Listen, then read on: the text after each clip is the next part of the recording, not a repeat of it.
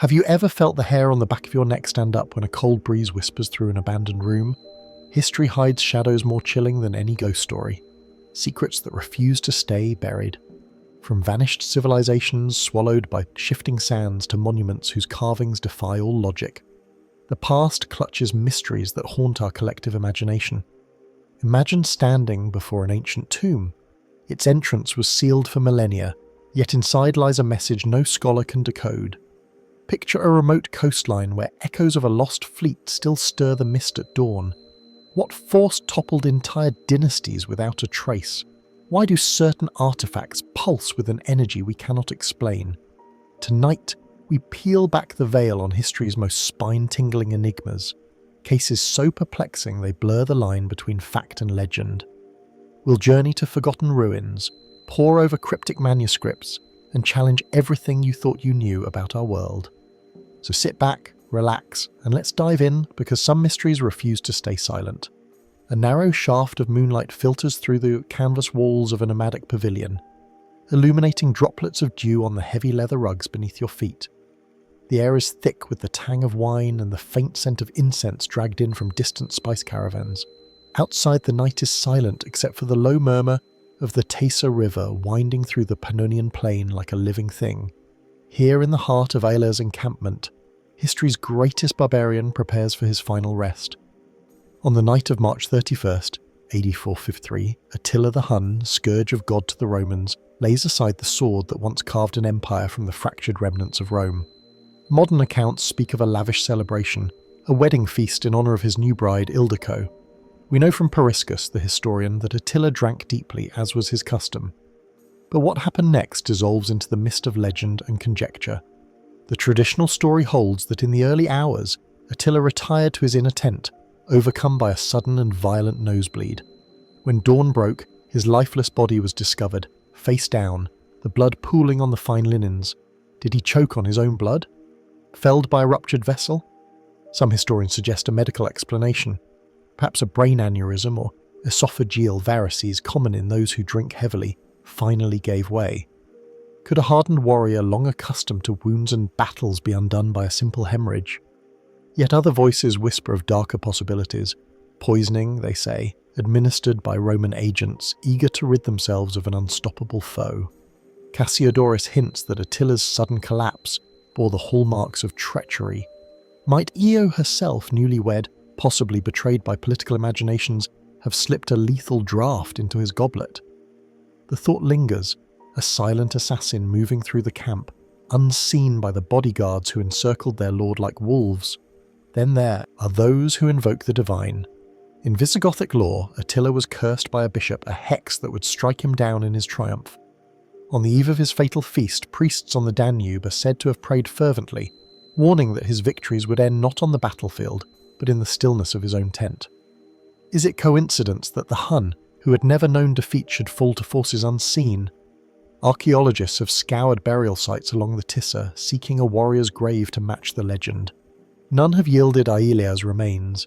His body, according to Periscus, was returned to the steppes for a secret interment, his final resting place hidden from friend and foe alike. Even the grey earth mounds that dot the plains fail to bear definitive proof. Do these silent tumuli conceal the Hun king, or merely the spirits of lesser chiefs forever lost to time? More speculative theories venture beyond the obvious. Some suggest a sudden allergic reaction, a rare condition triggered by incense smoke or a new wine imported from the east. Could a foreign spice unfamiliar to his blood have ignited a fatal airway constriction? Others propose that Attila, ever mindful of omens, might have taken his own life rather than face the humiliation of defeat. After all, he had marched to the banks of the Rhine, looted Aquileia, and forced tribute from emperors. To die by his own hand would be the final assertion of control. In the dusty scrolls of Byzantine chroniclers, a curious footnote appears. A star seemed to wane above the camp on the night of his death.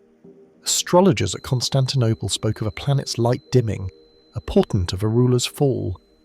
Could celestial events have aligned with human intrigue, forging a moment where fate and conspiracy converged? If we fast forward to today, the debate still rages among scholars. Medical specialists reconstruct possible scenarios in academic journals, weighing alcohol-related cirrhosis against aneurysms and allergic shock.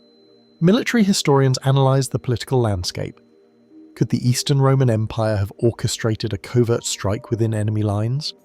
Anthropologists study Hun burial customs, comparing them to neighbouring tribes in hopes of identifying the lost Cephala. Yet for every answer gleaned, a dozen questions unfurl.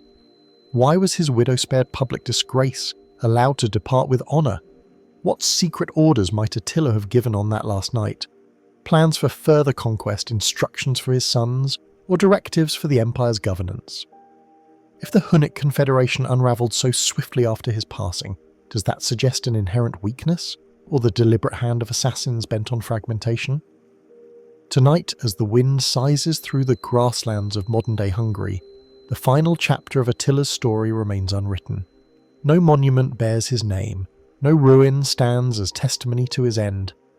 Instead, we are left with whispers in ancient texts, half-burned parchments, and the more ever-present enigma that clings to his legacy. What killed the man who once rode fear itself? Was it chance, conspiracy, or something beyond the ken of mortal men? And where in that vast expanse of steppe does his body truly lie? Beneath a hidden mound, scattered by time, or perhaps still waiting to be discovered. The death of Attila the Hun remains one of history's coldest cases, and as we peer into the darkness of his final hour, we are reminded that some mysteries, no matter how fervently pursued, defy closure. As the echoes of Isla's final breath still linger in our minds, we turn now to a hidden chamber half a world away. A tomb steeped in crimson silence beneath the dense canopy of the Chiapas jungle. There, in the shadow of the great temple of the inscriptions at Palenque, Mexico, lies a cephalon that whispers of royal power and unanswered questions, the tomb of the Red Queen. Step through the narrow passage carved into the temple's heart and feel the air grow cool and still. Flickering lamplight would dance upon the rough 100 limestone walls, each block fitted with uncanny precision by hands long since turned to dust. At the far end, a stone slab bears a bas relief of gods and serpents, their ancient gazes guiding us into an inner sanctum. Here, centuries of humidity and vine have given way to a vault sealed in AD 702, its silence unbroken until modern carpenters and archaeologists pried it open. In 1994, the renowned explorer Alberto Ruz Luillier and his team made the discovery that would captivate the world. Beneath a layer of rubble, they found a small chamber painted a deep vermilion red. The walls, floor, even the skeleton's bones stained by powdered cinnabar. Adorned with a ceremonial mask of jade and shells, the woman within lay in dignified repose, her arms crossed over her chest as if still listening for distant drums. Who was she? The Maya inscriptions of Palenque name a lady of Palenque, a queen consort perhaps to the mighty King Pal, but her true identity remains debated. Mainstream scholars point to Orzakbu, a royal figure of unmistakable status. Carbon dating and iconographic analysis suggest she died around the same time as Pal himself, yet no inscription in the tomb bears her name. Was her omission a calculated act of humility, or a sign of deeper political intrigue? Some believe she was Pal's second wife, sidelined in official records, but honoured in death by those closest to her. The tomb's red hue invites further wonder. Cinnabar, a mercury sulfide mineral, was prized not only for its vivid colour, but for its symbolic association with life's essence, blood, vitality, and the transformative power of the soul. Yet mercury is toxic. Might those who prepared her burial have unknowingly endangered their own lives?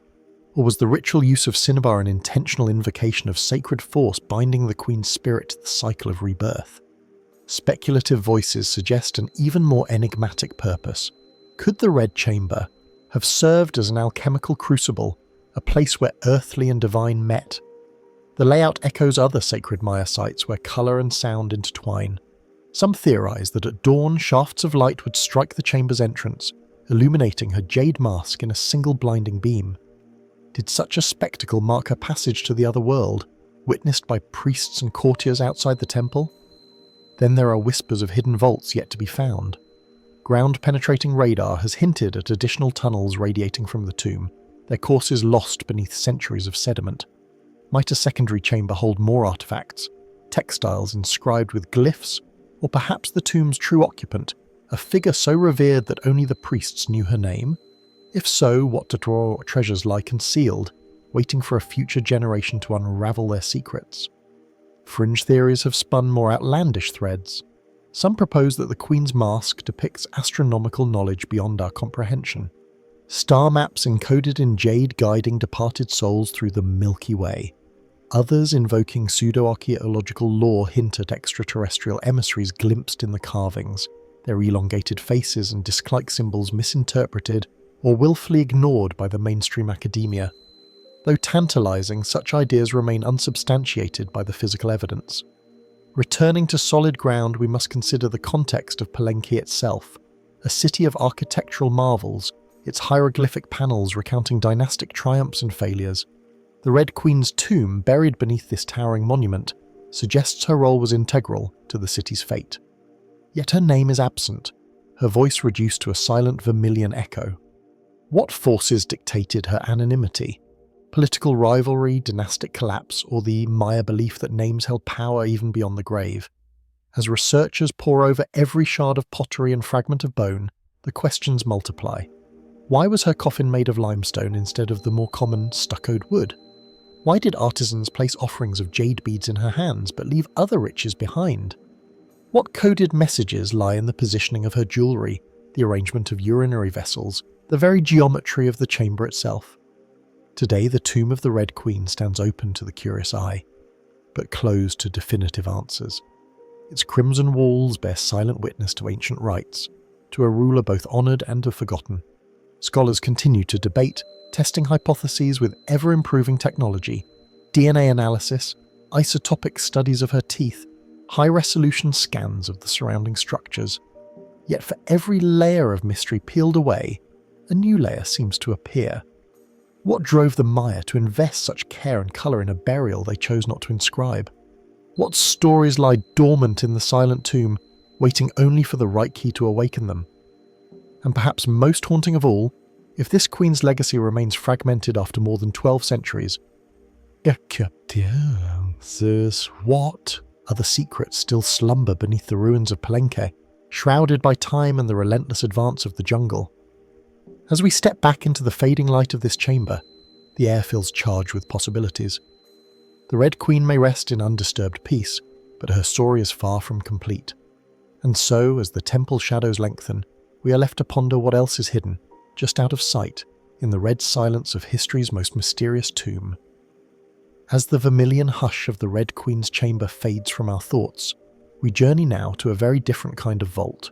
One not of blood-red stone, but of sun-bleached clay tablets, stacked in silent rows beneath the sands of ancient Nineveh.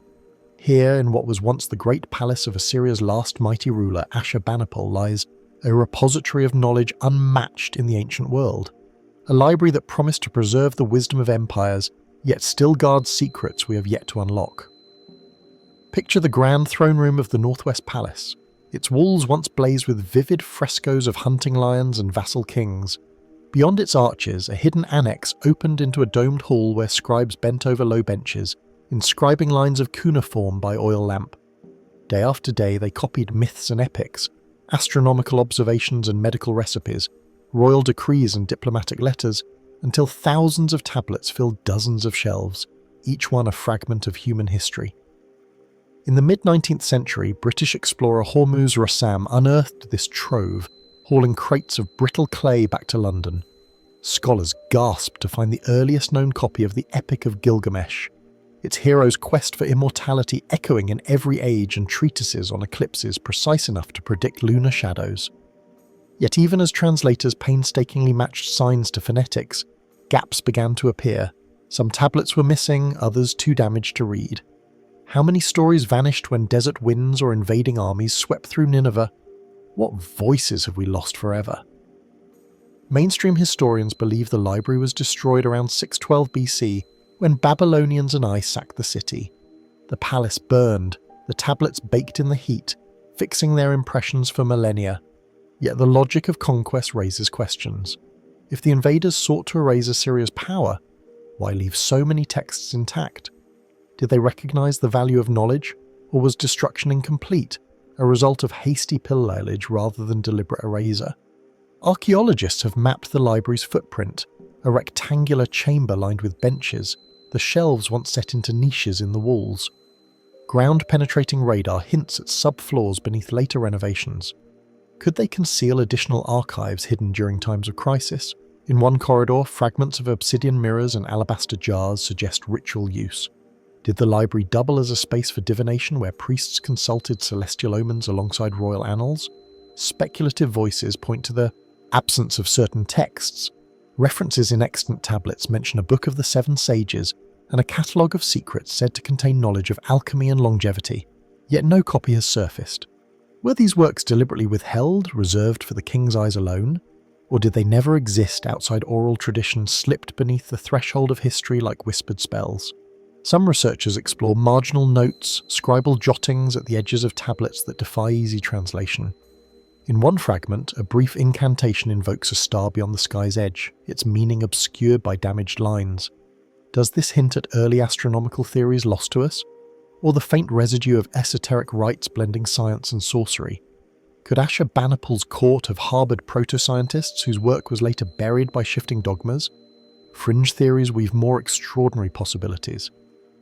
A handful of writers suggest that the library held records of pre-flood civilizations, echoes of civilizations submerged by rising waters chronicled in passages no longer extant. Others invoke extraterrestrial contact. Might the gods of Sumerian lore represent visitors from distant worlds, their technology concealed within cryptic ununiform?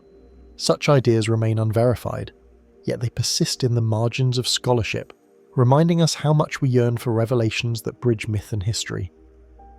Returning to the solid ground of documented fact, we confront the practical challenges facing modern Assyria.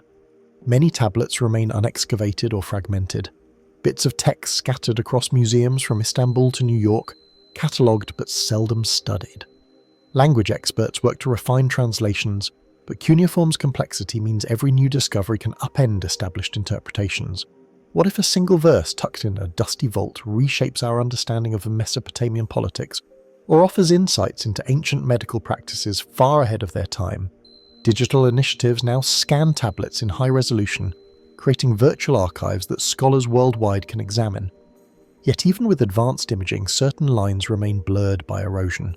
Layers of restoration plaster over fractured clay, obscuring traces of ink that might yet reveal a lost verse or an author's personal commentary. What else lurks beneath these repairs? Waiting for a future generation to peel back artificial crusts and read what was once clear. Beyond the tablets themselves, the library raises broader questions about the nature of power and memory. Ashurbanipal, a king who championed literacy and scholarship, ensured that his library outlasted many rival kingdoms.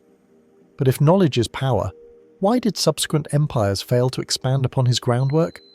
Did shifting cultural priorities leave the library's methods and discoveries unheeded, their lessons buried by new tongues and faiths? Today, the ruins of Nineveh lie beneath modern Mosul's outskirts, a landscape scarred by centuries of conflict. In 2015, extremist forces destroyed priceless artifacts, yet cuneiform tablets survived beneath collapsed walls, a testament to clay's resilience. International teams now work to conserve and study these remnants, racing against time and turmoil. As they sift through the rubble, each recovered tablet feels like a lifeline to a vanished world. A chance to hear voices that spoke across 3 millennia. And yet, for every fragment lifted into the light, countless others will slip further into obscurity. The nameless library of Ashurbanipal continues to challenge us, a monument to human curiosity and ambition, built to endure forever, but subject to the same forces that erase all things. We stand at the threshold, peering into a chamber where time is written, not in ink, but in the enduring shapes pressed into clay. What stories lie still unread among those silent tablets? What insights into early astronomy, law, or philosophy remain locked behind shattered edges? And perhaps most haunting of all, if the great library's contents were once meant to guide and enlighten, what warnings or wisdom might have been lost, leaving us unprepared for the trials of our own era? In the half-light of archaeology's lantern, the nameless library beckons us onward, reminding us that even the mightiest collections cannot capture every whisper of history. And as we close this chapter on Ashurbanipal's legacy, we are left with a final unsettling question. How much of human knowledge has already slipped through our fingers, buried beneath sand, to the sands we have yet to sift? As the clay tablets of Ashurbanipal's library slip back into their protective crates, our path leads us further upstream to the vanished city that some scholars call humanity's first metropolis. Once cradled by the life-giving waters of the Euphrates, Eridu lay in the shadow of reed-lined canals and mud-brick temples. Its story is buried beneath millennia of alluvial soil. Today, only low mounds and scattered shards mark its place in southern Iraq's plain. Yet beneath the dust, Eridu's disappearance still stirs questions more profound than any monument lost to time. Imagine standing on the edge of an ancient marsh, the air heavy with the scent of reeds and salt.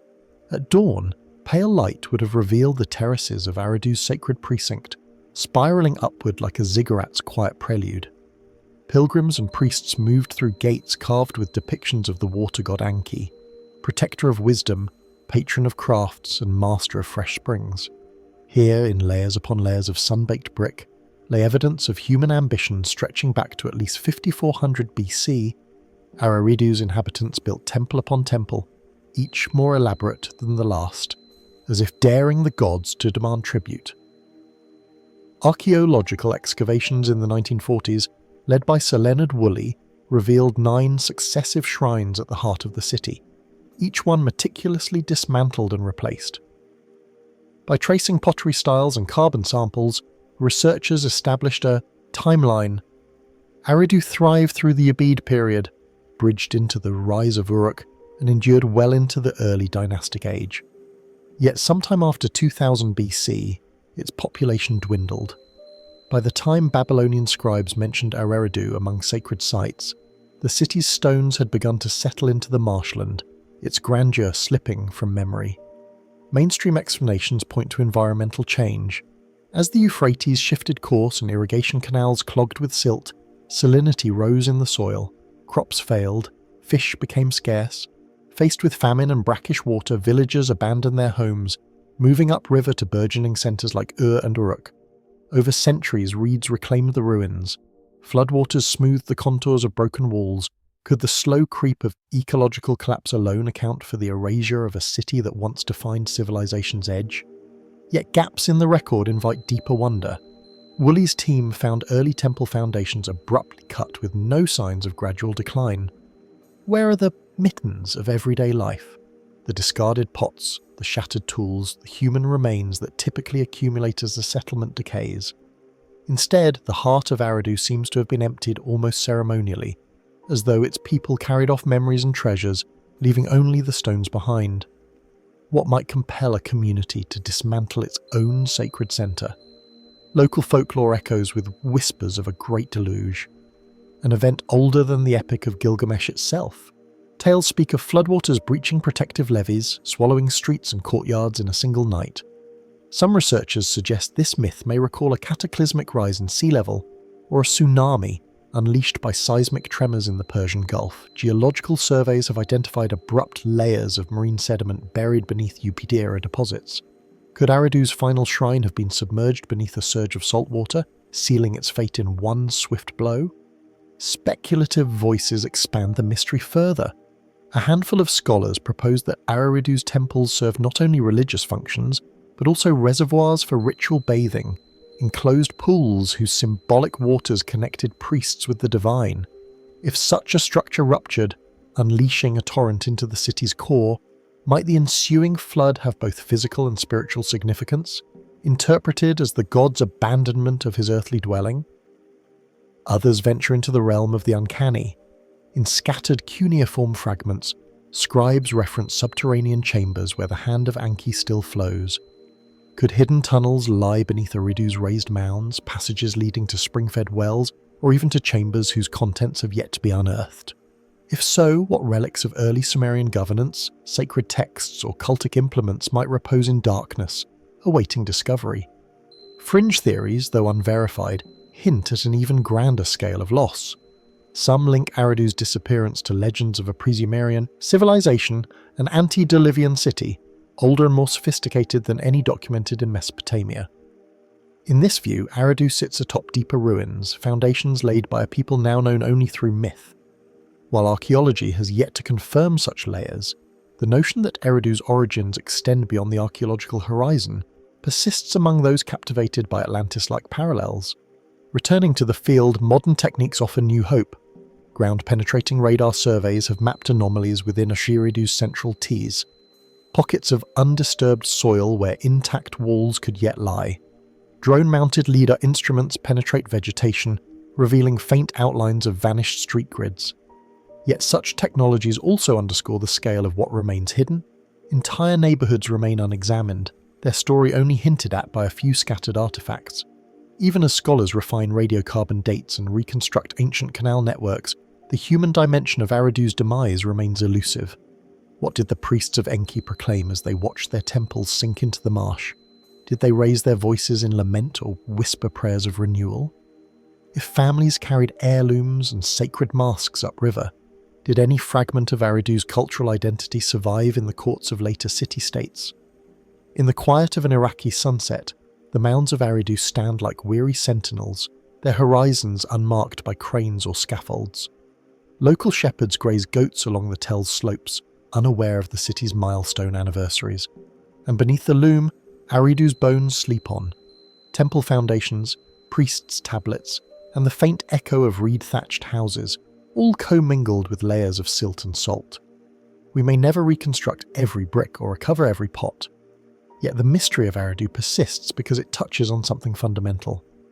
The fragility of human endeavour in the face of environmental forces, political upheavals, and the countless decisions that shape a city's rise and fall. If Eridu, that cradle of kingship and ritual, could vanish so completely, what other wonders and warnings lie submerged beneath our feet? As we leave the marsh's edge and follow the course of history downstream, the disappearance of Eridu beckons us onward. What secrets remain locked in those sunken streets? And will the next wave of exploration, armed with fresh eyes and new tools, finally bring Eridu's lost chapters back into the light? As the windswept mounds of Eridu recede behind us, we journey from the silent marshes of ancient Mesopotamia to the rolling green hills of 12th century Syria. There, in the small village of Woolpit, beneath the long shadows cast by thatched roofs and timbered cottages, a different mystery took root, one that would blend folklore, faith, and the uncharted boundaries of human experience. Imagine standing at the edge of a wheat field at dawn. The air still crisp, dew clinging to each stem. In the distance, the morning mist parts to reveal two figures, stepping hesitantly toward the village green. Their skin glows an otherworldly hue, a muted chlorophyll green, eyes wide with bewilderment. They arrive silent, dressed in unfamiliar garments of coarse cloth, clutching one another as though tethered by fear and wonder. Who were these children? And how did they come to wander from the darkness beyond the wolf pits for which Woolpit is named? Contemporary chroniclers, including Ralph of Cagashaw and William of Newburgh, record that the siblings spoke an unknown tongue and refused all sustenance except for the leaves and beans that grew in nearby fields. Only after days of patient coaxing did they accept the sweetness of bread and roast meat. As their green pallor faded, their language remained a puzzle. Attempts to communicate yielded only gestures and fragmented words. Mainstream historians interpret this as evidence of severe malnutrition, survivors of famine whose bodies produced excess beldin, lending their skin a verdant cast. But does this medical explanation account for the children's insistence that they came from St. Martin's Land, a place of perpetual twilight? Local legends offer a contrasting portrait. Some villagers believed the children had emerged from a subterranean realm, an underworld threaded with crystal caverns and illuminated by phosphorescent fungi. In that subterranean twilight, time moved differently, and daylight was forbidden. Could such an absence of sun have triggered both the children's green hue and their fear of our world's bright realities, or was this simply a fanciful attempt to make sense of the inexplicable? As the children acclimated to Woolpit, they revealed further oddities. The boy, weaker of the two, fell ill and died shortly after baptism, his final hours marked by whispered prayers and lamentations from the local priest. The girl, baptized as Agnes, learned English and spoke of a homeland where the rivers ran black and the fields glowed in moonlight. She described her parents as pale and sombre, so unlike the faces of Woolpit's farmers, wives and merchants. Was she recounting a distant corner of Flanders or Germany, where strange dialects and superstitions thrived? Some scholars suggest the children were Flemish immigrants, displaced by civil strife, their green skin a result of dietary deficiency.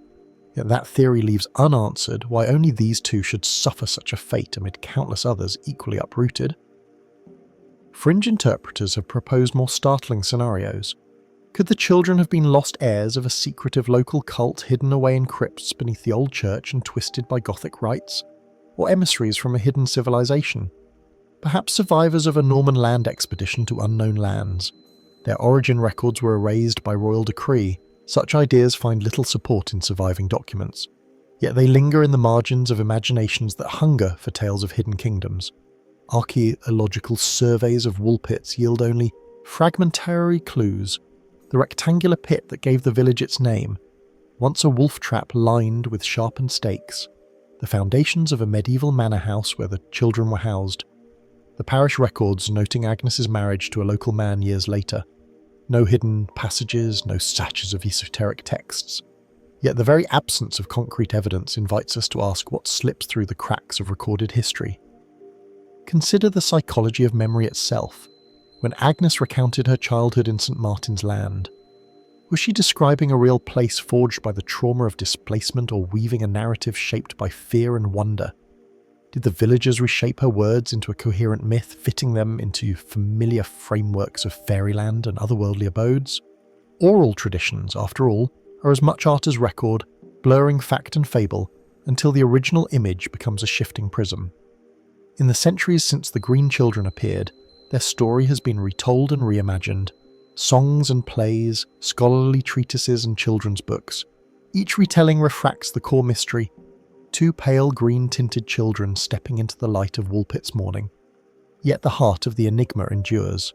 How could two human beings traverse the boundaries between worlds, whether geographical, nutritional, psychological, or perhaps something altogether different, and emerge at the edge of a medieval village? Today, Woolpit's churchyard bears no marker for these children, and the wolf pits have long since filled with earth. Modern visitors stroll beneath linen trees, unaware of the tale that lies beneath the stones. But in quiet moments, when the wind stirs the wheat and the sky turns a deep, unsettled grey, one might almost imagine a figure at the field's edge, skin tinted the colour of new leaves, whispering a story that still demands to be heard. What truths remain buried in that whispered narrative? Were the Green Children refugees lost to time, strayed through a forest of fear and language barriers? Or did they come from a place that defies our categories, an echo of a world we no longer perceive? And perhaps most haunting, if two solitary children could slip through history's net so completely, how many other voices, hidden by circumstance or neglect, await rediscovery? As we leave Woolpit's fields and follow the paths of our unfolding chronicle, the mystery of the Green Children reminds us that history's shadows can take many forms. And in those shadows, the faintest flicker of colour may point the way to stories we are only beginning to understand. As the memory of Woolpit's mist-shrouded fields fades behind us, we now tread the cobblestone streets of the mid-9th century Baltimore, where gas lamps flicker against a damp autumn air. Imagine a narrow alley off South Broadway, its row houses leaning close, shutters clapping in the breeze. Here, at the end of a drizzly October night in 1849, a lone figure staggers into view, a gaunt man in threadbare black, his coat of skew, eyes wild with confusion. This is Edgar Allan Poe, America's master of the Macon, arriving at a polling place that would mark the grim prologue to his untimely death. Historians agree that on the evening of October 3rd, Poe was found unconscious on the doorstep of Ryan's 4th Ward voting station near Lafford's Tavern. Witnesses would recall his incoherent babbling, his clothes stained and soaked through, and his repeated whispered plea, "Lord, help my poor soul." He was carried to Washington College Hospital, where he drifted in and out of delirium for 4 harrowing days before succumbing on October 7th, 1849. Yet, even these stark facts leave vast swaths of mystery in their shadow. Mainstream accounts cite Poe's lifelong struggles with alcohol as the most likely culprit. He was known to indulge heavily at gatherings, his brilliant mind leaching colour into drink as readily as ink onto paper. Could a bout of acute alcoholism, perhaps in combination with a fever, have triggered his collapse? Some scholars point to the era's loose definitions of insanity and delirium tremens, suggesting that Poe's ravings were consistent with alcohol withdrawal, exacerbated by exposure to the elements. Yet why would a man of Poe's literary intellect wander alone at night into a seedy district where coup-pooping gangs prowled? Coup-pooping, the practice of abducting unsuspecting victims, drugging them, and forcing them to vote repeatedly under different disguises, was rampant during Baltimore elections. Victims were often beaten into submission, their identities obscured by stolen clothing. Could Poe, unfamiliar with the city's underbelly, have fallen prey to such a scheme? The agitation and disorientation recorded by attending physician Dr. John Moran hint at possible trauma, broken bones, signs of violence, and a general state of exhaustion. Yet the hospital's records make no explicit mention of wounds, leaving this theory suspended between fact and supposition. Beyond alcohol and cooping, other medical explanations have surfaced over the decades. Some doctors propose that Poe contracted rabies, perhaps from a stray dog bite, leading to hydrophobia, delirium, and rapid deterioration. Supporters of this view point to Poe's aversion to water in later stories, as well as Dr. Moran's notes of Poe's sharp fear of fluids. Conversely, others suggest that Poe's death resulted from undiagnosed diabetes or heart disease aggravated by malnutrition and stress. If so, his final days might have followed the pattern of ketoacidosis or heart failure masked by the medical ignorance of the time. Then there are darker, more speculative possibilities. In letters and journal entries, Poe hinted at writing a novel that would reveal a national abhorrent secret, a project he never completed. Could powerful interests have silenced him to prevent disclosure? Fringe historians whisper of secret societies in Baltimore, their membership list unknown, willing to employ any means to protect their clandestine dealings. While no primary source corroborates such claims, the notion of a literary martyr felled by unseen hands resonates with the Gothic motifs he so often embraced. Another line of inquiry turns to the contents of Poe's final poem, The Bells of Baltimore, unpublished and lost after his death. Some contend that within its stanzas lay veiled references to clandestine meetings at Lafford's Tavern, gatherings rumoured to involve city officials and underworld figures. If Poe plagiarised or threatened to expose their activities, might he have been forcibly removed from circulation? The tantalising absence of that poem, never located among his papers, adds fuel to these conjectures. Even the circumstances of his hospital treatment raised questions. Dr. Moran's published account of Poe's symptoms appeared several years after the fact and conflicted with the memoirs of Poe's friends. No autopsy was performed and his body was interred hastily in Westminster Hall and burying ground. When friends later attempted to erect a monument, they found only a modest marker, prompting rumours that his true grave lay elsewhere, unmarked and unknown. Could his corpse have been swapped, lost to a mass burial pit, or otherwise removed to prevent posthumous scrutiny? In the 21st century, forensic analysis beckons as a potential key. Though Poe's remains have been disturbed over the decades, hair samples preserved in private collections might one day yield traces of toxins or disease markers. Advanced imaging of period clothing, if any fragments survive, could reveal patterns of violence or exposure to chemical agents. Yet the passage of time and the fragmentary chain of custody pose daunting obstacles. As autumn's chill settles over Baltimore once more, the worn headstone bearing Poe's name stands mute in gloom, its epitaph as enigmatic as the man himself. Scholars continue to debate, tracing every surviving letter, newspaper clipping, and hospital ledger for clues. Literary biographers weigh the symbolism of his final works against the stark reality of his demise. Historians scour election records for evidence of coping, while medical experts parse the ambiguous details of 19th century diagnosis. What then truly claimed Edgar Allan Poe? Was he the casualty of his own tormented genius consumed by drink and despair?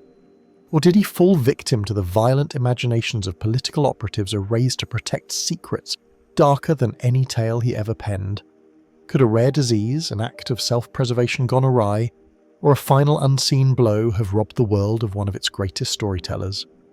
We may never assemble a fully coherent narrative from the shards of testimony and rumour. Yet, in acknowledging the unknown, we honour Poe's enduring legacy, his uncanny ability to dwell in the liminal space between the known and the unknowable. And as the fog drifts across Baltimore's silent graveyard, we are left to ponder. In the faintest whisper of the wind, do we hear Poe's own voice urging us onward deeper into the shadows of history's most chilling enigma?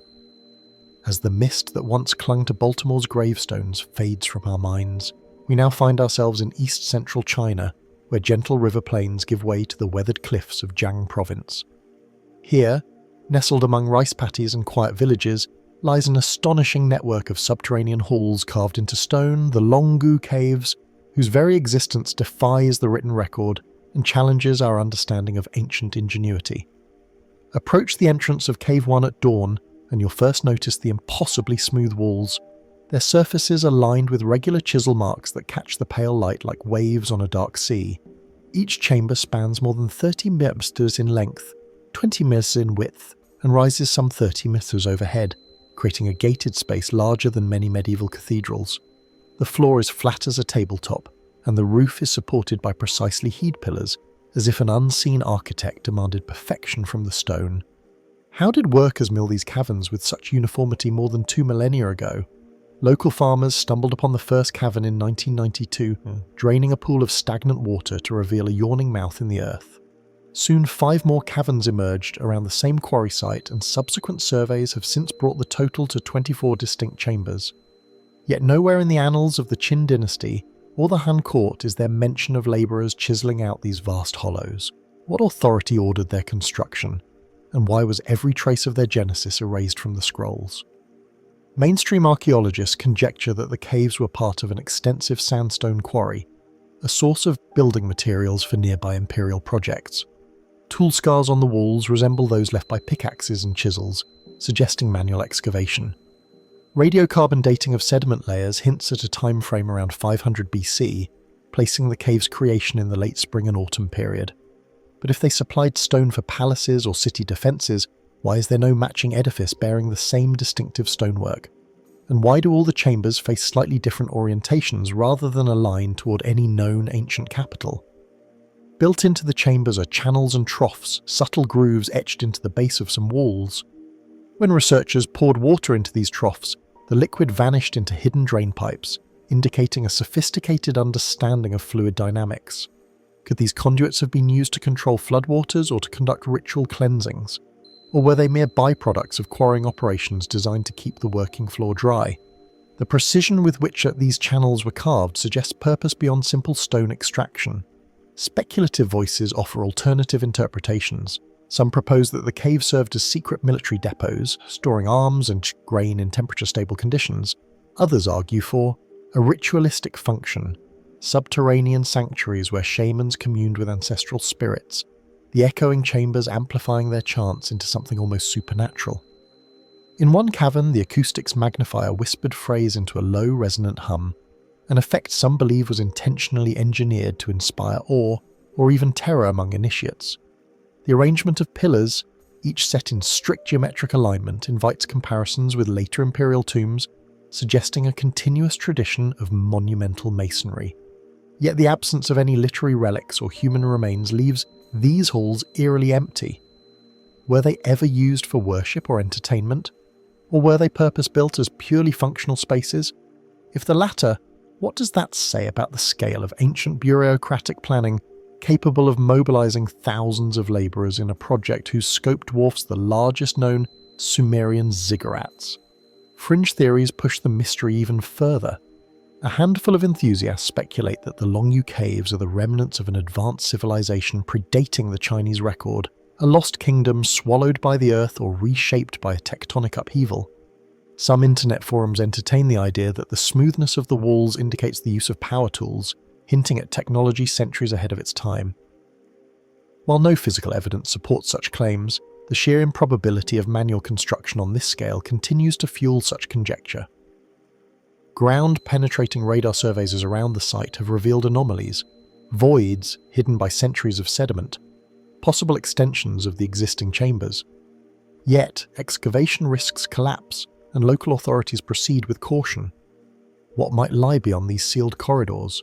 Additional halls, storerooms filled with relics, or perhaps the signatures of those who carved them? If new passages emerge, they could rewrite our understanding of regional history, supplying the missing link between these caves and the dynasties that followed. Material analysis of the carved stone shows no traces of metal alloys or tool residues beyond simple iron implements. Microscopic examination of the tool marks confirms a consistent hand, as though a single team worked systematically over decades. Who led this project and under what decree? If imperial edict drove the work, why did subsequent rulers allow knowledge of the caves to vanish from administrative archives? Was it an intentional erasure? Perhaps to conceal a failure or a regime change that rendered the site politically awkward? Beyond human agency, natural forces add another layer of enigma. The sandstone in this region is prone to fracture. Yet the caves remain astonishingly intact after more than 2,000 years. Could subterranean water erosion have polished the walls after initial excavation, creating the uniform ripples we see today? Or did the builders anticipate geological processes, carving the chambers to resist time's decay? The interplay between nature and craft here is as profound as the mystery of the cave's origin. As the sun dips behind distant hills, the Longu caves take on an otherworldly glow, their stone surfaces lighting up in warm ochre tones. The silence within is palpable, broken only by the soft drip of groundwater and the faint whisper of wind through hidden shafts. Standing in these shadowed halls, one feels the weight of human endeavour. Each chisel marks a testament to toil, now obscured by the passage of centuries. What drove ancient hands to carve such vast emptiness? And for what purpose were these halls intended? Will future explorations uncover inscriptions or artifacts that shed light on this monumental enterprise? Or will the caves remain an enduring puzzle, their story etched in seasoned stone but unreadable to all but the most fervent imaginations? As we emerge once more into the fading light, the Longu caves stand silent, guardians of a tale yet untold, and we are left to wonder what other marvels lie buried beneath the Earth's surface, waiting patiently for a chance to whisper their secrets into the light. As we step out of the cool silence of the Longu caves and into the open air, our journey takes us from stone-hundred vaults to the vast sun-scorched expanse of Egypt's western desert. Here, beneath an unrelenting heat haze, lie the shifting sands where, according to ancient lore, Camby's army vanished without a trace. An enigma that has haunted historians and adventurers for over 2 millennia. Imagine standing at top of a wind-sculpted dune just beyond the oases of Siwa. The horizon ripples in gold and bronze, and every footstep threatens to sink into fine, impalpable grains. In the distance, the jagged silhouette of the Gilf Kabir Plateau marks the boundary between life and oblivion. It was here in 525 BC that the Persian king Cambyses, fresh from his conquest of Egypt, sent a force of some 50,000 men to secure his western frontier. A week later, they were never seen again. Herodotus tells us that the soldiers were swallowed by a great sandstorm, their tents and arms strewn like fallen sails. Mainstream scholars accept that extreme desert conditions, searing daytime heat, freezing nights, and the constant threat of sand encroachment could break even the heartiest of troops. Dehydration, disorientation, and the unforgiving topography of salt flats and rocky plateaus would have conspired to smother any sense of direction. Yet archaeological surveys have uncovered no mass grave, no rusted weapons, no bleached bones, nothing but an endless sea of dunes. Modern expeditions have sought traces of traces, shallow graves dotted with a single rusted arrowhead, fragments of pottery half buried by wind. Satellite imagery reveals faint lines where ancient caravan rots once ran between waterwells. Geologists note that flash floods can transform dry wadis into raging torrents within hours, washing away any fragile evidence of human struggle. Could a sudden deluge have consumed Cambyses' men, sweeping them into subterranean channels and leaving only silent Ka across the desert floor? Other experts point to the disappearance of reliable water sources. The Ionic canals that once fed wells may have fallen into disrepair after Alexander's conquest, leaving lifelines unmarked on maps. If the Persians followed outdated instructions, or if their guides mistranslated local place names, soldiers might have marched past oasis after oasis without knowing. How many died of thirst within sight of salvation, their cries lost in the shifting winds? Yet for every plausible theory, another question arises. Why did no neighbouring tribes who regularly traversed these routes discover and report the remnants of such a vast army?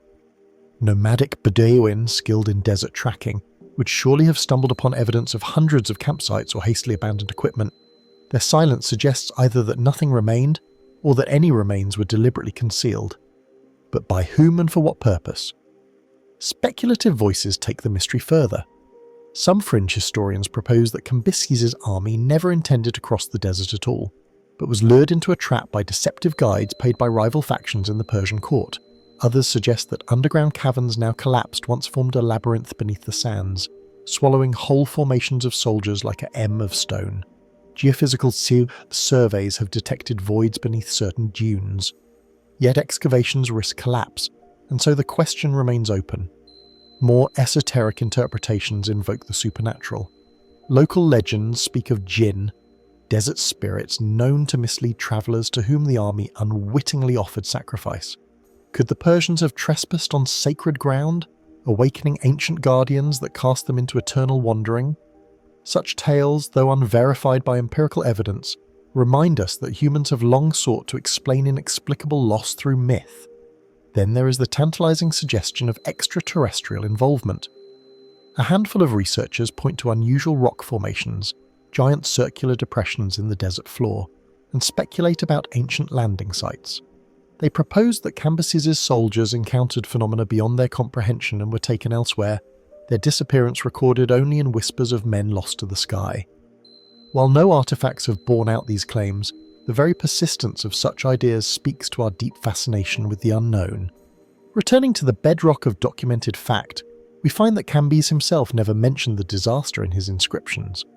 Egyptian temple records of the period make no note of a massive Persian detachment marching into oblivion. This absence raises its own puzzle. If an army of 50,000 vanished, would not the political or logistical repercussions be recorded by a meticulous bureaucracy? Or did later chroniclers, whether Greek, Egyptian or Persian, choose to bury the incident, fearful of the blow it dealt to royal prestige? In the early 20th century, explorer Sir Henry Brain followed Herodotus' account mapping every landmark described in the ancient text. His journals recount moments of eerie calm, winds dropping to leave a mirror-smooth surface, only to surge again with dust and shrapnel of stone. Brain's final entry before equipment failure forced him to retreat describes his own compass spinning wildly as though influenced by hidden magnetic anomalies. Could the desert itself hold forces that skew navigation, leading men ever deeper from civilization? Today, the Western Desert remains both inhospitable and alluring. Satellite-guided teams probe beneath dunes with ground-penetrating radar. Archaeologists collaborate with local Bedouin to share insights into ancient trails, and digital reconstructions attempt to model the army's likely route based on supply lines and terrain. Yet, despite these advances, no definitive trace of Cambyses' lost legion has emerged. What then truly claimed the lives of those 50,000 men? Was it the unrelenting brutality of nature, heat, thirst, and the shifting sands? Or a more complex interplay of human error, political intrigue, and hidden dangers? Could undiscovered tombs or artifacts lie buried beneath the dunes, awaiting the right moment and the right technology to bring them to light? And perhaps most haunting of all, if such a vast force can vanish so completely, what other human endeavours may lie buried in the world's remote corners, their stories swallowed by time? As the sun dips below the desert horizon, casting long shadows across endless ridges of sand, the lost army of Cambyses II endures as one of history's most chilling mysteries.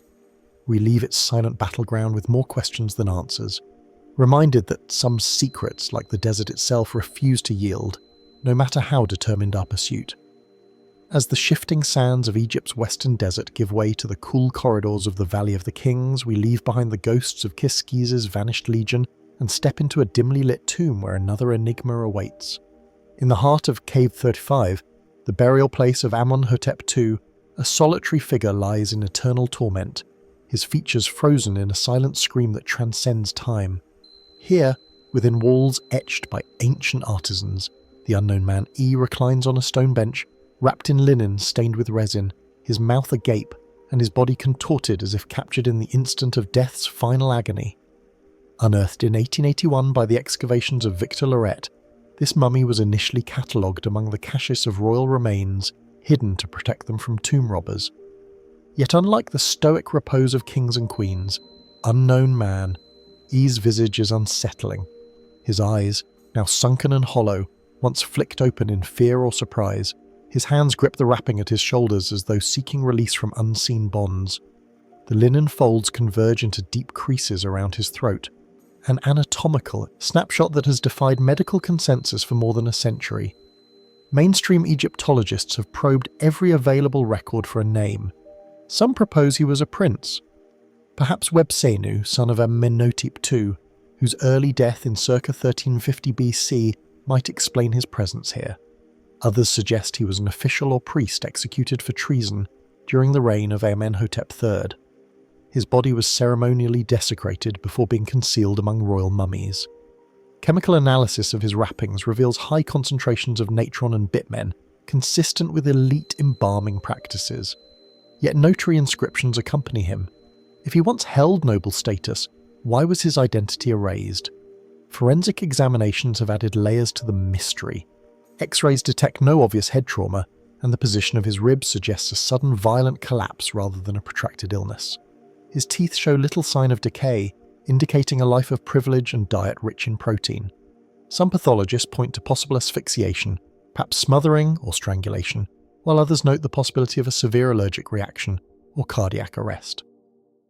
Yet none of these explanations fully account for the dramatic expression carved into his features, nor for the absence of wounds that would settle any straightforward diagnosis. Theories that border on the speculative have flourished in the margins of scholarship. A few voices whisper of ritual sacrifice and offering to quell omens that threaten the pharaoh's realm. Could unknown man E have been chosen to bear the sins of the court? His scream a metaphysical echo intended to appease gods?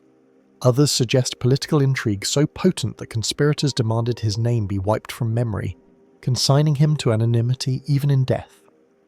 But without a papyrus record or inscribed shirt figurine, such conjectures remain as shadowy as the tomb's hidden chambers.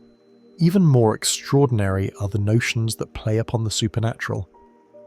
In 20th century journals, amateur researchers drew parallels between his expression and the distortions of modern horror art, proposing that the tomb itself, cursed by centuries of plunder, imprinted anguish onto his features. A handful of esoteric writers speak of a curse unleashed when the cache was opened, claiming that explorers and museum curators who handled the mummy experienced nightmares of being trapped in subterranean darkness. These tales, though unsubstantiated by contemporary accounts, underscore our enduring fascination with the boundary between the living and the dead. Today, unknown man E rests behind glass in museum vaults, shielded from casual view, yet ever present in the collective imagination. High-resolution scans offer tantalizing hints of his soft tissue structure, while digital reconstructions attempt to reanimate his last expression in 3 dimensions. Yet every new technique seems only to deepen the riddle. Why did the embalmer preserve the agony of his final breath rather than smoothing it into the serene calm customary for the elite? As we leave the cool hush of KV-35 and ascend toward the desert light, the silent scream of unknown man E lingers in memory. Who was this man, and what fate befell him in a world of dynastic splendor and brutal power struggles? Was his death the result of a private vendetta, a state-sanctioned punishment, or something beyond human reckoning? And perhaps most unsettling of all, if a man of high status could vanish so completely from history, his very identity erased, while other voices remain buried beneath the sands, their stories waiting to be heard. As the echo of that silent scream fades beneath the arid air of the Valley of the Kings, we now turn our gaze westward to a dimly lit monastic scriptorium in 13th century Bohemia, where a single tome sits bound in aged vellum, its size as arresting as its legend. This is the CEX Geigers, known to many as the Devil's Bible, a colossal manuscript whose very presence commands both awe and unease. Imagine entering an austere chamber, its wooden shelves bowed under the weight of centuries. Lantern light dances across a massive codex nearly 3 foot tall and a foot thick, its pages yellowed with age. The book's covers bear tarnished iron clasps heavy enough to require 2 hands just to open. Inside, every page is handwritten in a consistent, elegant script, each line of Latin inked within perfectly ruled margins. At the heart of this monumental work lies a full-page illustration of a horned figure, its ebony robe stretching across the parchment, eyes fixed on the reader with unsettling calm. How did a medieval monk, or perhaps many, produce such a feat of endurance and artistry? Mainstream historians trace the Codex Gigas to the Benedictine monastery of Podlaget, founded around 1218 in what is now the Czech Republic. Surviving notes within the text suggest it was compiled in the early 1220s, possibly by a single scribe. The book combines the entire Vulgate Bible with a collection of historical chronicles, medical treatises, magical formulas, and penitential texts, an encyclopedic repository of knowledge. Yet no other manuscript of the era approaches its scale or ambition. What drove its creator to devote years, perhaps decades, to this gargantuan endeavour? Legend holds that a monk named Herman the Recluse, facing punishment for a grave sin, vowed to create a book that glorified the monastery for 1,000 years or face death by immortalment. When days of labour yielded little progress, the story goes, he invoked Satan's aid, a pact made in midnight shadows, the devil lending his hand to complete the manuscript in a single night.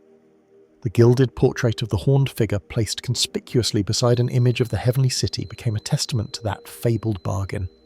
Yet, while no contemporary record corroborates Herman's existence, the tale persists, an enduring reminder of how myth seeks to fill the voids left by historical silence. Modern scholarship approaches the Codex Gigas with both reverence and skepticism. Paleographic analysis confirms the uniformity of the handwriting, indicating a single scribe or a tightly coordinated team working under the same hand. Carbon dating of the vellum points to the early 13th century, consistent with monastic records. Chemical tests reveal inks derived from oak galls and iron sulfate, typical medieval ingredients applied with quill pens at a remarkable pace. Yet even with these facts, questions remain. How many hours each day could a monk labour at such exacting detail without collapsing? Were assistants employed for the more mundane tasks of parchment preparation and ink mixing? The manuscript's contents further deepen its mystery. Beyond the biblical text, it contains Isidore of Seville's encyclopedia, Josephus's Jewish antiquities, early medical recipes for treating wounds and fevers, and even charms against demons. A later chapter lists the names of monasteries ravaged by the Mongol invasions of 1241 to 1242, suggesting the codex was updated decades after its initial compilation. Why then did its caretakers preserve the original pages so meticulously? And why has no definitive cauldron and author's inscription ever been found? Some researchers point to the CEX's journey through Europe as evidence of its value. After the monastery's dissolution in 1593, the manuscript was seized by Emperor Rudolf II and transported to Prague. In the 30 Years' War, Swedish forces looted the imperial collection carrying the CEX Gigas to Stockholm in 1648, where it remains in the National Library. Each relocation spared it from oblivion, yet no marginalia or ownership notes appear from these travels.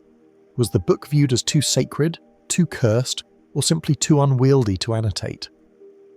Speculative theories venture beyond the confines of traditional history. A few propose that the CEX Gigas incorporates occult knowledge passed down from pre-Christian traditions, fragments of lost Gnostic texts, or even esoteric instructions for summoning spirits.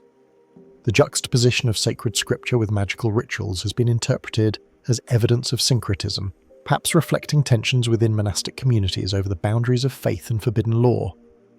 Is the Devil's Bible truly a repository of heresy disguised within orthodox covers, or merely a comprehensive compendium reflecting the medieval mind's porous lines between theology and early science? Other fringe voices suggest that the CEX's unusual proportions hint at an origin outside the monastic world. Could its materials, vellum sourced from hundreds of animals, have been commissioned by a royal patron or secret order using the monastery only as a finishing workshop? Such a hypothesis remains unsupported by surviving financial records, yet it underscores how much of the Codex's production history has been lost to time. Recent digital imaging projects offer new avenues for investigation.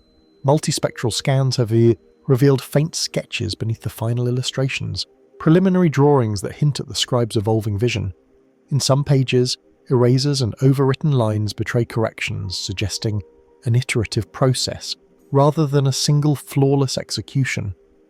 Could a future breakthrough identify the scribe's unique handwriting in other manuscripts, linking the CX Gigas to a wider corpus of medieval work? Even the Devil's portrait invites renewed scrutiny. Art historians debate its stylistic parallels to Romanesque illumination, noting similarities with demon figures in regional bestiaries. The figure's ambiguous gesture, one hand raised in blessing, the other clasping the Book of Life, raises questions about its intended message. Was it a warning to the faithful, a visual paradox reminding monks of the thin boundary between salvation and damnation? Or does it serve a more pragmatic purpose, marking a section of penitential prayers designed to ward off evil? Today, the Codex Giga sits behind protective glass, accessible only by appointment.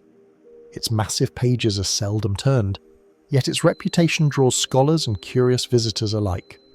In its presence, one feels the weight of untold hours, the hush of devout labour, and the persistent whisper of a legend that refuses to die.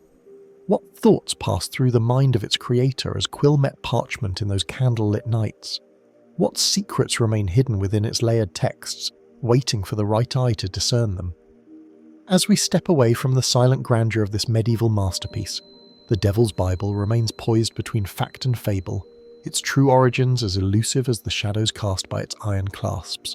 And we are left to ask what other lost episodes of history lie bound in silence on vellum pages, their stories yet waiting to be brought into the light. As the Devil's Bible closes its iron-clasped covers, we leave behind the hush of monastic silence and step into the rolling hills of 16th century Berkshire, where an elegant manor rises above mist-cloaked fields. Once the home of Sir John Robsart and his wife Amy, Comere Place now bears only vestiges of its former grandeur. A ruined hall, ivy-clad walls, and a moss-covered stairway where tragedy struck on the morning of September 8, 1560. Imagine crossing the damp grass toward the eastern wing where two narrow windows overarched a winding staircase. Through one pane, pale sunlight would have filtered into the corridor. Through the other, a final glance as Amy Robsart descended those very steps. According to contemporaries, her skirts caught on a banister, sending her tumbling down the stone stairs into a shadowed vestibule below. There at the foot of the landing, she lay lifeless, her neck broken, her body still warm, her attendant too far above to hear a cry. Was this an accident, a desperate act, or something more sinister? Mainstream historians note that Amy's fall bore the hallmarks of a tragic accident. She had reportedly been suffering from bouts of illness and melancholy, and her attendant servants were occupied elsewhere that morning. The coroner's inquest convened promptly, concluding that she had died per fall from the top of the stairs. No evidence of foul play, no bruises beyond what one might expect, no witnesses to a struggle, led the jury to accept accidental death. Yet the rapidity with which news of her passing spread through Elizabethan London suggests that not everyone believed the verdict. Rumours swirled around her husband, Robert Dudley, a favourite of Queen Elizabeth I. Their marriage had been strained by his frequent absences at court, where he vied for royal favour. Could Amy's demise have been orchestrated to free Dudley from marital bonds and clear his path to a more advantageous union, perhaps even with the Queen herself? Correspondence from ambassadors in 1560 hints at whispered gossip. Lady Robsart did fall by mischance, or so they say, yet who can be sure? But no direct accusation found its way into state papers. Some scholars point to the political climate of the time. Dudley's proximity to the throne made him a target for rival factions. If he stood to gain from Amy's death, so too did those who wished to see him disgraced. Could enemies of the Dudley circle have engineered the accident to frame him, ensuring that the Queen would never consider him as consort? In a court rife with intrigue, the line between ally and adversary was perilously thin. Other voices emphasise Amy's health and state of mind. Chroniclers record that she had suffered from chronic headaches and fainting spells, ailments consistent with meningitis or a brain tumour. Could a sudden seizure have caused her to lose her balance on the staircase? If so, her death would arrive as a cruel coda to unspoken suffering. But if illness alone claimed her life, why did no physician's notes or household letters survive to corroborate such a condition? Speculative theories offer still darker possibilities. A handful of conspiracy-minded writers proposed that Amy was drugged, her chalice laced with a slow-acting toxin that left her disoriented and led to her fatal fall. Talc traces found in a letter describing her Last Supper have been cited as suggestive, though no forensic test from the era could detect poison. If true, a clandestine assassin might have moved silently through Cumnor's corridors, leaving no trace but a death that appeared accidental. More exotic theories hint at premonition and curse. In local legend, Cumnor Place was said to rest upon ancient burial grounds, its oak beams rumoured to have been salvaged from a desecrated abbey. Could the restless spirits of the past have marked Amy for doom? Folklore collected in the 17th century speaks of servants hearing footsteps on the stairs at night, and of ghostly laments echoing through the hall. While such accounts emerge long after her death, they underscore how tragedy conceded generations of haunting stories. efforts to uncover physical evidence have yielded only fragments. Archaeological digs in the 19th century unearthed portions of the Stoneacre battlements and some carved masonry. But the stairway itself had collapsed. Written records, household accounts, letters, and the coroner's inquest provide tantalizing but incomplete details. A silken scarf found at the scene, a bruise on Amy's temple, a maid's tear-stained testimony recalling footsteps and a muffled thud. Each clue teases a possible narrative without confirming any single one. Robert Dudley, summoned to account for his wife's death, swore an oath on the Queen's behalf that he bore no guilt. Elizabeth's private reactions, however, remain hidden in her personal papers. Did she dismiss Amy's death as sorrowful missions, or did it cast a shadow over her feelings for Dudley? Some historians suggest that Amy's demise may have hindered his ambitions rather than advanced them. Her memory serves as a constant reproach in the Queen's Council. If Dudley indeed mourned sincerely, might the fear of scandal have driven him to suppress deeper inquiries? In recent decades, literary scholars have revisited the case through the lens of Shakespearean drama. Echoes of Amy's fall appear in plays of mistaken death, in heroines trapped between love and political expediency. While artistic interpretations cannot replace historical fact, they remind us how her story resonated in the collective imagination, how a single unexplained death can inspire narrative after narrative, each layering new meaning onto the original event. As the sun sets over the overgrown remnants of Khmer Place, the wind stirs the broken columns and sends a chill through the empty windowsills. Amy Robsart's fate remains suspended between accident and conspiracy, between a life cut short by unseen forces or unseen weaknesses. In the absence of definitive answers, what endures is her image, a young woman who vanished from the staircase into legend. What truly happened on that autumn morning in 1560? Was Amy Robsart the victim of her own frailty, a pawn in courtly ambition, or the target of a nameless agent bent on disrupting royal favour? And if the stones of Cumnor could speak, what whispers of guilt or innocence might they reveal? The mystery of her death persists, inviting us to question how the interplay of personal tragedy and political manoeuvring can leave a wound that time cannot fully heal. As the ivy-clad ruins of Cumnor Place fade into memory, we now turn our gaze westward across rolling plains and whispering pines to a solitary tavern nestled beside the Red River in Tennessee.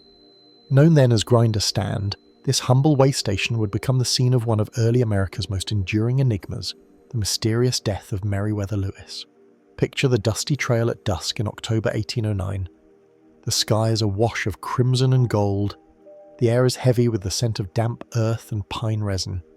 At the edge of the stand's rough-honeyed porch, at sea, horse's flanks glistened with sweat as its rider dismounted, boots echoing on the weathered boards.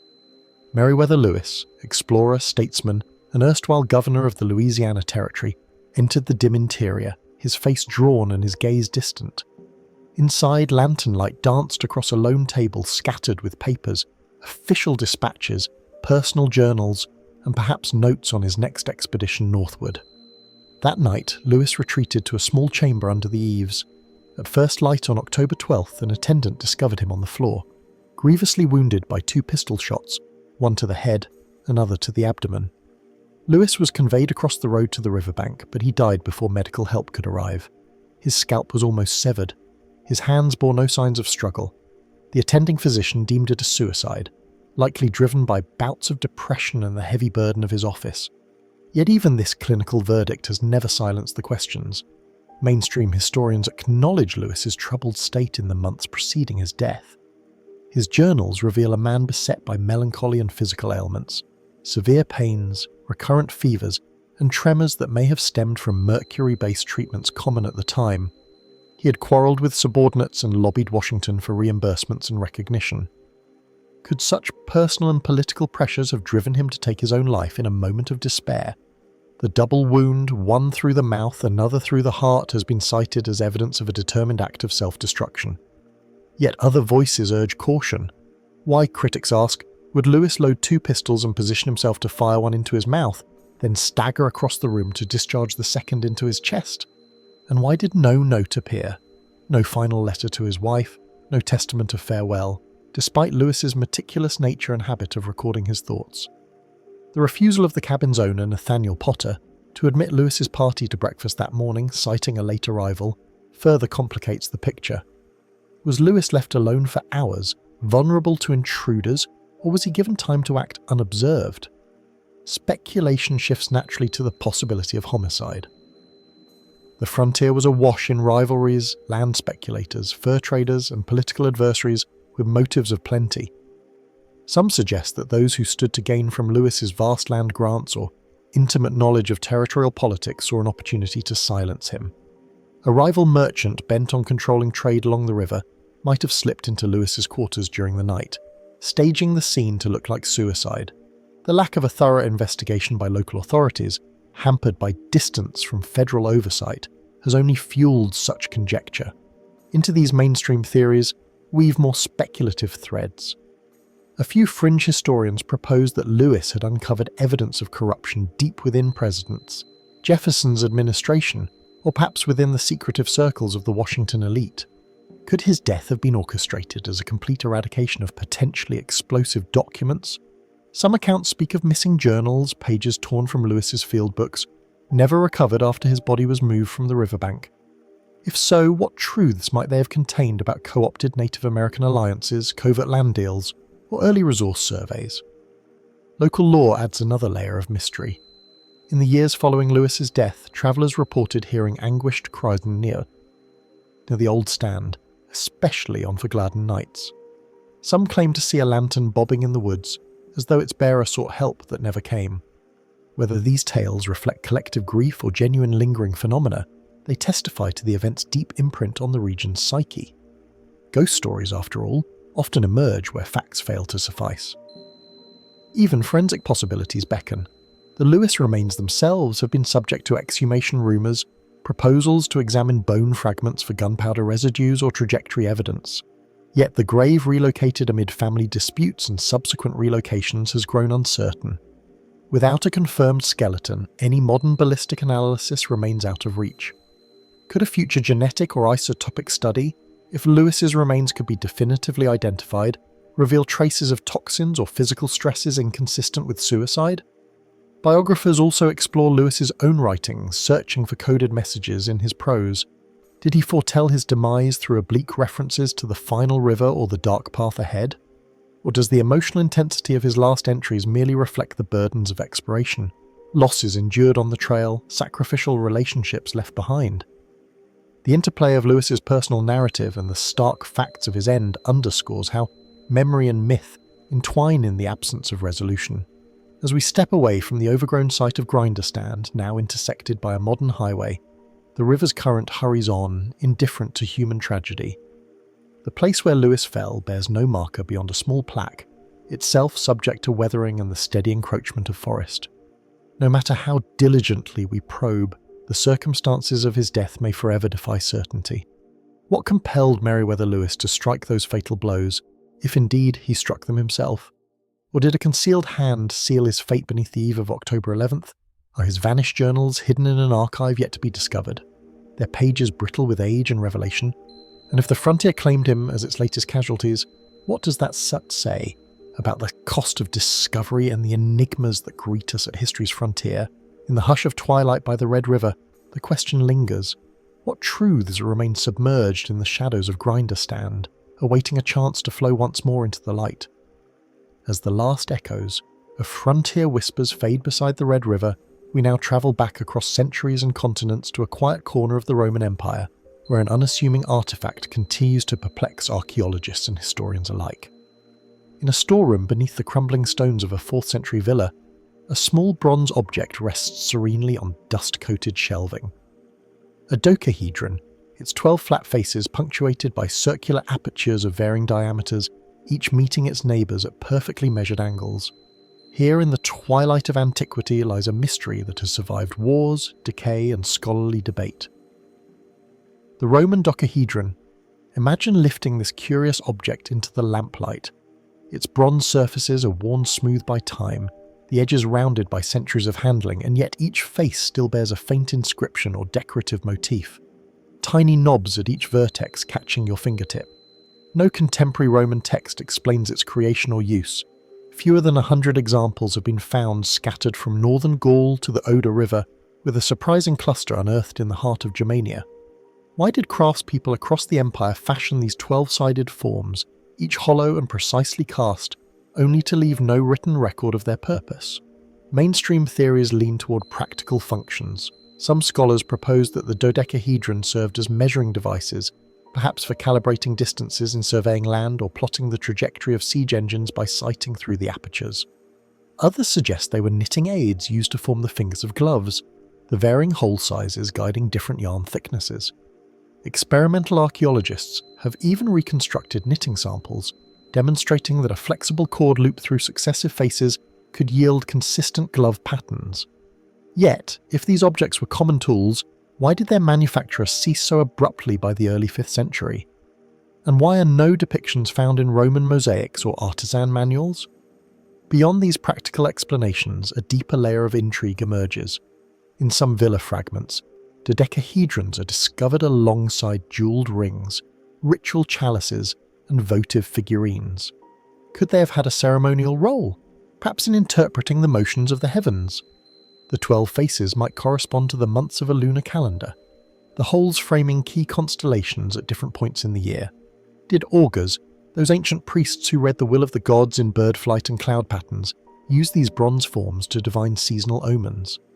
When peering through a particular face at dawn, might an observer catch the rising of a specific star, then translate that glimpse into guidance for sowing fields or declaring war? Speculative voices wander further afield. A handful of researchers have proposed that the dodecahedrons embodied a symbolic geometry, each one crafted as a talisman of cosmic harmony. Plato wrote of the dodecahedron as the shape the gods used to map the constellations, a vessel for the soul's journey through celestial realms.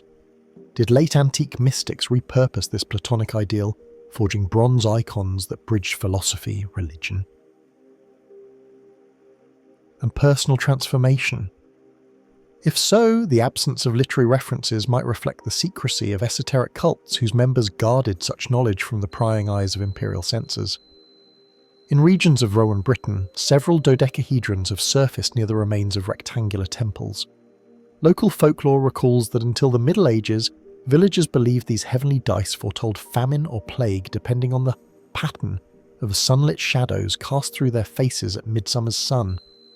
Were these survival myths born of ancestral memory, echoes of a time when the dodecahedron's geometry truly guided agricultural rituals? Or are they the product of later imagination, a way to stitch meaning onto objects whose original context vanished with the Roman legions? Material analysis adds new data, yet deepens the enigma. Metallurgical studies reveal variations in bronze alloy composition from copper-rich blends in northern vines to tin-heavy mixtures near Italy, suggesting that dodecahedrons were produced in multiple workshops rather than a single imperial manufactory. Could local blacksmiths responding to regional tastes or specific commissions have imbued each piece with unique characteristics relevant to its intended use? If so, subtle differences in weight or patina indicate variant functions, some for surveying, others for ritual, still others for decorative display. Intriguingly, no dodecahedron has ever been found in a clear burial context. Unlike coins or personal jewellery, these objects do not accompany human remains in tombs, nor do they appear in hoards alongside everyday tools. Their deliberate placement in the spaces where people lived and worked hints at a role woven into daily life, significant enough to preserve, yet too precious or too perplexing to be cast aside. What personal value did these forms hold for their owners that they survived storms and invasions only to be hidden consciously when danger loomed? Fringe theories reach beyond the realm of archaeology into the domain of speculative science. A small but vocal community posits that dodecahedrons were part of an early compendium of mechanical knowledge. Primitive proto-gyroscopes used to stabilize war machines or measure the Earth's subtle rotations. They point to the object's symmetrical mass distribution, which when spun on a central axis could reveal deviations in horizontal planes. While no Roman author describes such technology, the concept would anticipate much later inventions by centuries, a tantalizing hint of suppressed ingenuity. Recent advances in 3D scanning and virtual reality allow researchers to model light-adder paths and air flow through the dodecahedron's faces. These simulations reveal complex patterns of illumination and draft, suggesting that the objects could modulate interior lighting, perhaps in darkened chambers for ritual, or in the holds of ships to measure wind direction. If a hollow dodecahedron suspended by a cord shifted subtly in a cross breeze, a navigator might interpret its movement as a guide to adjust sails. Yet the experimental results are inconclusive, pointing only to the device's versatility rather than a single definitive function. Even the dodecahedron's disappearance by the late Roman period prompts questions as the empire fragmented under the weight of external pressures and internal decline.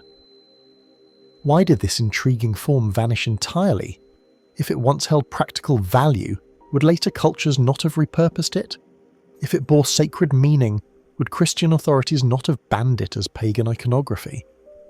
The silence of the medieval record on this object's continued use or suppression leaves a void where history should speak most clearly. Today, the scattered collection of Roman dodecahedrons rests in museum shrines, each one a silent testament to an unknown purpose. We can turn them in our palms, trace the arcs of their holes, feel the cool density of metal shaped by hands long gone, and yet their story remains tantalizingly incomplete, as if suspended between the practical and the mystical, the everyday and the extraordinary. What then were the Roman dodecahedrons meant to be? Tools for craftsmen or keys to cosmic insight, devices for calculating or symbols for initiates? And if a deliberate silence enveloped their true meaning, woven into the interstices of history, will we ever piece together the full tapestry of their significance? The bronze faces remain poised like the 12 months of a lost calendar. Each aperture is a window into a past we continue to seek, and a mystery that still awaits its answer. As the last silhouettes of the Roman dodecahedrons recede from our minds, we now turn our gaze to the vast, unending plains of the Middle Eastern desert, where at first glance the sand appears featureless, an ocean of ochre ripples under the relentless sun. But from above, the landscape reveals an astonishing pattern. Sweeping lines of low stone walls radiating like spokes of a wheel, converging on circular enclosures. These formations, known to archaeologists as desert kites, stretch for miles, their geometry both elegant and enigmatic, carved into the earth by hands now vanished into history. Approach one of these kites on foot, and the scale becomes evident. Two parallel walls, sometimes extending more than a kilometre apart, slope gently inward before meeting at a funnel-shaped neck, beyond which lies a tightly bound corral. From the ground, the stones rise knee-high, scarcely noticeable against the dunes. Yet when viewed in drone footage or satellite imagery, the layout is unmistakable. A colossal trap, precise and purposeful, etched into the barren terrain. How and why did Bronze Age communities undertake such monumental projects in a region where every stone had to be gathered, every wall painstakingly built? Mainstream archaeologists generally agree that desert kites date from the late Neolithic into the Bronze Age, roughly between 4000 and 1000 BC. Radiocarbon analysis of charcoal found in adjacent camps suggests that hunter-gatherer groups used these structures to drive herds of gazelle on our necks toward their enclosures. The walls low enough to allow passage of humans but high enough to guide animals would have funneled prey into concentrated areas where hunters lay in wait. Ethnographic parallels from more recent desert tribes confirm that mass hunts were not only efficient but often ritualized, marking communal feasts and reinforcing social bonds. Could these kites represent an early form of collective hunting, a testament to coordinated labour and shared resources? Yet the scale and distribution of kites raise further questions. Some sites cluster in oases where water sources would have attracted wildlife, but many stretch across ridgelines far from reliable springs. The choice of location may reflect migratory paths, but why build traps in harsher terrain? And why do some kites feature multiple corral chambers, segmented by secondary walls? Were they sorting animals by age or gender or staging successive rounds of the hunt? The labour investment moving countless rocks across rocky plateaus suggests a social organisation capable of mobilising large groups, but the absence of permanent settlements nearby indicates that kite-building parties moved seasonally, leaving few traces of their encampments. As we trace the lines of a well-preserved kite in southern Jordan, the sun climbs higher, casting long shadows that accentuate the subtle contours of the stones. Along the inner walls, occasional boulders are set at intervals, perhaps markers for hunters to stake nets or platforms. Surrounding cannons and stone circles dot the landscape, hinting at ancillary activities. Lookouts, temporary shelters, or even ritual sites where prayers were offered for a successful hunt. Could the desert kite have served not only as a practical trap, but also as a focal point for spiritual ceremonies where offerings to animal spirits ensured bounty and protection? geophysical surveys around some kites have uncovered hearths and stone-lined pits containing animal bones. Analysis of butchery marks reveals standardized slaughter techniques, indicating skilled butchers processed dozens, if not hundreds, of animals in single events. Yet few traces of bone fragments survive beyond these pits, suggesting that meat and hides were swiftly removed, carried back to distant camps, or traded along emerging caravan routes. Does this imply that kite hunts form the backbone of regional economies, supplying surplus goods to net urban centres, or were they occasional ritual feasts, grand spectacles preserved in oral tradition, but leaving little permanent record? Moving northeast into the Syrian desert, we encounter kites arranged in concentric arcs, each leading to a central catchment area flanked by subsidiary traps. The repetition and variation of designs suggest local communities adapted the basic kite concept to their specific environments and prey behaviours. But why did the technology disappear entirely by the Iron Age? If kites were so effective, why did later agricultural or pastoral societies abandon them in favour of more localised hunting methods? Did climatic changes render these sweeping traps obsolete? Or did social transformations, sedentism, the rise of fortified towns, undermine the communal labour needed for their construction? Speculative theories press deeper into the unknown. A few fringe archaeologists propose that desert kites were not solely for hunting, but also functioned as early livestock corral used to domesticate wild species before full pastoralism took hold. In this view, the kites represent a transitional phase between hunting and herding, where humans began experimenting with animal management on a grand scale. Yet the lack of corral designed for long-term holding, no evidence of shelter structures or fodder pits, challenges this interpretation, leaving the question open. Were kites a bridge to pastoralism, or a unique hunting adaptation never repeated? Intriguing voices in remote sensing research have identified potential subsurface extensions of kites. Lines of buried stones or depressions invisible at ground level, but detectable via lyre and magnetometry. Could these hidden features point to an even more expansive network linking kites across vast distances as part of a coordinated hunting landscape? If so, Bronze Age communities may have shared architectural plans, exchanged knowledge, and established symbolic boundaries marked by kite alignments. Such a landscape would blur the line between practical hunting and territorial claims, raising the possibility that kites also demarcated seasonal rights to grazing lands or water sources, weaving ecological management into the tapestry of social relations. More esoteric notions touch upon astronomical alignments. Some kites align roughly with solstitial sunrise or sunset points, prompting suggestions that they served dual purposes: animal traps by day, ritual calendars by night.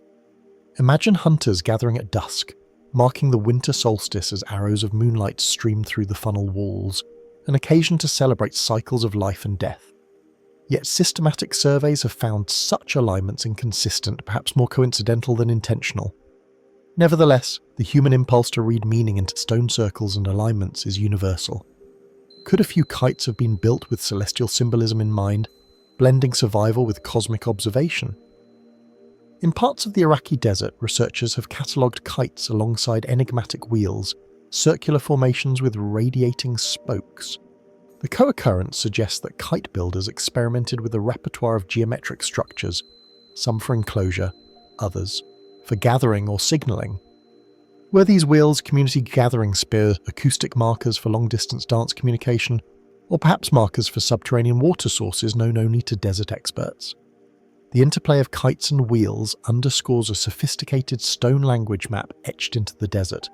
Its grammar and syntax are lost, but hinting at a complex cultural landscape. As drones hover above the landscape, casting shifting shadows over the low walls, it becomes clear that desert kites are as much plums of human ambition as they are practical traps. Each line of stone speaks of collaboration and coordination. Each corral testifies to humanity's ancient struggle to harness the natural world. Yet, as the desert reclaims its own, shifting sands fill the walls, stones tumble in sporadic tremors. These relics edge closer to obscurity. How many kites lie buried under wind-blown dunes, their presence detectable only by the most sensitive instruments? Even as modern highway projects and urban expansion threaten some sites, digital archives and open-source mapping projects strive to record every known kite. Local Bedouin guides whose families have traversed these deserts for generations point out faint traces they call the Old Hunter Walls. Their names for these structures pass down in whispered legends. Are those oral traditions fragments of Bronze Age memory, or simply later attributions meant to explain curious stones? In either case, they preserve a kernel of wonder that aligns with the archaeological puzzle. Today, the desert kites stand silent under an indifferent sky. Their walls are a quiet chorus of lines awaiting interpretation. No single theory captures all their complexity. Each explanation opens new avenues of inquiry even as it closes others. Were khaki ruins of hunting glory, communal ritual stages, early agricultural experiments, or markers of celestial time? Perhaps they were all these things at once. Their multifaceted roles are shaped by shifting needs and beliefs over centuries. As the sun dips below the horizon, casting the kites into deep shadow, one senses that these ancient structures are neither relics to be neatly categorized nor puzzles to be solved with a single stroke. Instead, they beckon us to accept the coexistence of function and mystery, to recognize that human ingenuity often leaves traces both practical and poetic. And so as we depart the desert and watch the windswept stones fade into dusk, we are left to ponder what other secrets lie buried beneath the shifting sands, waiting for the right eye, the right question to bring them once again into the light. As the last stones of the desert kit slip beneath the gathering twilight, we now journey westward across the arid sands of Egypt to Saqqara, an ancient necropolis cradled by the shifting edge of the western desert. There, beneath layers of wind-sculpted debris and the shadow of Djoser's step pyramid, lies a subterranean gallery whose colossal contents defy all expectation. The Serapeum and its giant sarcophagi descend the narrow shaft carved into the limestone plateau and feel the air cool and still. Torchlight would once have danced upon rough Hunid walls, revealing steps worn smooth by centuries of sacred passage. At the terminus of the corridor, a vast chamber yawns open, its vaulted ceiling supported by pillars that echo with every footfall.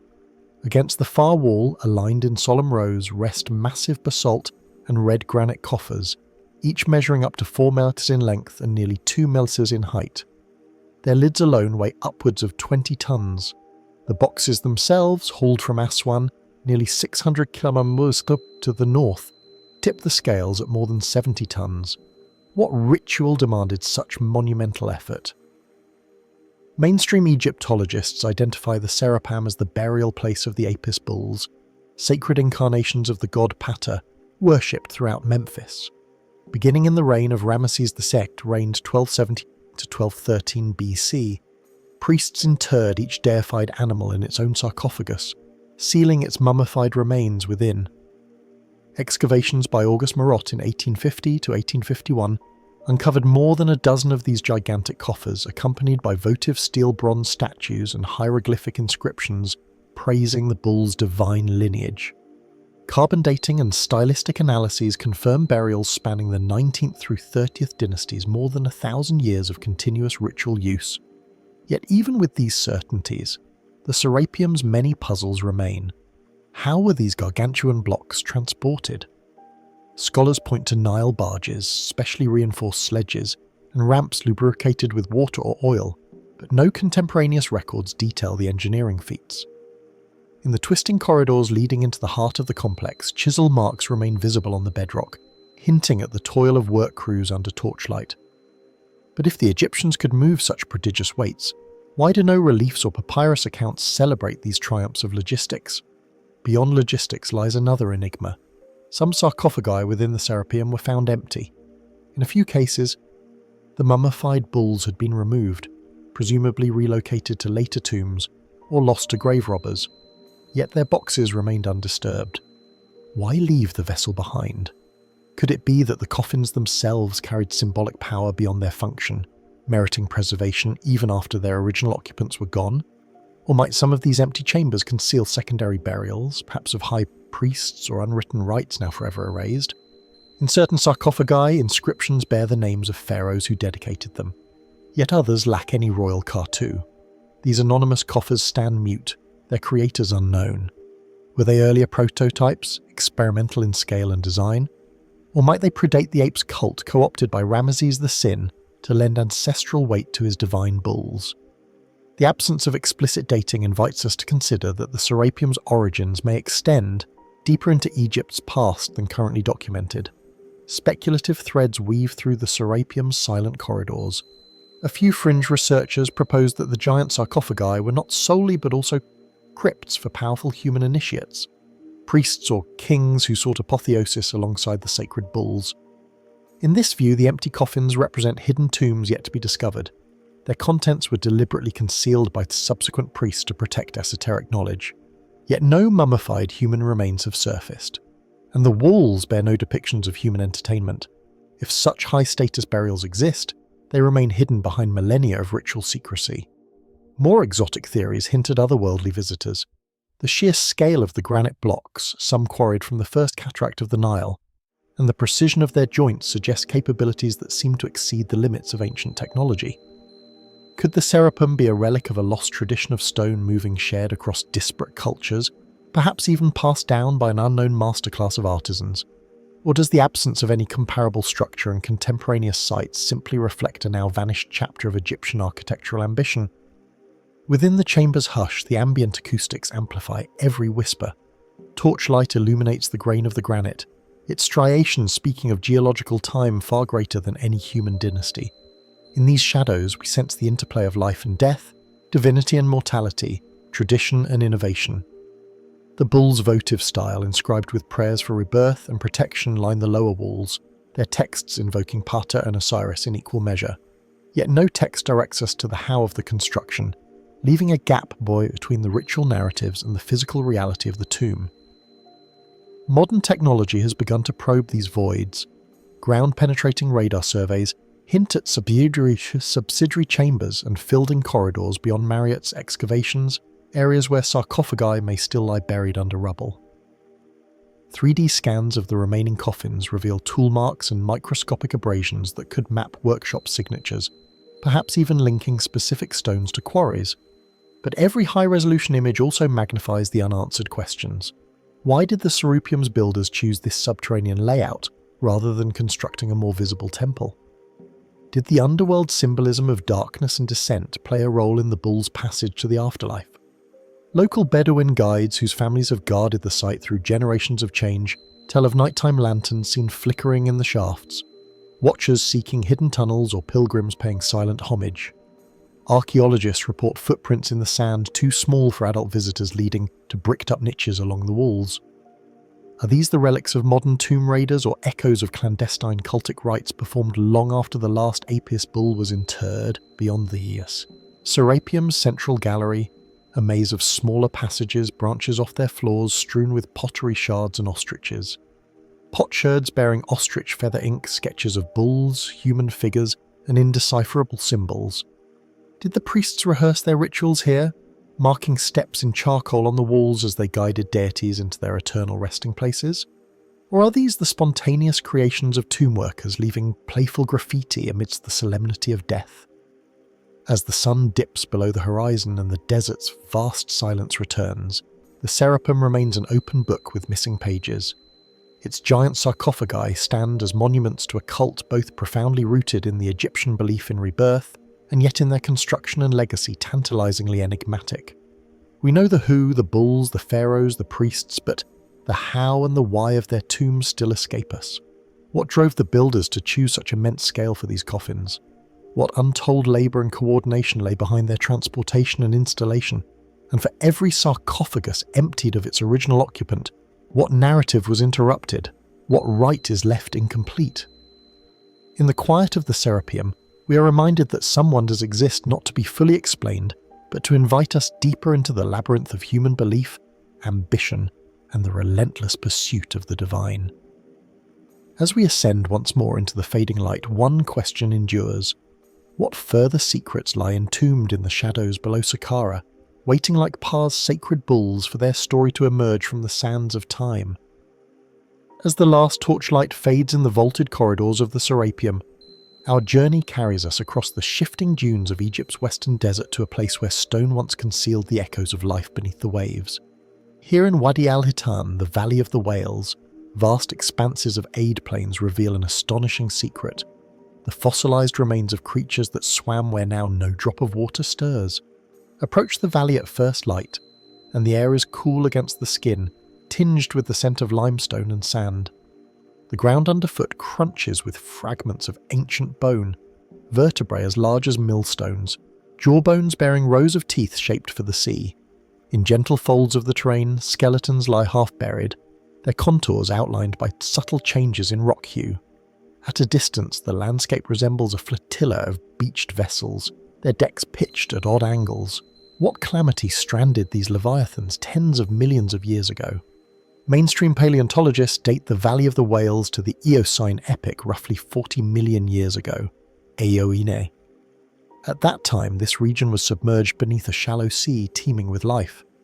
As tectonic forces lifted the land, the water receded, leaving behind the remains of early archivalites, primitive whales that retained hind limbs and pelvises, evidence of their terrestrial ancestry. Species such as Basilosaurus isis and Dorodon, atrox populate the valley, their elongated bodies measuring up to 18 meters in length. Fossil beds also contain shark's teeth, sea turtle shells and crustacean burrows, painting a vivid tableau of an ancient ecosystem. The concentration of fossils here is unparalleled. In some quarries, dozens of whale skeletons lie within a few hundred meters, suggesting a mass mortality event rather than random death. Researchers propose that sudden temperature shifts or toxic algal blooms could have overwhelmed marine life, causing shoals of whales to beach themselves in panic. Others point to geological upheaval, underwater landslides or methane releases as possible triggers for rapid die-off. Yet the exact combination of forces remains uncertain, tantalizing us with fragments of an ecological catastrophe frozen in time.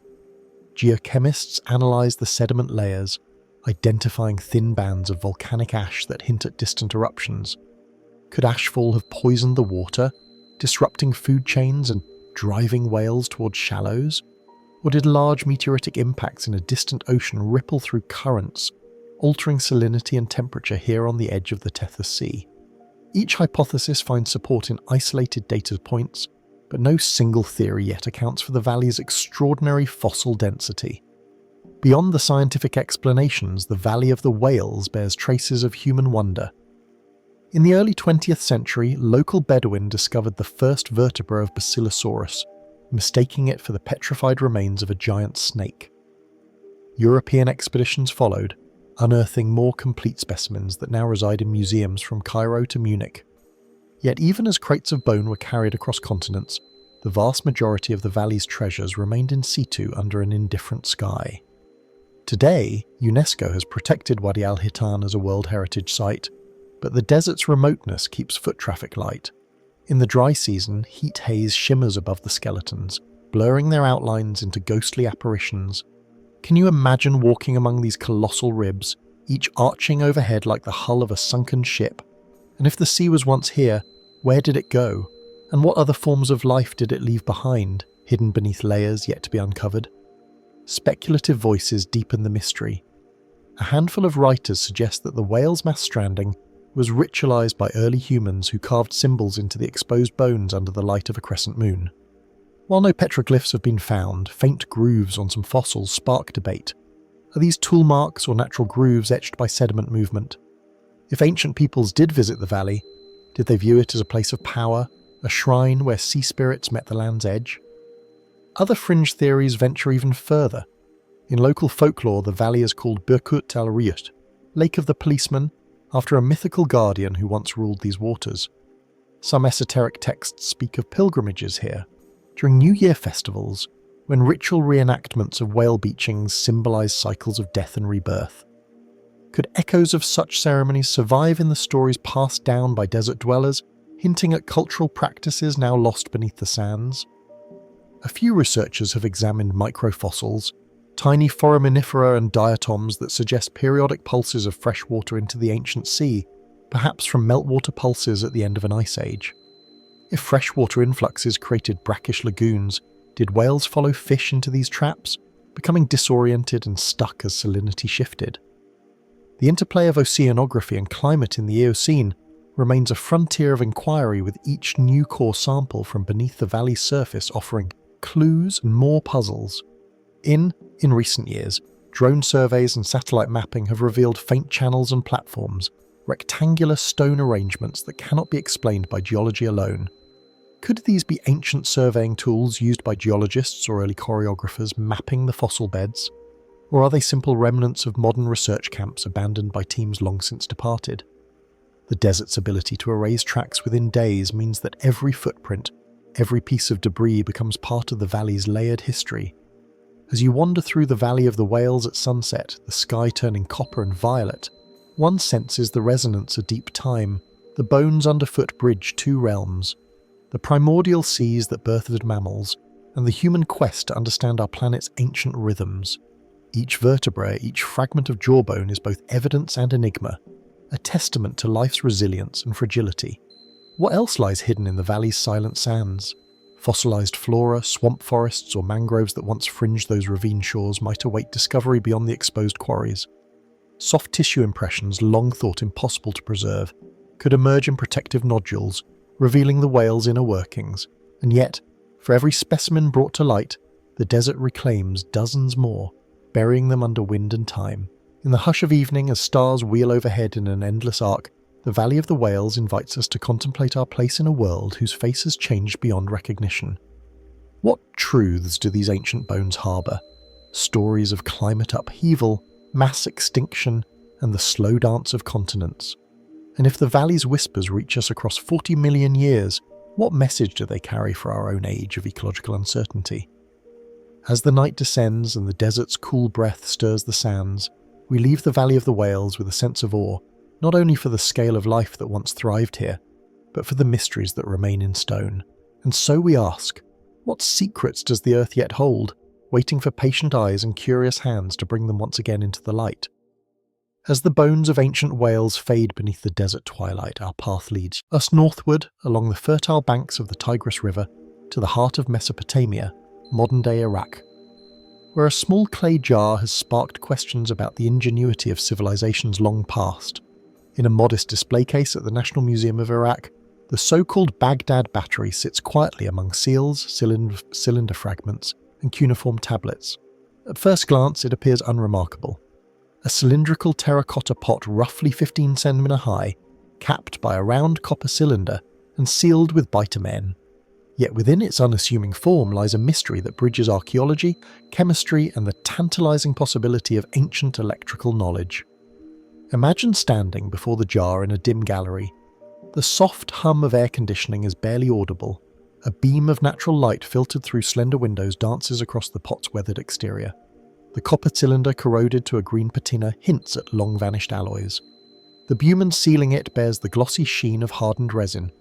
At the centre, a slender iron rod, blackened and pitted, descends through the copper tube, stopping just short of touching the inner walls. Could this arrangement have generated an electric current nearly 2,000 years before the birth of Alejandro Volta?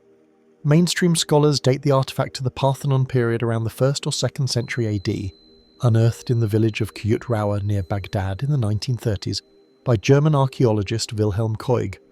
Koenig himself proposed that if the jar were filled with an acidic liquid, vinegar, citrus juice, or fermented grape juice, the combination of copper, iron, and acid would produce a small voltage, perhaps a fraction of a volt. Such an electrochemical cell might have powered simple electroplating processes, coating small objects in precious metals to create durable, decorative items. Experimental reconstructions in modern labs have demonstrated that a single cell produces anywhere from 0.5 to 1.1 volts, insufficient for lighting lamps, yet enough to deposit a thin layer of gold or silver onto soft copper surfaces. Yet the artifact's true purpose remains elusive. No contemporary texts describe electroplating techniques, and no scientific treatises of the era explain galvanic principles.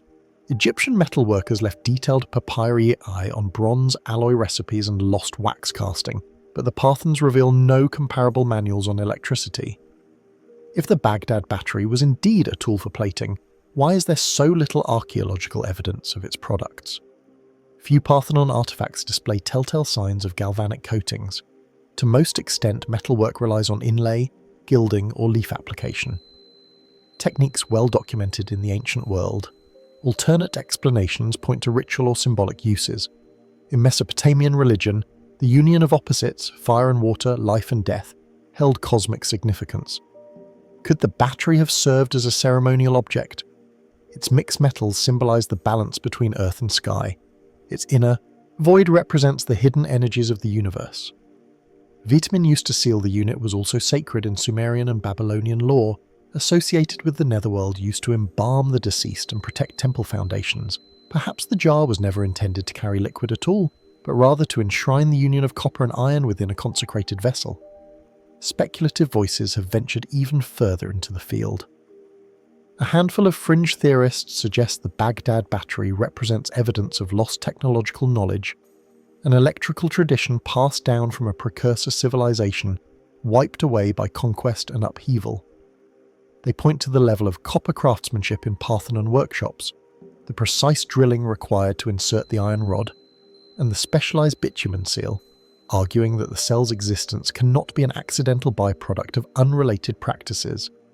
If an ancient school of electricians once roamed Mesopotamia, why did their understanding vanish almost entirely, leaving behind only a few enigmatic jars? Contextual clues from the excavation site add to the puzzle. The jars were discovered alongside clay wine jugs, cooking utensils, and small metal fittings, everyday objects suggesting domestic use. None were found near known ritual altars or workshops.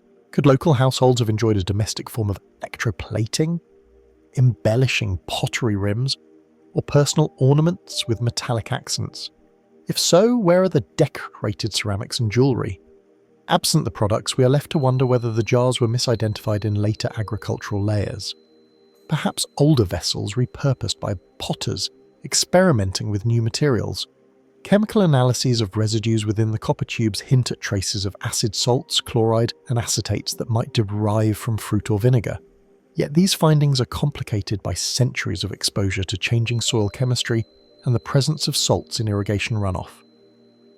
Could the residue be contamination from burial conditions rather than remnants of intentional fillings?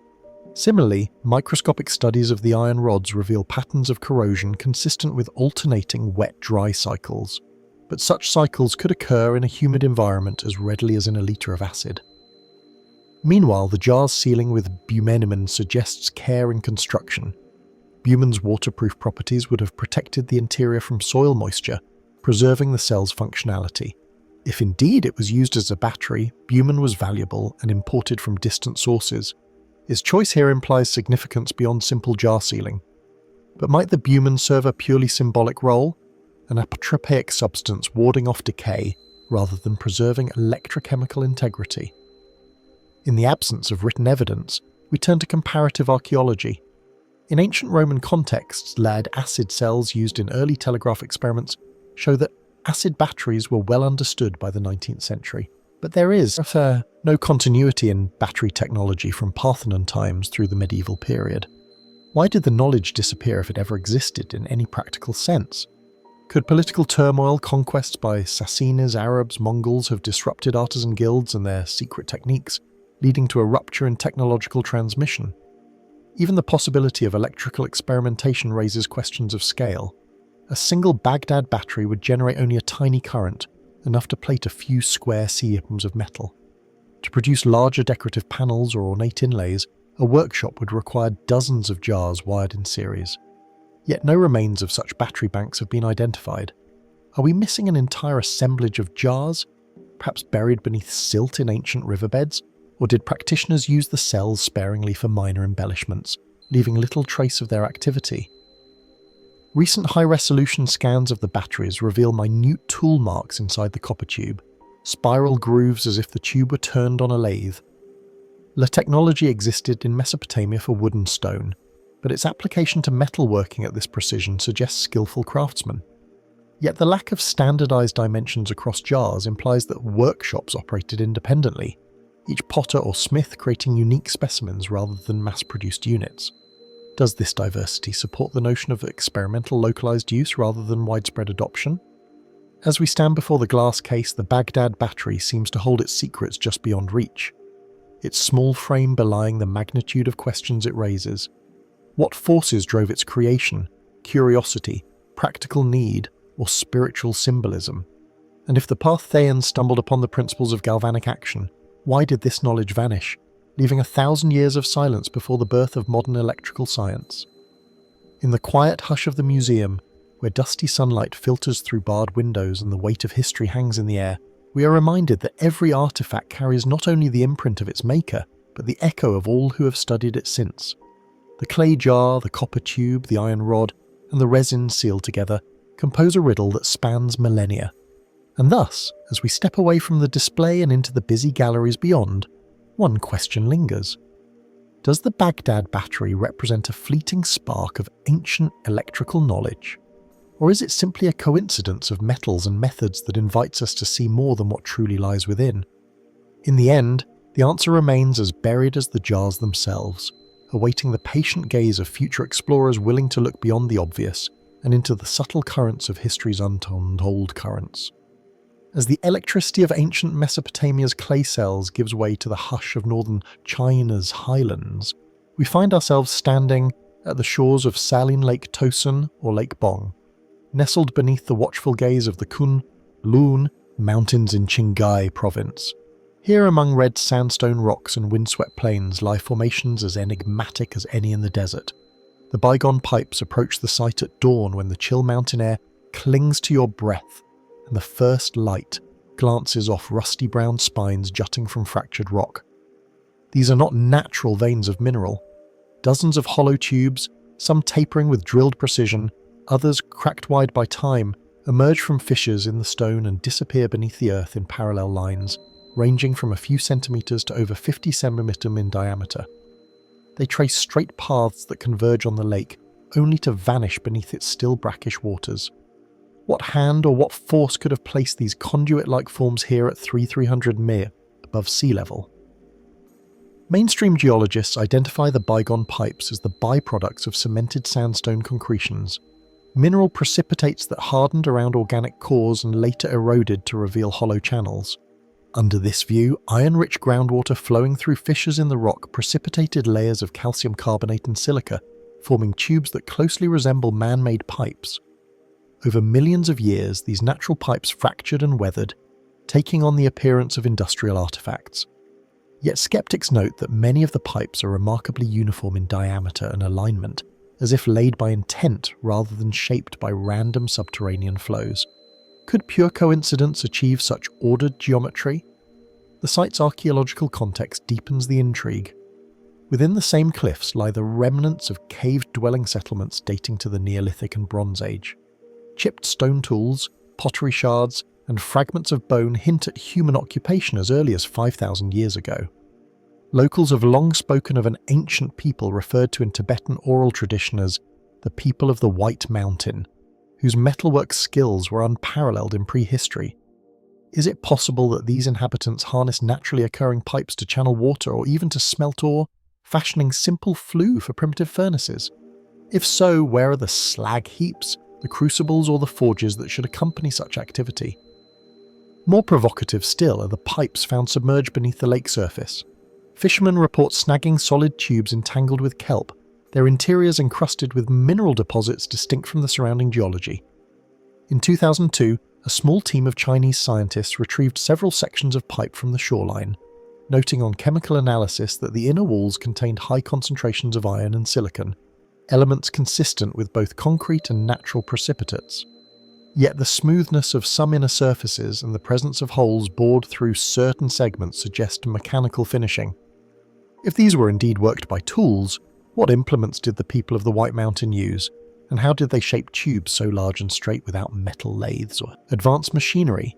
Alternative explanations draw from local mythology. In Tibetan and Mongolian legend, Lake Bong is a portal to an underworld realm, a liquid mirror, reflecting the secrets of gods who once walked the earth. Stone carvings near the pipes depict horned figures and celestial animals, leading some to propose that ritual channels like giant organs once channeled sacred waters or incense, smoke in ceremonial rites. Could the pipes have served as conduits for purification ceremonies, carrying mountain spring water into cavernous halls lost to memory? If so, might the holes in some tubes mark stages in a multi-chambered ritual sequence? Fringe theories venture into the realm of lost civilizations. A handful of researchers claim that the bygone pipes are remnants of ancient industrial complexes, precursors to the Bronze Age, abandoned during a climatic disaster that drove inhabitants to lower elevations. According to this view, large groups engineered channels to divert thermal springs, creating rudimentary heating systems in frigid altitudes. The absence of written records is attributed to the disappearance of this culture before the advent of writing in the region. Yet, if advanced metalworker communities once thrived here, why do we find no traces of metal artifacts beyond occasional iron oxide stains? In contrast, some speculative scientists have considered extraterrestrial involvement not as an assertion of alien engineers, but as a hypothesis that meteoric iron may have seeded the region's geology, accelerating concretion processes and leading to exceptionally uniform tubes. The pipes then would be naturally occurring phenomena amplified by rare combinations of space-borne minerals and earthly hydrothermal activity. But this theory leaves unanswered why the pipes cluster in straight lines, funneling toward a common focal point rather than dispersing randomly as geoacts typically do. Modern fieldwork seeks to untangle these threads. Ground-penetrating radar has mapped hidden extensions of the pipe network beneath sand and soil, revealing bifurcating channels that mimic the branching patterns of engineered aqueducts. Submerged portions have been photographed by divers, revealing sections dug into living rock and sealed by mortared stones. A clear sign of human intervention. Radiocarbon dating of charcoal from nearby hearths places human activity between 2500 and 1000 BC, overlapping the widely recognized Kijia culture. If these Bronze Age peoples utilized the pipes, what was the purpose of harvesting water or air at such a scale?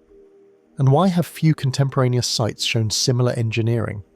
Efforts to trace water samples from the lake back through the pipes have yielded tantalizing results. Isotopic ratios in the water inside certain tubes differ subtly from the bulk lake chemistry, suggesting circulation of fresh mountain spring water through hidden channels. Could these conduits still carry life-giving water to springs beneath the cliffs, sustaining secret springs even in the driest seasons? If so, the pipes would form parts of a sophisticated hydrological network, one that might have supported orchards, animal enclosures, or even ice houses long before recorded irrigation systems emerged in the Yellow River Valley. Local oral histories add another layer of mystery. Shepherds recall stories of hidden chambers behind the pipe-filled cliffs, accessible only through narrow tunnels that flood in the spring melt. These caves, they say, were once lined with red ochre and inscribed with symbols now worn away by dripping water. Could these abandoned sanctuaries have served as storage chambers for grain and gear? Their environmental controls maintained by airflow through the pipes? Or were they initiatory chambers where young members of a secret society underwent rites of passage? The hollow tubes serving as conduits for chanting voices that amplified through the rock. As we stand at the edges of Lake Begong, the sun is dipping behind the Kun Mass. The pipes stretch into the glowing waters like skeletal fingers reaching toward the horizon. Their purpose remains a matter of debate. Natural phenomenon, Neolithic engineering, ritual conduits, or something else entirely. Each theory illuminates a fragment of the truth, yet none claims the whole picture. What drove ancient hands or nature's own processes to carve these conduits into stone? What stories lie embedded in the calcified surfaces and twisted alignments of the pipes?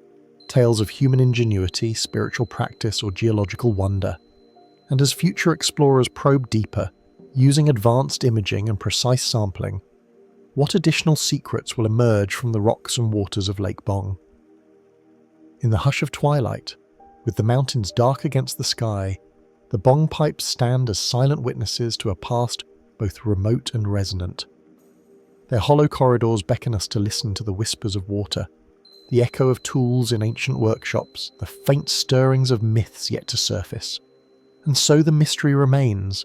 What hidden currents flow through these pipes, carrying memories of worlds we have yet to fully uncover? As the echo of wind through those rust-curled pipes fades from our minds, we journey now to the sweeping tundras of Canada's far north, where the frozen silence conceals one of the most perplexing vanishings in modern memory. The disappearance of the Inuit settlement of Anjuni. Imagine standing on the edge of a gently sloping ridge at first light. Snow-crusted willows quivering in the pale Arctic breeze. Before you lies a cluster of low-slung tents, and saw houses arranged around a frozen lake, smoke curling from a solitary chimney. The ground is hard as stone, as every footprint a fragile imprint on shifting ice.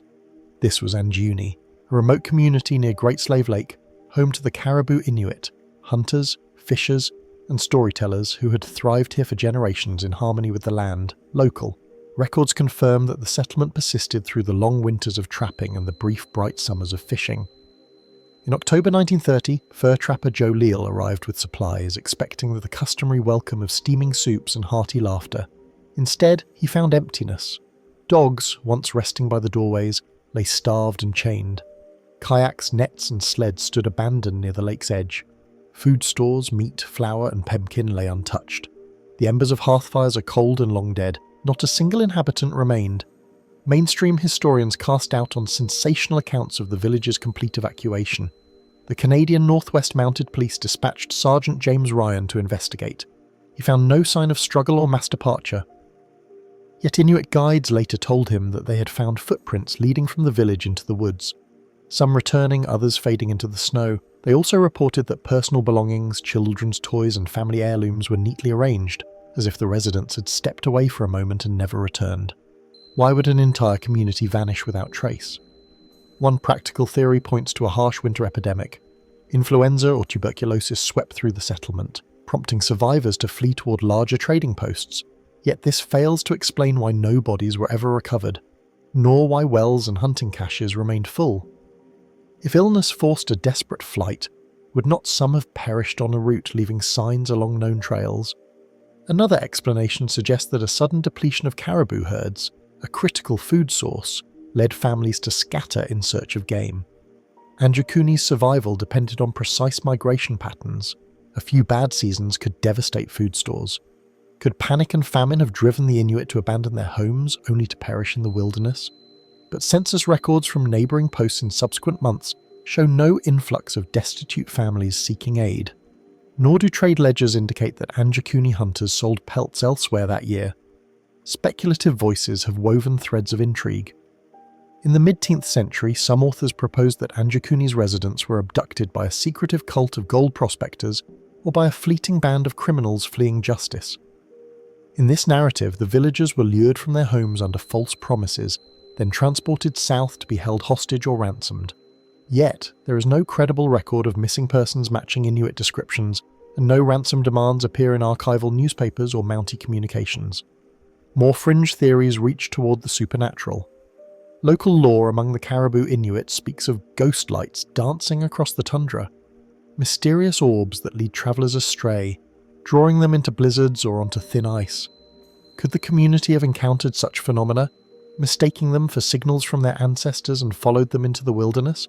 If so, why would every man, woman and child succumb to the same hallucination, leaving their dogs chained and their homes intact? In the decades since 1930, aerial surveys of Anjakuni have revealed the foundations of sod houses, stone fish traps, and collapsed storage caches. No human remains have been discovered, nor any artifacts displaced beyond the site itself. This suggests a departure in which inhabitants took only what they could carry and even then left behind tools of survival. Such behaviour contrasts sharply with Inuit traditions where sleds, snowshoes and weapons are prized and seldom abandoned. Archaeologists note that the area around Anjakuni contains natural sinkholes and freezing pockets where bodies could remain concealed for years, revealed only when permafrost thaws or ground shifts. Could the villagers have fallen into concealed ice creases one by one, their tracks concealed by fresh snowfall? Yet the probability of an entire settlement succumbing to such hazards, every adult and child strains credulous. Then there are questions of timing. Label's account dates to early October, but other testimonies suggest that the departure may have occurred weeks earlier during the midnight sun of late summer. If the Inuit left in August, why did supplies remain fresh and food uncooked until October? The preservation of perishable goods in cold weather offers some slack in dating, but not enough to resolve these discrepancies. Historical climate data for 1930 indicate average winter temperatures and normal snowfall for the region. Nothing to suggest an environmental anomaly that would compel mass departure. Similarly, records of wildlife migrations do not show a severe collapse in caribou numbers that year. Across the Arctic, other communities reported stable herds and routine trapping yields. Why then was Anjakuni alone in its desolation? In recent years, renewed interest in the case has prompted forensic teams to conduct ground-penetrating radar scans revealing subfloor pits beneath some dwellings, possibly burial sites predating the 20th century, but none correspond to 1930, reinforcing the idea that no one died in situ. Teams also collected soil samples showing negligible traces of human decomposition. The absence of decay signals even after nearly a century underscores how completely the village has vanished. Cultural anthropologists emphasize the oral traditions of the Caribou Inuit. Elders remember hearing stories from their grandparents about Anjukuni, a place where the people followed the shadows and never came back. These tales passed down through generations hint at an older memory of migration or forced relocation later projected onto the 1930 event. Could the disappearance of Anjukuni have been a conflation of multiple exoduses woven into a singular legend that grew over time? The recorded investigation by Sergeant Ryan, though thorough for its era, left gaps. His field notes describe well-maintained equipment, sleds in good repair, rifles, still loaded, yet he made no mention of searching beyond a half-mile radius. Could there be undiscovered campsites or shallow, unmarked graves beyond his patrol route? Modern re-examinations propose expanding the search area along known hunting trails, using drone-mounted cameras and sniffer dogs trained to detect human remains in deep snow. Yet every expedition returns to the same empty huts, the same frozen hearths, the same echo of abandonment. The dogs remain tethered, their collars still rusted to ice. Kayaks stand on their stands, paddles propped nearby. Toy sleds carved by small hands lie overturned in the snow. These poignant artifacts suggest a departure, both immediate and unplanned. Families stepping out to gather wood or check traps, expecting to return that evening but never doing so. What then truly befell the people of Anjukuni? Did they fall victim to a hidden predator? Wolves driven desperate by disease? Or perhaps wild dogs raid with infection? If so, why are there no claw or bite marks on abandoned hides and furs? Does the monster here lurk not in flesh and fur, but in human frailty or fear? Perhaps the most unsettling possibility is that we lack a frame of reference. Anjukuni's disappearance might represent a phenomenon we have yet to comprehend. A rapid societal collapse triggered by psychological contagion. A break in the fabric of communal trust so profound that families chose self-imposed exile into the unknown. In this view, a shared panic or a vision of impending doom could have united people in flight. A flight from which none returned. As the Arctic sun dips below the horizon and the wind carries the promise of another bitter night, the frozen village of Anjukuni stands as a testament to absence. Its silence is more haunting than any scream, its emptiness more chilling than any crime scene, and so, as we leave its snow-packed doorways and wind-blown tents behind, we are left to ask what deeper currents of human experience and natural forces converged on that fateful day in 1930 to whisk an entire community into oblivion? The answer, like the tundra's hidden crevices, lies concealed. Waiting for the right question, the right explorer to bring it at last into the light. As the frozen winds of Canada's far north give way to the humid breezes of the tropics, we leave behind the sun-bleached tents of Anjukuni and follow the path of mystery southward into the dense rainforests and rolling hill country of Costa Rica's Disa. Here, hidden beneath a verdant canopy and scattered across remote riverbanks, lie the Los Bolas, giant stone spheres whose silent presence has confounded explorers for nearly a century. Imagine stepping into a clearing at dawn, mist rising from the undergrowth as sunlight filters through towering Saba and Guanacaste trees. Before you stands a perfectly round orb of grey stone, smooth as glass, but cool to the touch. Its surface bears faint striations, tool marks left by artisans long gone, yet no seam or joint disturbs its flawless curve. Nearby, another sphere rests half buried in leaf litter, its lower hemisphere still concealed by the earth. Some measure barely a foot in diameter, others span more than 2 meters, weighing upward of 15 tons. How did pre-Columbian hands shape and position these megaliths with such precision, and to what purpose? Mainstream archaeologists attribute the spheres to the Disai culture, which flourished between approximately AD 700 and 1530. This society centered around the modern canton of Oza left no written records, but its legacy endures in ceramics, goldwork, and the stone spheres themselves. Radiocarbon dates from charcoal pits near sphere sites align with the late pre-classic and classic periods, suggesting the orbs were arranged deliberately in plazas and along pathways, markers of status, territorial boundaries, or centres of communal activity. In some clearings, Clusters of spheres stand in orderly rows, hinting at pathways or processional routes that once led to communal gatherings or ritual platforms. Yet for all we know of the Desa's material culture, the exact techniques behind sphere production remain debate. Grenade diorite boulders common in the nearby riverbeds provided the raw material. Researchers posit that artisans used hammerstones of basalt and hematite to chip away at the rock, creating rough hemispheres. Then, employing abrasive sand and water, they polished the surfaces in a process that may have taken years per sphere, but without evidence of workshops. No quarry sites have been definitively identified. How were these artisans organised? Did teams caravan along rivers towing spheres on rafts or sledges? And how did they achieve near-perfect sphericity without metal tools designed for precision? In 1939, US botanist Alexander Koga brought the spheres to wider attention, photographing dozens in plantation fields and earning the moniker Costa Rica's Stonehenge. His accounts describe the spheres as silent sentinels, undisturbed even by ploughing, their weight anchoring them through centuries of agricultural change. When archaeologists surveyed these sites in the 1970s, they found many spheres had been moved from their original contexts, some repurposed as millstones or even recarved into simpler shapes, yet scattered across protected reserves like Fina 6 and El Cencio, the sphere's integrity endures, inviting us to piece together their story. Mainstream theories suggest the spheres served as visual symbols of power laid out to announce the presence of a ruling elite. Elevated platforms behind some arrays may have held leaders who used the orbs as stage props in ceremonies of governance or trade negotiations.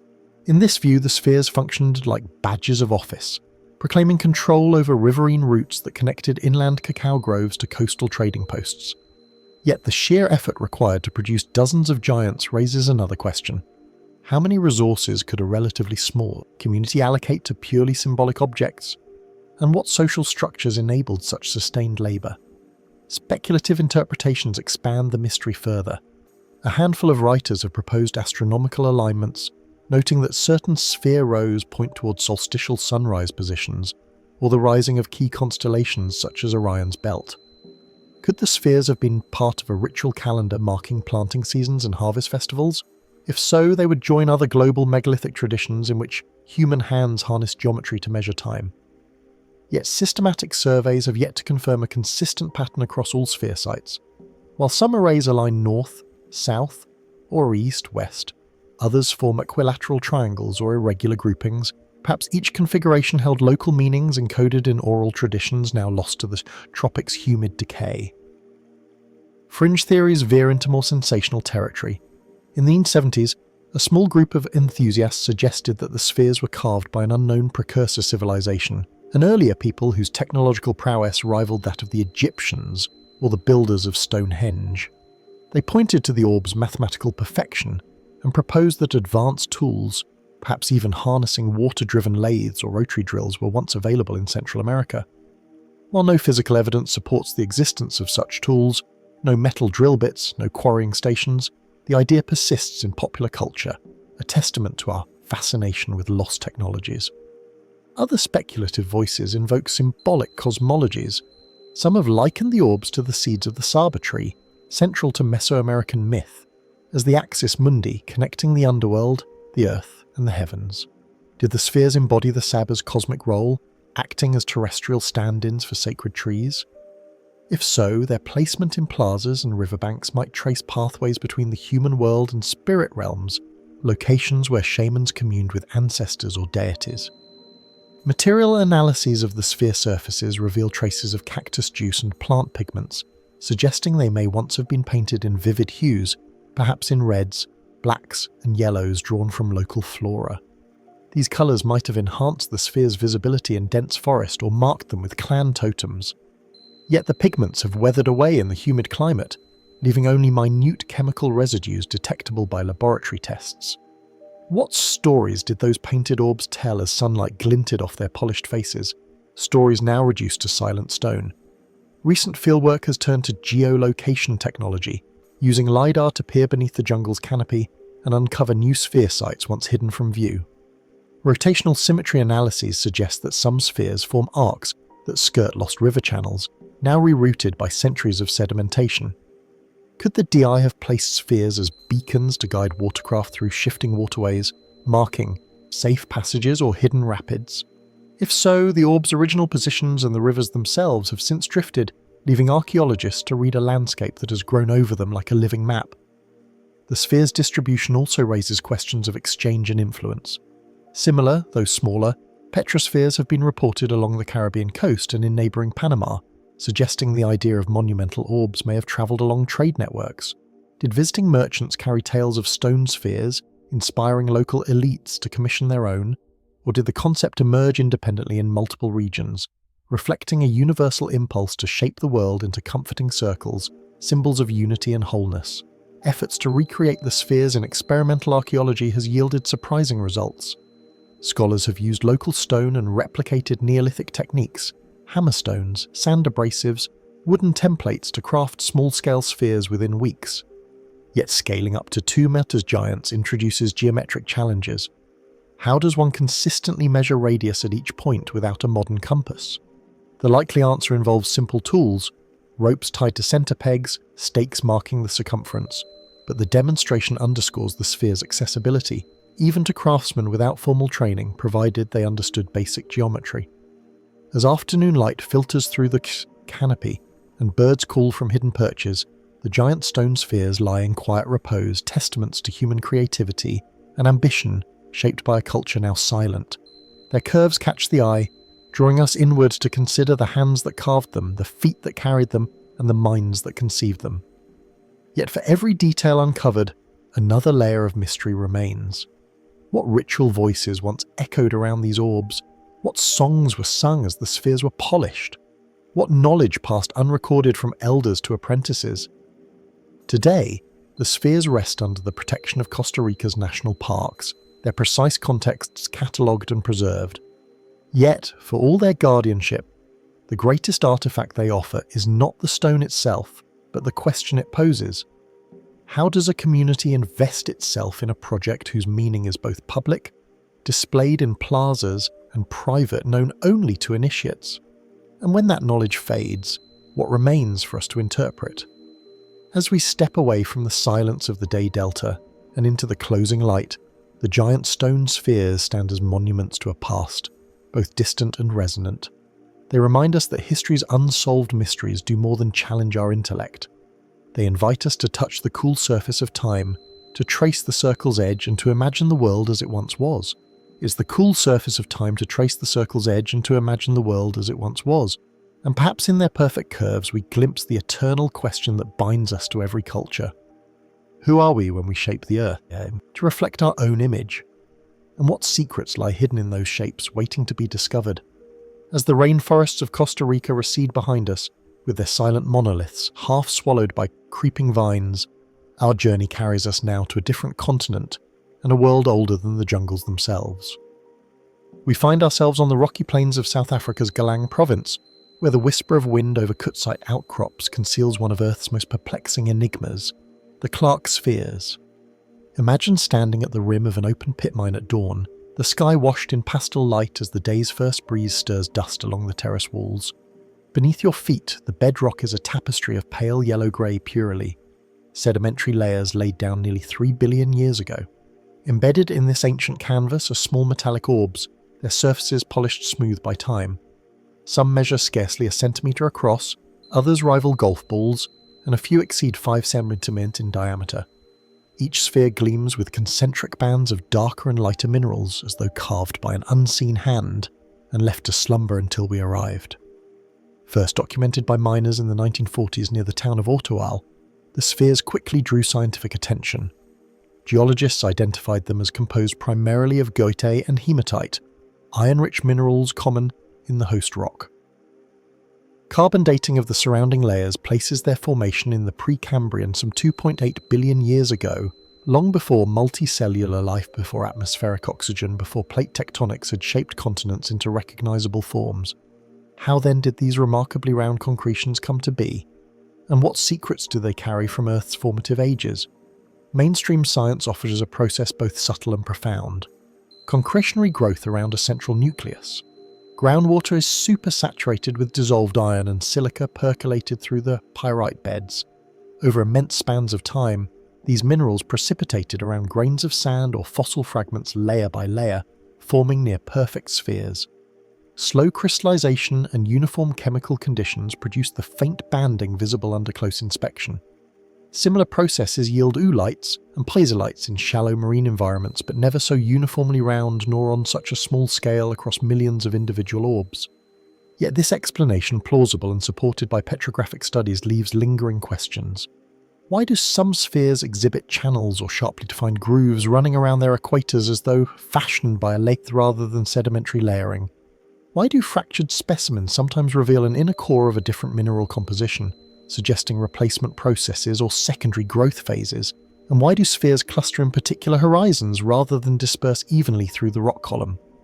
As we trace the terrace walls, collecting a few specimens for closer examination, another mystery emerges: the sphere's resilience. Mined from soft, easily weathered pyrrolite, the orbs withstand crushing and abrasion as though coated by a shell of tougher mineral.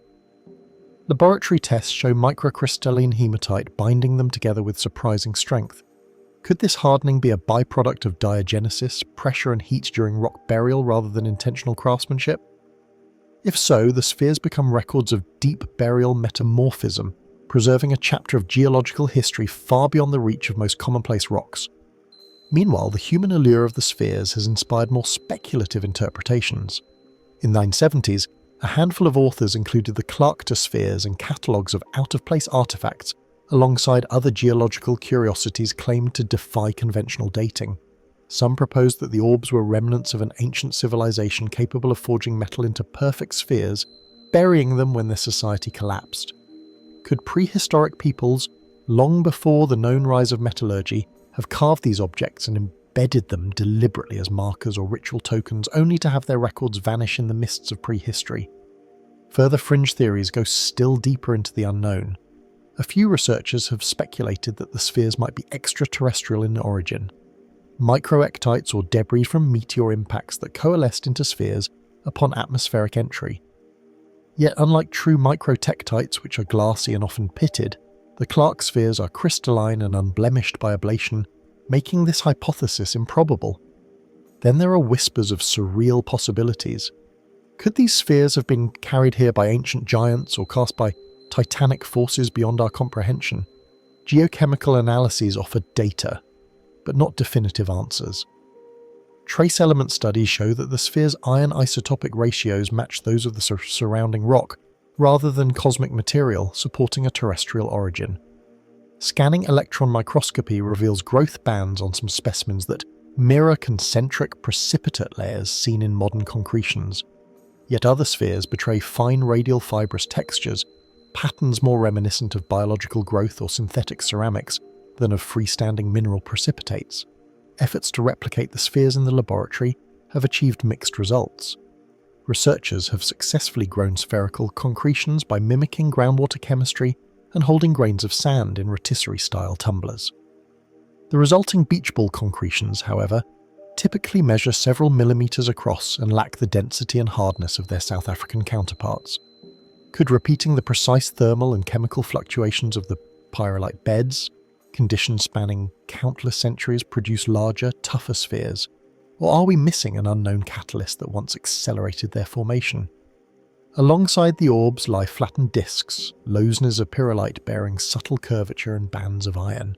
Some have suggested these are cross-sections of spheres cleaved during early excavation. Others see them as distinct artifacts, flattened coins or markers serving a purpose we can no longer infer. The presence of such shapes complicates the narrative, hinting at variation within the suite of concretions and raising questions about the breadth of geological processes at work. Local oral traditions passed down among African farming communities speak of water bores and strange stones rumoured to cure ailments or bring good fortune. These narratives, while modern in origin, overlay the spheres with layers of human meaning. In nearby markets, tourists buy polished specimens as curios or talismans, attributing to them energies unmeasured by any instrument. Yet beneath these stories lies a deeper current, an unspoken recognition that the spheres are more than mere stones. They are messages from an era that predates our species, whispers from a time when Earth's surface was still settling, its life traces scarce. Field geologists note that spheres extracted from deeper pyrrolite seams tend to exhibit greater sphericity and hardness, suggesting a link between burial depth, pressure, and mineral maturation. Yet once brought to the surface, many spheres quickly weather, their fine layers flaking under rain and sun.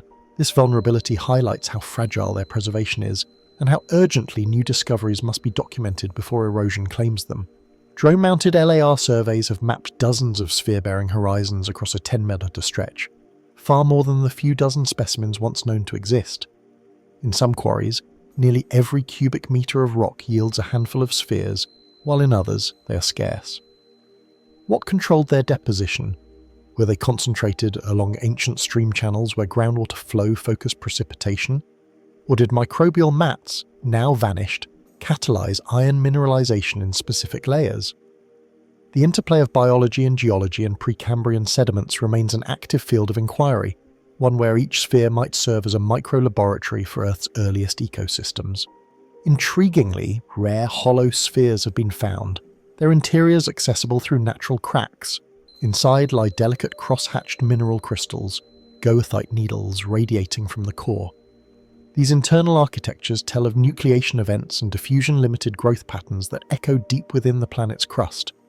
Yet why would some spheres remain hollow while others fill completely? Does this reflect pulsating changes in groundwater chemistry, or perhaps alternating episodes of acidic and alkaline flow?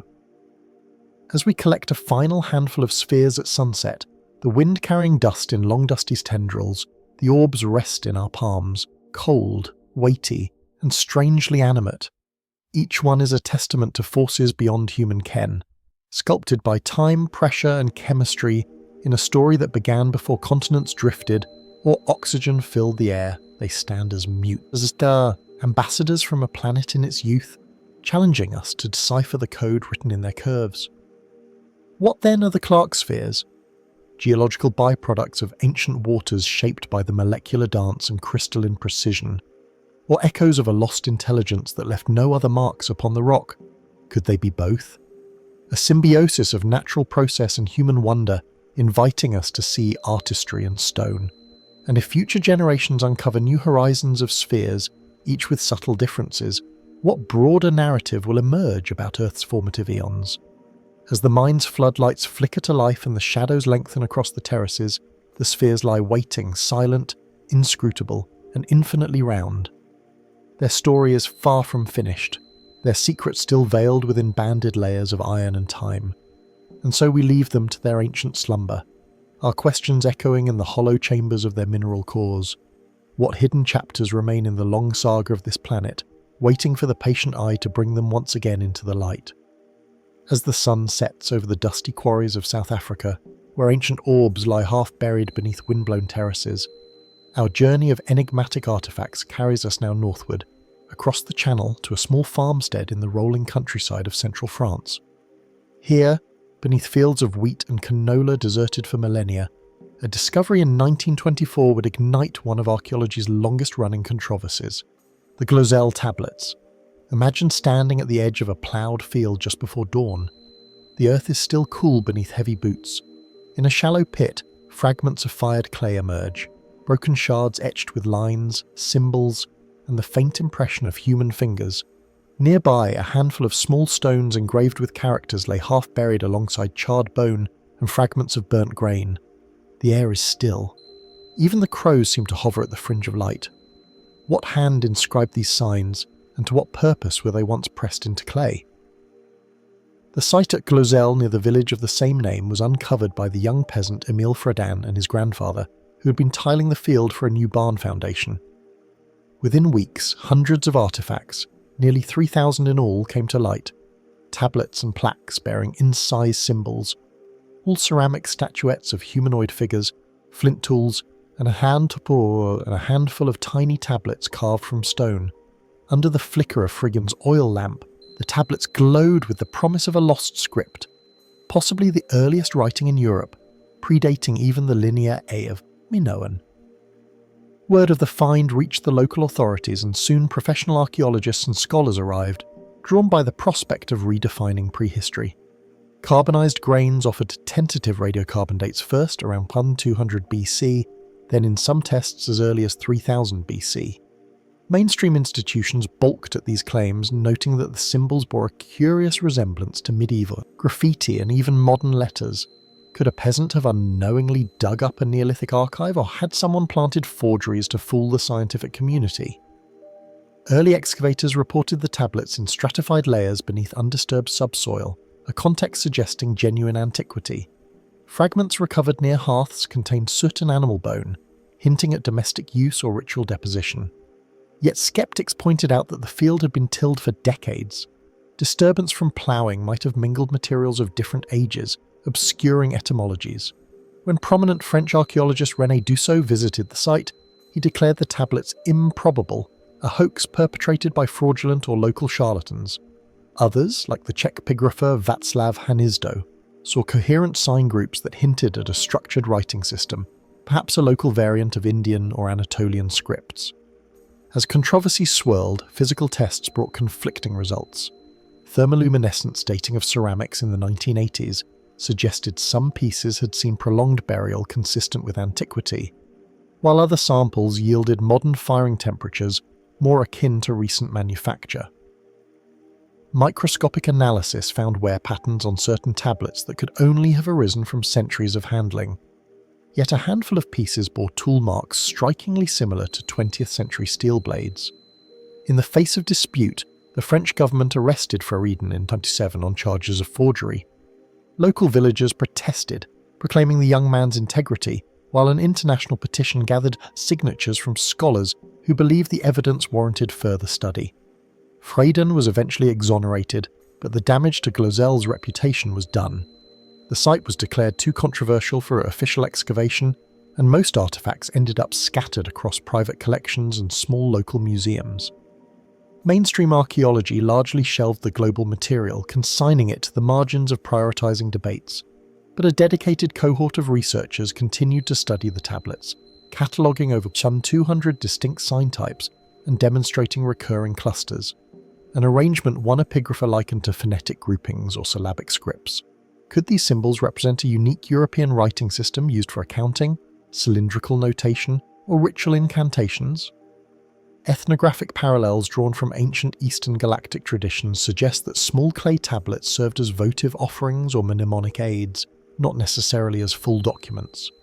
The presence of small statuettes at Gloel, human and animal figures sculpted with surprising skill, reinforces the notion of ritual use. Were the tablets tokens of oath-making, charms against disease, or records of lunar cycles essential to agrarian life? If so, what calendar did they follow? And how did villagers of this remote region tie themselves into broader Bronze Age networks? Beyond scholarly debate, fringe theories have woven the global tablets into broader conspiracies. A handful of writers have speculated that they represent the lost knowledge of a pre-juristic culture, an advanced priesthood wiped out by the later Iron Age migrations. Others invoke the idea of Atlantis survivors, fragments of an antediluvian civilization whose script survived only in this remote corner of Burgundy. Such notions find little support in the stratigraphic record. Yet they persist in popular accounts, underscoring our yearning for mythical origins to explain archaeological oddities. The tablet's iconography adds further intrigue. Some signs resemble the letter shapes of Phoenician alphabets. Others look eerily like schematic representations of human anatomy or stellar constellations. In one clay shard, a central disk is surrounded by radiating lines, an image some interpret as a sun symbol, others as a spinning wheel or a spoked chariot wheel. If astronomical observation lay behind these motifs, could Glosel have served as an observatory, a regional hub for tracking equinoxes and solstices? But no remains of elevated platforms or alignments with landscape features have been documented. Yet the field's ploughing may have erased such evidence. Efforts to reassemble the tablets digitally using pattern recognition software have begun to yield tantalizing patterns.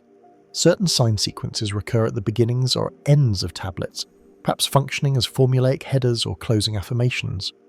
If the tablets encode language rather than simple symbolism, they might represent one of the few traces of Western European Bronze Age tongues, languages otherwise lost to time.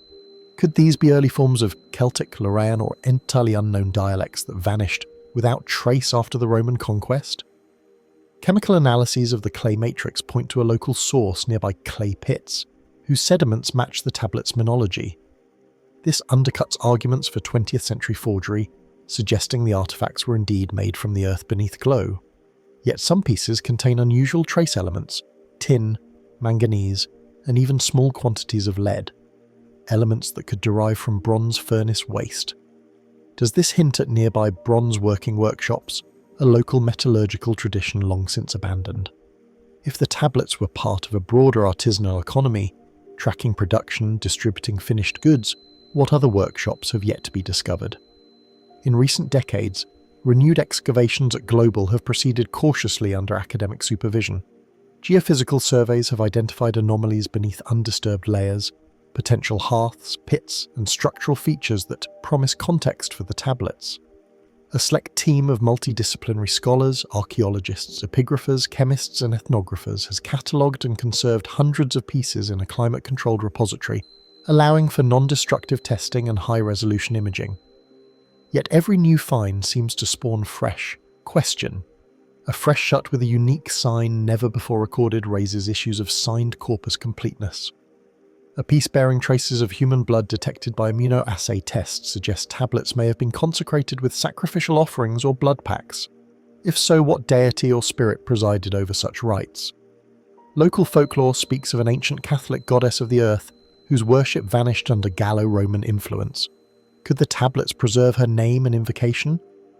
As you step out of the dim laboratory and back into the fields where wheat sways in the wind, the Glozell tablets lie entombed once again in the fertile loam. Their clay surfaces bear the faint kiss of sun and rain, at once fragile and enduring. They remind us that the past is rarely a closed book. Instead, it is a palimpsest layered with human hopes, forgeries, and lost technologies. Each scratch of a symbol challenges our assumptions. What script did the creators of Global intend to leave behind? Was it a local shorthand for commerce, a spiritual language of ritual, or a genuine writing system awaiting full decipherment? And if the tablets truly date to the 3rd millennium BC, what does that reveal about the spread of literacy and symbolic thought across Neolithic Europe? In the hush of the French countryside, as crows wheel overhead and the wind ripples through green shoots, the Glozell tablets wait patiently for the next careful gaze, the next tentative hypothesis.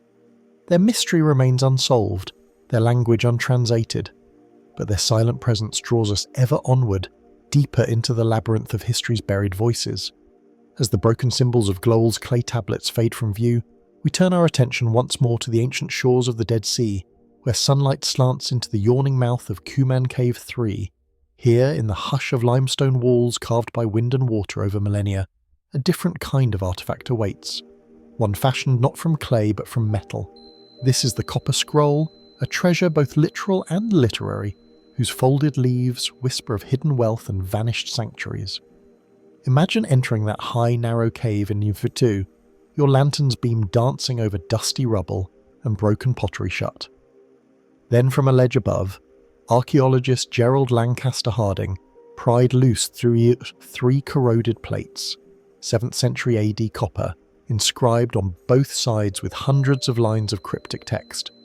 When conservators later separated and flattened the once rolled sheets, a map of sorts emerged, a list of 64 hiding places across Judean hills and valleys. Each entry marks caches of gold, silver, incense, temple vessels, and perhaps the treasures looted from Jerusalem in AD 70. Unlike the fragile parchment scrolls that crumble at a breath, the Copper Scroll endures, its metal letters etched deep against the patina of centuries. The script is unmistakably Hebrew, though the style aligns with the Hasmonean or early Herodian period somewhere between 125 BC and AD 70, yet its content seems to postulate the Roman destruction of Jerusalem, hinting that rebels or temple guardians buried sacred wealth to protect it from invading legions. If so, the scroll may represent a last act of defiance, a ledger of Israel's, or more precisely Palestine's, most precious offerings, destined to await retrieval in a time of restoration. Mainstream scholars see the Copper Scroll as a document of remarkable specificity. In the ruin that is in the Valley of Achor, under a carob tree to the west with its entrance to the east 40 talents of silver. Such precise directions trees, cisterns, tombs suggest an intimate knowledge of the landscape. If taken at face value, the scroll points to hidden chambers beneath the ruins of old fortresses, cisterns in abandoned sites, and fragments of man-made caves long since sealed by rubble and time. Yet modern expeditions armed with metal detectors, ground-penetrating radar, and detailed topographic maps have recovered nothing matching the scroll's promises. Did the treasure disappear centuries ago, looted by opportunists, or was the treasure never there at all? The scroll itself is a work of symbolic longing rather than a literal guide. The scroll's unusual medium, copper, not papyrus or parchment, adds to its aura of secrecy. Inscribing on metal in the desert heat would have required forges, fuel, and considerable effort. Why choose such a durable but cumbersome material? Perhaps because the Hebrews intended this list to survive even the worst conflagrations. Parchment might burn in the temple fire, but copper endures.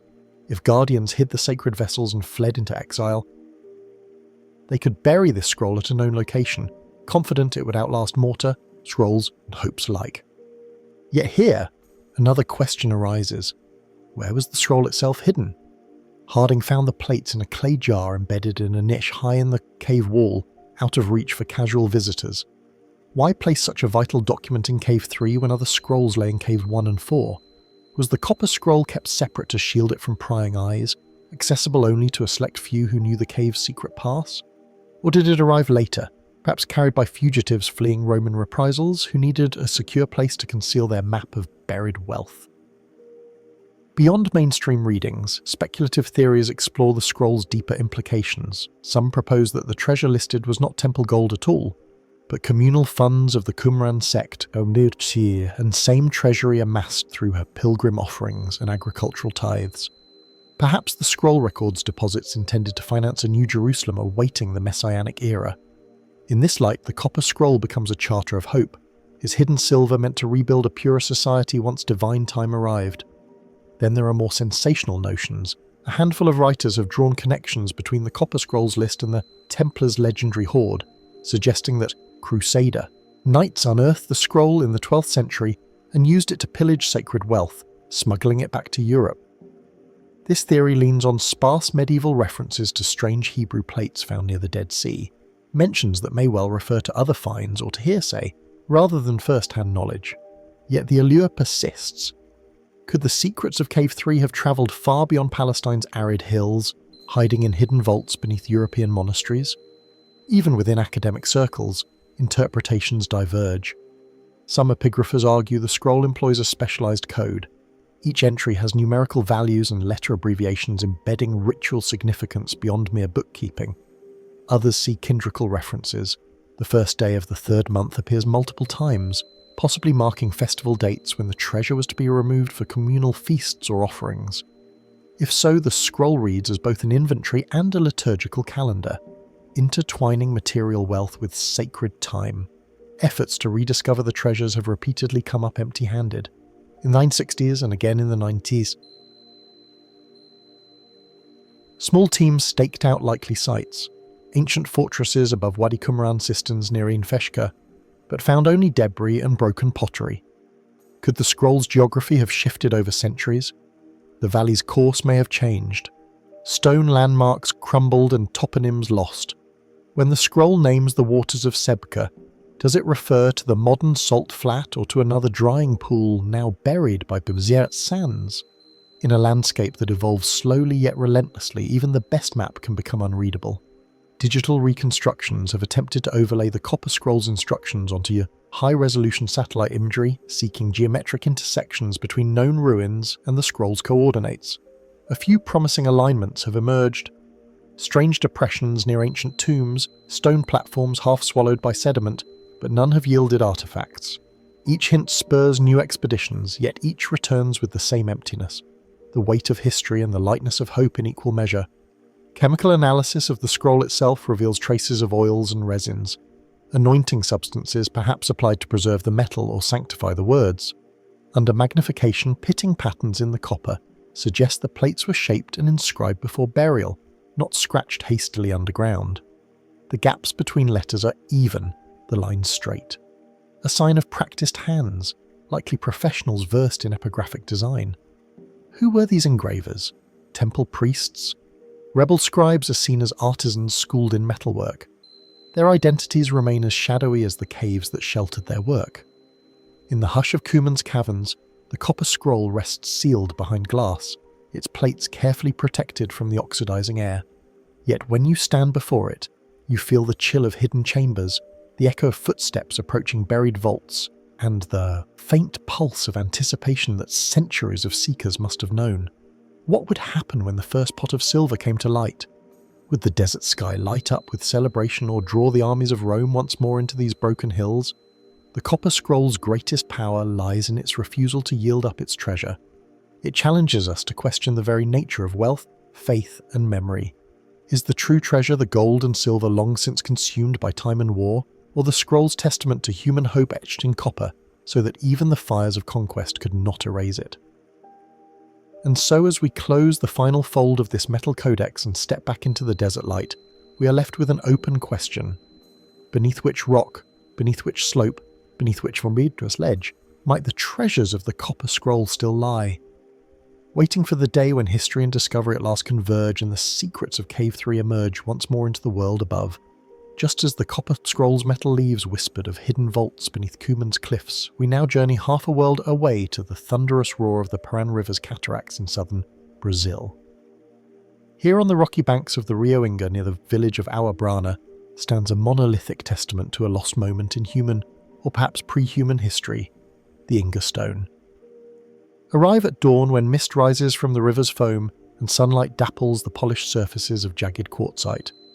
Embedded in a shallow recess of the cliff face is a flat slab nearly 3 mudamud wide and 2 mudamud high. Its dark grey surface is etched with hundreds of grooves, spirals, lines, and concentric circles.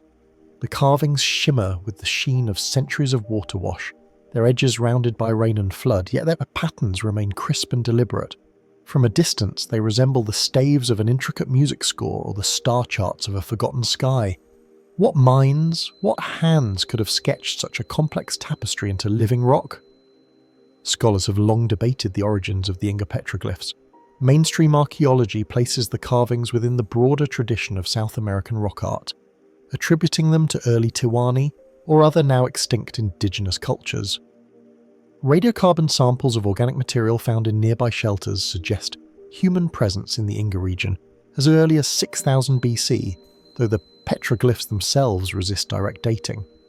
Stylistic comparisons link them to other Parana Basin sites, though nowhere else does the density or apparent complexity approach that of the Inga stone. Could the slab represent a regional masterpiece? The pinnacle of a local tradition of geoglyphic communication? Many researchers view the carvings as maps or cylindrical devices. The long parallel grooves might chart the river's shifting course or mark the sun's solstice risings along the horizon. Spiral motifs, some concentric, others overlapping, could encode lunar cycles or flooding rhythms essential to seasonal planting, yet the combinations of symbols defy simple translation. In some sections, small cut marks cluster like starfields.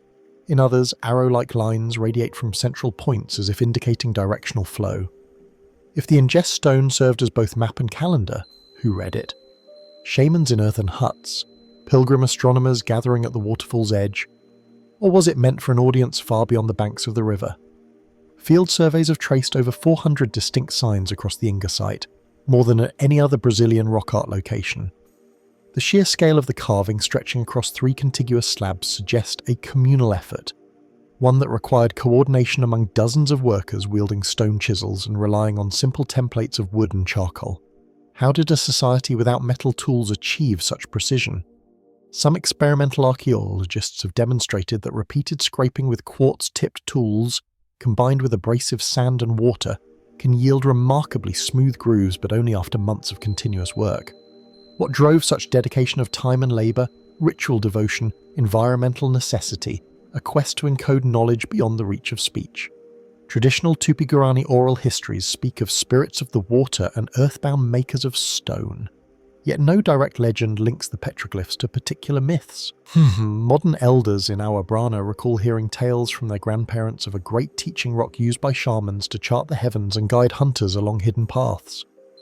These memories, recorded only in the mid-10th century, suggest that the carvings retained cultural resonance long after their original creators vanished. Could fragments of those ancient stories survive in the elders' metaphors? Clues to a ritual function that combined astronomy, hydrology, and social order. Beyond the regional context, the Inga stone has drawn attention for its apparent mathematical regularities. Early in the 20th century, Portuguese engineer Antonio Beltra dissected a section of spirals and calculated ratios approximating pi and the golden ratio, an observation echoed by later researchers. Were these engravings an unwitting approximation by practical surveyors? Or did they reflect a more formalised knowledge of geometry? If so, where did these ideas originate? Comparisons to megalithic sites in Europe and Bronze Age petroglyphs in India have stirred talk of trans-oceanic contact in antiquity, an idea that mainstream scholarship rejects for lack of evidence. Yet the mere suggestion speaks to our fascination with cross-cultural echoes of mathematical insight. Fringe interpretations push the mystery even deeper. Some enthusiasts propose that the Inga carvings encode star maps of constellations no longer visible from Earth. Sites preserved in rock long after precession shifted the night sky. Others see the slab as a repository of alien instructions intended for a race that once visited Earth's surface. Though these hypotheses find no support in rigorous fieldwork, they underscore the slab's power to evoke wonder beyond conventional frameworks. More grounded, yet still speculative theories consider the possibility of seismic or hydrological origins for some markings. Could long straight grooves record the traces of rock slides or ancient flood lines carved by powerful torrents or shifting tectonic plates in a landscape where rivers can rise tens of meters in a single rainy season? The boundary between natural etching and human carving can blur. Yet, the precise intersections of lines cutting across natural fractures suggest deliberate intervention rather than random erosion. How then did the sculptors choose which fissures to follow and which to ignore? Geophysical surveys have revealed additional panels of the Inga stone submerged beneath seasonal floodwaters. Sections of rock only visible in the dry season. These lower carvings bear simpler patterns, circles and dots more akin to cut marks found in Europe and Africa. Does the variation in complexity reflect different phases of occupation with earlier inhabitants, marking simpler signs and later generations expanding upon them? If so, the Inga site may record a multi-millennial dialogue between people and environment, each generation layering new knowledge on top of the old. Despite decades of study, the Ingain remains remarkably intact.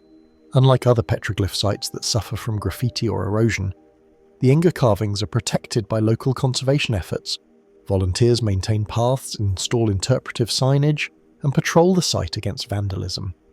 Yet such efforts cannot guard against the slow wear of weathering, nor the creeping advance of tourism's foot traffic. Each visit, though measured and respectful, threatens to blur the very edges we strive to preserve. In the cool hush of the evening, as the river's roar fades into whispered ripples, the ingest stands unmoved, its grooves tracing a web of questions. Who first chose this cliff face? And why here, where water thundered and mists rose like ghosts? What knowledge did they carve into rock? Astronomical, geographical, spiritual, or something altogether beyond our categorization? And if we walk these grooves in the years to come, pressing fingertips to ancient lines, will we feel the echo of lost voices guiding us deeper into mysteries still unsolved? The ingest invites us to slow down, to let the river's rhythms and the stone's silent script seep into our senses. It asks us to remember that human history is more than dynasties and conquests. It is also the act of marking place and time, of weaving knowledge into the very bones of the landscape. And as we step away from its carved face, we carry with us not answers, but a question that endures. What secrets remain hidden in those spirals and lines, waiting for the right eye to uncover them at last? As the misty carvings of the ingest give way to the roar of Brazil's cataracts behind us, our journey continues across 16th century seas to a small Ottoman arsenal on the Asian shore of the Mediterranean. There, in the cool lamplight of the Topkapi Palace, a fragment of parchment lies unfurled, a map whose aged edges betray a world both known and unimagined. The 1513 chart of Piri Reis, envisioned stepping into the scriptorium where this chart was once laid out, the scent of ink and vinegar lingering in the air. A single oil lamp illuminates a half-metre square of drawn coastline, the curves of North Africa's bulging west coast, the bulwarks of the Iberian Peninsula, and the wooded banks of Brazil's eastern shore. Strange, too, are the islands that curve below the equator, pearls of land no navigator trusted to the Mediterranean would have charted with confidence. tiny ships ply the Atlantic swells, their sails billowing toward a horizon yet to be named.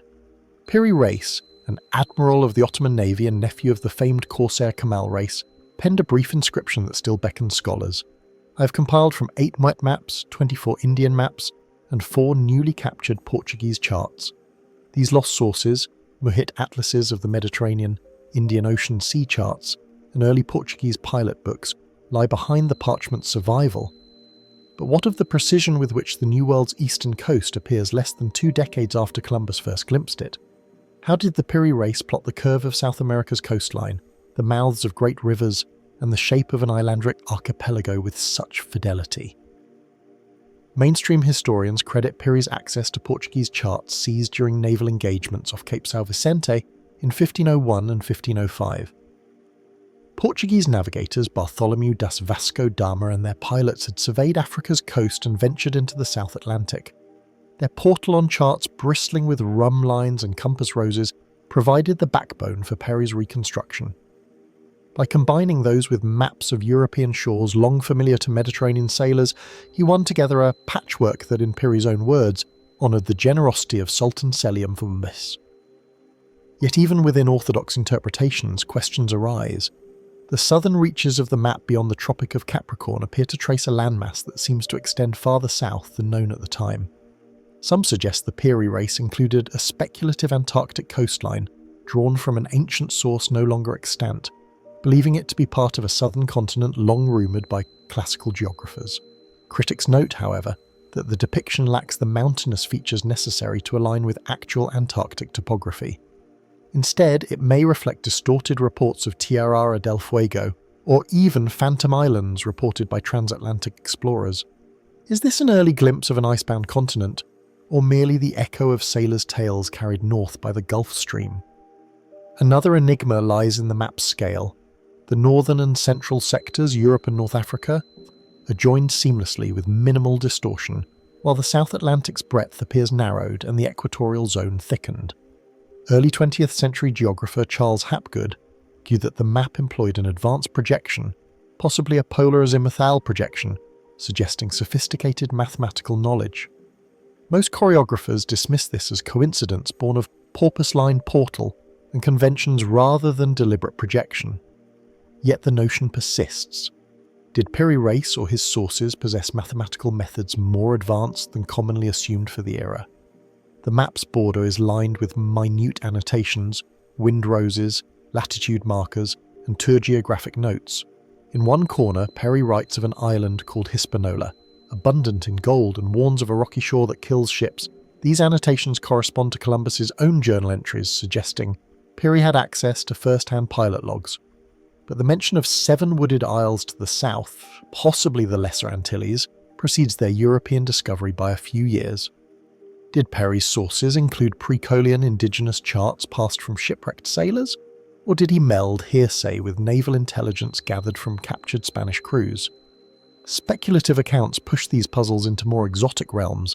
A handful of writers have claimed that the Antarctic coastline on the map reflects a pre-glacial shoreline predating the last major ice age, and that Piri Reis possessed fragments of a map dating to a vanished civilization that surveyed Antarctica when it was temperate. Mainstream scholars point out that the distortion could simply reflect Tierra del Fuego mislock far to the south. Still, the allure of a lost cartographic tradition that charted ice-free polar lands captivates the imagination, hinting at knowledge we have yet to recover.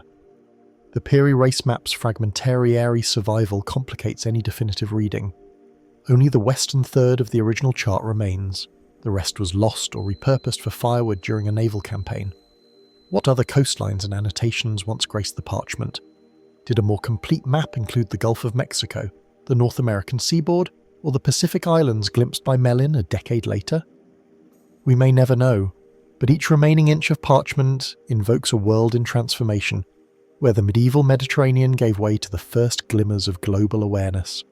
Efforts to reconstruct the missing sections have ranged from digital extrapolations based on portal and grids to comparative studies with later 16th century Ottoman charts.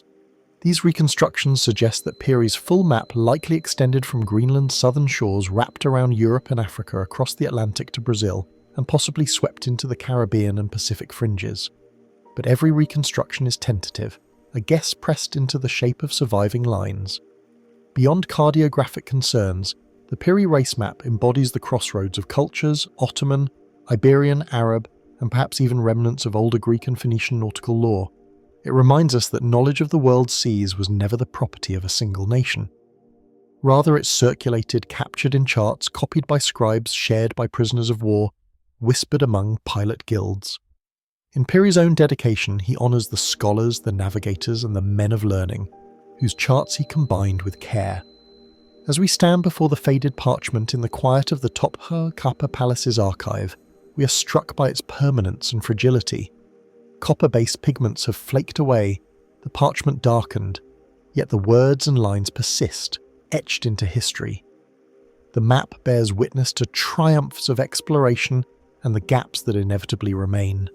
Coastlines uncharted, peoples unrecorded, technologies yet to be invented. And so, as this chapter of our 3-hour chronicle draws to a close, we reflect on the Piri race map's enduring riddle. How could a single sheet of parchment capture the outlines of lands barely known, weave together sources lost to time, and hint at continents beyond the horizon? Does it beckon us to search for the missing fragments submerged in archives or lost to the flames? Or does it remind us that every map, no matter how precise, is also a testament to uncertainty, marking what we know and what remains hidden in the dark waters beyond our gaze? The answer lies waiting, folded in the charger's hand, awaiting the next curious eye to unfold its secrets. As the Piri race map's portal and lines fade into the dim glow of the Topkapı Palace archives, we travel once more into the dawn of civilization, this time to the flooded plains of southern Mesopotamia, where the first stirrings of settled life gave rise to rituals and beliefs we are still striving to understand. It is here at the prehistoric site of Al-Uba that archaeologists in the 1920s uncovered a most curious set of artifacts. Small clay figurines crafted some 1,000 years ago that bear uncanny likenesses to creatures part human, part reptile. These are the Alabai lizardmen. Imagine stepping into the low sun of an Iraqi plain, the Tigris burbling past reed-lined banks and early channels once used for irrigation. Among the remains of simple mud brick houses, structures clustered around an open plaza, you peer into a shallow pit where the first figurine was found. Oriented carefully beside fragments of painted pottery and the twisted roots of date palms, the figurine stands just a few centimetres high. Its torso is robust, its limbs stubby, and its head elongated with large almond-shaped eyes. A row of small ridges runs down its spine, suggesting scales or a dorsal crest. Its arms are curved, ending in short fingers that flare like flippers. The whole form is stylized, yet the impression is unmistakable. This is no ordinary human figurine, but something seen, sketched, and then pressed into clay.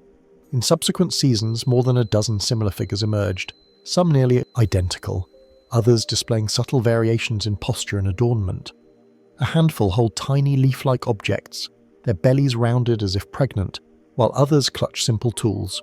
Were these talismans honouring a mythic amphibious ancestor or effigies used in rites meant to invoke the fertility of the marshlands? Mainstream archaeologists note that the Ubide culture worshipped water deities, and many temple shrines included snake and fish motifs painted in swirling patterns on pottery. Perhaps these lizardmen represent a composite water god, an intermediary between land and river, embodying the life-giving power of irrigation in this parched cradle of agriculture. Yet the figurines stand apart from the more familiar animal forms of Ubi art. Their humanoid shapes demand a different explanation. Could they be portraits of masked priests donning reptilian costumes during water rites? Ethnographers point to ritual disguises documented among later Mesopotamian societies, crocodile masks and snakeskin cloaks worn during festival processions.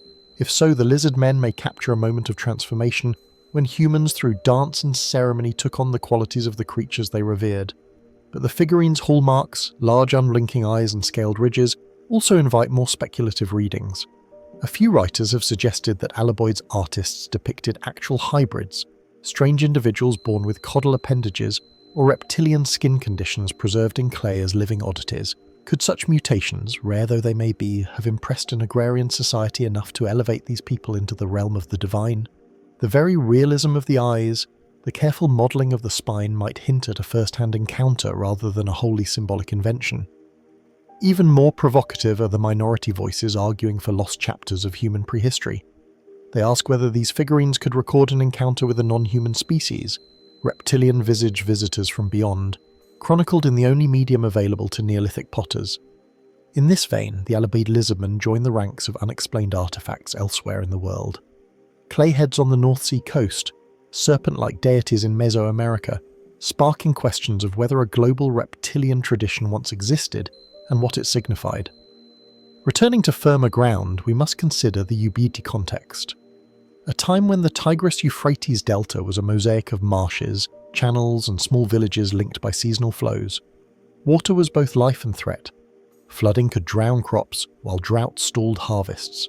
In other Ubidi settlements, we find irrigation canals and flood control dikes, signalling the importance of managing nature's caprice. The lizardmen then might represent an aspect of the collective psyche born of this delicate balance. Half-human deities to be appeased for fertile fields, half-reptiles to evoke the snakes and fish emerging from the river's depths. Excavations around. The original pit revealed offerings alongside the figurines, charred date, shells from Persia's Gulf Coast, and the copper beads hinting at trade far beyond Alabede itself. These goods imply that the figurines were part of a broader ritual economy in which pilgrims or merchants left votive gifts to secure water rights or good fishing seasons. If the lizardmen symbolize the boundary between water and soil, their images may have been central to pacts struck between communities sharing irrigation channels, agreements carved in clay as tangible as any legal contract. Yet, experimental replication of the figurines has not been straightforward. The original artists used fine, well-legated clay tempered with ground shells to resist cracking. Their tools, likely sharpened reeds or bone implements, left precise incisions for scales and eyes. Modern potters working with replica materials can achieve similar forms, but only with careful calibration of paste, moisture, and firing temperatures. The dedication required suggests that these were valued objects, possibly produced in temple workshops rather than by household artisans. Did each figurine receive offerings in a shrine? Were they buried after use or reused until they crumbled?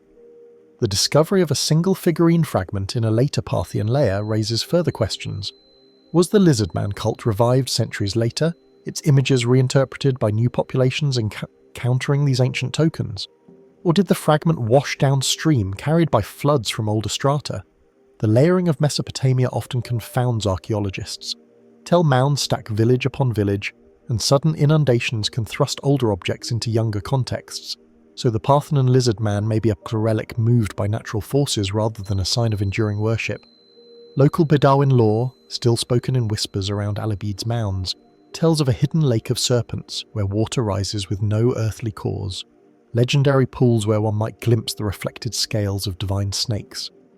Could these tales be distant echoes of the lizard men's original meaning, carried through millennia of shifting languages and borders? Or are they later fables grafted onto an enigmatic site whose true past lay buried beneath the decades of salt and sand? In recent years, advances in residue analysis have enabled conservators to detect faint traces of pigments on some figurines. Reds and greens once used to accentuate eyes and scales. Such coloration would have made the lizard men glow in torchlight, their painted forms more lifelike than their weathered surfaces now suggest. What ceremonies brought these coloured figures to life? Processions at dawn when painted bodies of dancers could stand in for the clay idols, or midnight offerings by flickering lamps, the pigments flickering like reptilian skin beneath a shaman's breath. Still, the scholarly consensus remains that the lizardmen reflect a symbolic tradition of water cults in pre-Sumerian Mesopotamia. Their precise origin, function, and meaning, however, resist summary. Each figurine is a microcosm of its world, addled by floods and fires, bound into cycles of agrarian fortune, and yet reaching beyond human form into an imagined realm where humans and reptiles converged. As the wind sizes through the reeds along the Tigris, and the sun dips below the horizon of mud brick mounds, the Alubide lizardmen watch in silent testimony. Their hollow eyes seem to follow the shifting waters, guardians of a secret that even the earliest cities could not fully grasp. And so we leave their tiny forms behind, half buried once again, amid the silt and clay, with a question as ancient as civilization itself. What other mysteries lie concealed in the mud of Mesopotamia? waiting for patient hands and open minds to coax them back into the light. As the lizard-haunted banks of the Tigris recede from our minds, we now journey north across the Alps' time-worn spine to the rolling hills and forested meadows of Bavaria, where hidden beneath the soil in villages and pastures lies an underground enigma, the Erdol tunnels. Picture a crisp morning mist drifting over a dew-silvered field. You approach what appears to be an innocuous hollow in the earth, a low, narrow opening just large enough for a crouching adult to slip inside. A faint chill seeps upward, carrying the scent of damp loam and centuries of undisturbed air. Here begins the stall, a subterranean passage so constricted that most explorers must crawl on hands and knees, often beckoned onward by the promise of faint glimmers of daylight at a distant bend. These stone-cut corridors found in scattered sites across southern Germany, Austria, and parts of the Czech Republic stretch from a few meters to over 100 meters in length. They sit a meter or two below ground level, carved through soft marl or limestone without masonry reinforcement.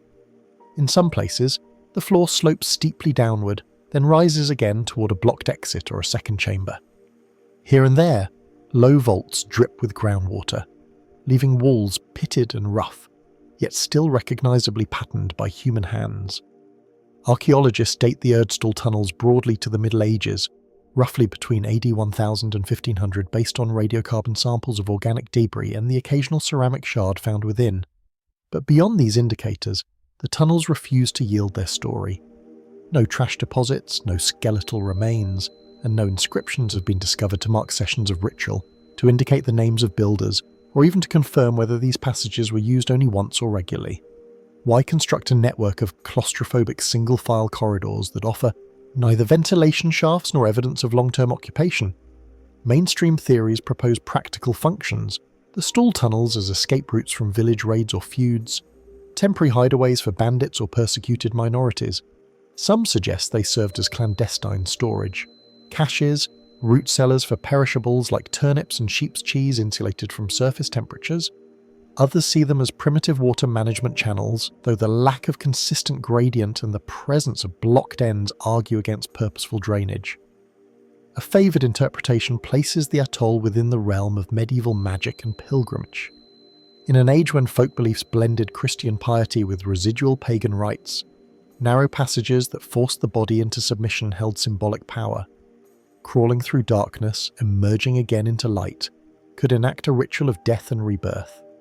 A personal pilgrimage miniature echoing the journey through Christ's tomb at Easter. Could the tunnels have served as sanctuaries for penitents seeking absolution, their bodies tracing the hardships of their souls? Local folklore underscores this atmosphere of mystery.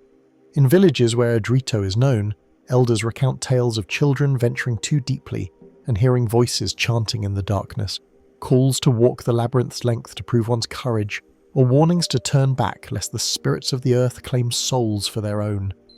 Hunters in the nearby woods speak of strange echoes, footsteps just out of sight, or a soft breeze when no wind should blow. Are these echoes of the wind whistling through blind niches? Or something more uncanny? A lingering presence of those who once crawled these passages? Speculative voices take us further down the rabbit hole. A handful of researchers have proposed that the Erdol tunnels represent remnants of prehistoric surveying networks. Proto-Roman roads hidden beneath shifting soil or mapping tools allowing underground transit in times of extreme heat. The absence of other surface roads in some areas lends a sliver of plausibility. Perhaps tunnel builders sought to link hilltop shrines or crypts without exposing themselves to prying eyes. Even more fringe theories invoke the otherworldly. Some have questioned whether the tunnels were tunneling inverted UFO landing strips, corridors designed to channel electromagnetic energy, or serve as conduits for interdimensional travel. Though no physical evidence supports such claims, the tight symmetry of certain stall layouts, the alignment of entrances with seasonal sunrise points, and the recurring motif of spiral-like side niches prompt us to wonder whether geometry itself held secret meanings now lost to time. Back in the measured domain of archaeology, efforts to map the tunnels using ground-penetrating radar and LiDAR have revealed clusters where multiple stall complexes lie within a few hundred meters of one another, like hidden cells in a subterranean monastery. In some local Strait Gazette lines punctuate the landscape, tunnels leading not to exits but to dead ends carved with small recesses. What was stored in these niches? Wooden idols now rotted away, lamps to guide pilgrims, or nothing at all? A simple marker in the earth for reasons we cannot reconstruct. The very constriction of the tunnels remains among their greatest puzzles. A length of only 2 or 3 meters can include 3 right-angle turns, each forcing the crawler to shift shoulder to shoulder, compressing the body in ways that accelerate breathlessness and heighten anxiety. Such design seems intended to disorient, to enforce a meditative pace, or to guard against intruders wielding weapons. If the tunnels were escape routes, their narrowness would slow escapers as much as pursuers. If they were storage cellars, their complexity would hamper retrieval of goods. Yet perhaps the builders valued solitude and secrecy above all, a desire to engage with the earth in existential dialogue beneath everyday life. In the 21st century, adventurers and researchers don knee pads and headlamps to descend into stalls with measured trepidation. They record GPS coordinates of each entrance, measure airflow to identify possible hidden exits, and deploy small robots to explore blind passages too narrow for humans. In one Bavarian tunnel, a robot's camera filmed a tiny offshoot no larger than a rabbit's burrow, its endpoint lost in a collapse of soil and roots. Could additional chambers lie behind these blockages, waiting for centuries to be opened by more patient excavation? Chemical analyses of air in some tunnels reveal elevated levels of radon gas, a natural radioactive element seeping from the bedrock. Was this feature known to medieval builders who prized the tunnel's sterile microclimate for preserving religious texts or healing herbs? Or is the radon simply a curious byproduct of geology, one we only now detect with modern instruments? Despite decades of study, Erdal remains astonishingly underdocumented. Many entrances lie on private land, their owners unaware of the full extent of the subterranean network beneath their fields and meadows. Landowners often seal entrances for safety, and archaeologists face bureaucratic hurdles to secure excavation permits. As a result, new discoveries emerge sporadically, each tunnel mapped, adding only a handful of meters to the overall recorded length, yet expanding the labyrinth of questions that echo beneath the soil. What then was Urge's true purpose? Were these creeping passages merely pragmatic storage or escape routes, or did they serve as portals to other realms? Rites of passage enacted beneath the sleeping villages, where the living interviewed the dead, or where seekers conversed with primordial powers? Do the tunnels connect to surface shrines or now forgotten fortress? Or did they allow messengers to pass unseen between distant hilltop castles, their couriers sliding through the dark in sealed anonymity? As we emerge from our own journey through the stall's low, twisting corridors, shoulders scraped, hearts quickened. Daylight feels sharper, brighter against the sky. The fields above hold the imprints of blade and plough, but beneath them lies a world unmapped, its secrets held in clay, stone, and echoing air. And so, as the sun dips and the countryside settles into dusk, we are left with an ever-present question. What further corridors remain uncharted? What hidden chambers guard relics of medieval faith or prehistoric ritual? And who will be bold enough to crawl the next bend, chasing the shadows of history that still linger in the Erdal's silent depths? Just as the Earth's hidden corridors of the Erdstall tunnels yielded only questions, our journey now carries us centuries farther back in time and miles eastward to the gentle Danube bend that nourishes the fertile lower soils of what is today Serbia. Here in the farmhouse basement and ploughed fields of Vinca, archaeologists in the late 19th century began unearthing clay shards inscribed with mysterious signs, symbols that whisper of a Neolithic world poised on the brink of writing. Imagine descending into a shadowed cellar beneath a simple farmhouse. Your lantern skims across rough honeyed beams and jars of pickled vegetables stacked in corners. Laid out on a low bench are fragments of pottery, jugs, bowls, and figurines once fired in open-air kilns. Yet what catches your eye are the tiny incisions etched into their surfaces. Short strokes and angular wedges, crosses and combike patterns, spirals and horizontal lines. In the lamplight, these marks look deliberate, almost deliberate, but their meaning slips through our grasp like smoke. The Vinca culture flourished along the Middle Danube between roughly 5500 and 4500 BC, an era when Europe's first farmers tilled the rich soils and won the earliest textiles. Villages like Vinverto grew into sprawling settlements with houses of wood and daub aligned along straight streets. Beneath their floors, people buried the dead with clay figurines and chipped stone tools. It was in this context of burgeoning social complexity that scholars first recognized the distinct Danube script, a corpus of more than 200 individual signs carved or painted onto pottery and small tablets of baked clay. Mainstream archaeologists generally agree that the Vinca symbols represent a proctoring system, an early attempt to record information in sign form, well before the Sumerians' cuneiform of 3200 BC. The signs cluster in groups of 2 to 6 per vessel, often repeated in similar order on multiple pots from the same site. Some appear on small plaque-like tablets suggesting that they had value beyond mere decoration. Could these have been property marks identifying the owner or the potter? Or perhaps tokens denoting the contents, a grain offering, a ritual drink, a shipment of salted fish? The consistent placement of certain signs at the neck or shoulder of jars implies a standardized labeling system, a remarkable advance in communication. Yet the leap from proto-writing to fully fledged script requires an agreed mapping between sign and speech, an achievement some scholars hesitate to attribute to the Vinca people. Critics argue that the symbols lack the syntactic structure of true writing and may instead constitute memory aids or symbolic motifs linked to religious or clan identities. If so, they still reflect a cognitive breakthrough, the ability to externalize abstract concepts onto durable surfaces, transcending the ephemeral world of spoken word and gesture. The very absence of longer inscriptions, however, deepens the mystery. No Vinca tablet stretches beyond a few signs. No narrative emerges across a sequence of pots. As other cultures developed pictographic and syllabic writing, the Danube script fell silent, abandoned perhaps in the face of new social pressures, environmental changes, or migrations.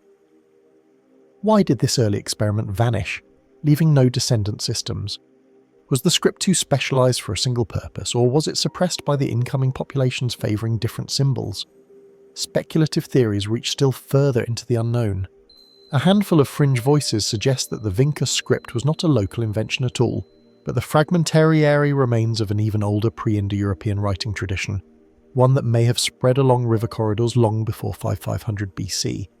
They note parallels with symbols found in Anatolia, the Cyclades, and even Crete, proposing a network of exchange-linking Neolithic communities across the Mediterranean and the Balkans. Yet no coherent body of shared signs materializes in the archaeological record. Each region's symbols retain distinct forms and contexts. Other interpretations attach cosmological significance to certain motifs. A cross-like sign recurring across Vinca sites has been read as a solar wheel. Spirals evoke water or the underworld. Comb-like signs might represent sheaves of grain or the ploughed lines of fields. If the script were tied to agricultural cycles, might it encode seasonal festivals or taboos? Notes on when to sow and when to reap carved into the very vessels that held the community's sustenance. In a world still tethered to dawn and dusk, flood and drought, such a symbolic vocabulary would be a lifeline connecting human survival to the rhythms of nature. In recent years, high-resolution imaging of some Vinca tablets has revealed faint traces of pigment in carved recesses, tiny flecks of red and black that suggest the signs were once painted, not merely incised. This addition of colour might have enhanced legibility in low torchlight or signalled different categories. Ritual versus practical, male versus female, Clan A versus Clan B.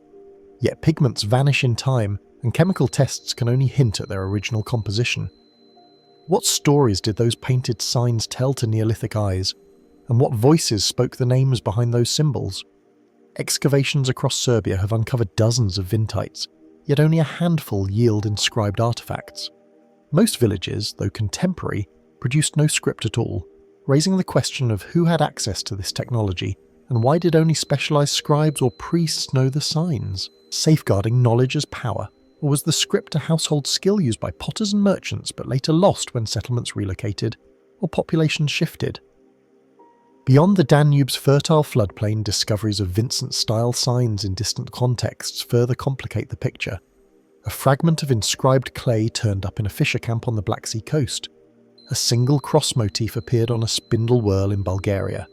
Such finds suggest that the signs travelled with craftsmen or traders, but their sporadic distribution underscores how fragile early writing traditions can be, surviving only where conditions favoured preservation. Lithic analysis of Vinca pottery indicates that clay was sourced locally from riverbanks, tempered with crushed shells.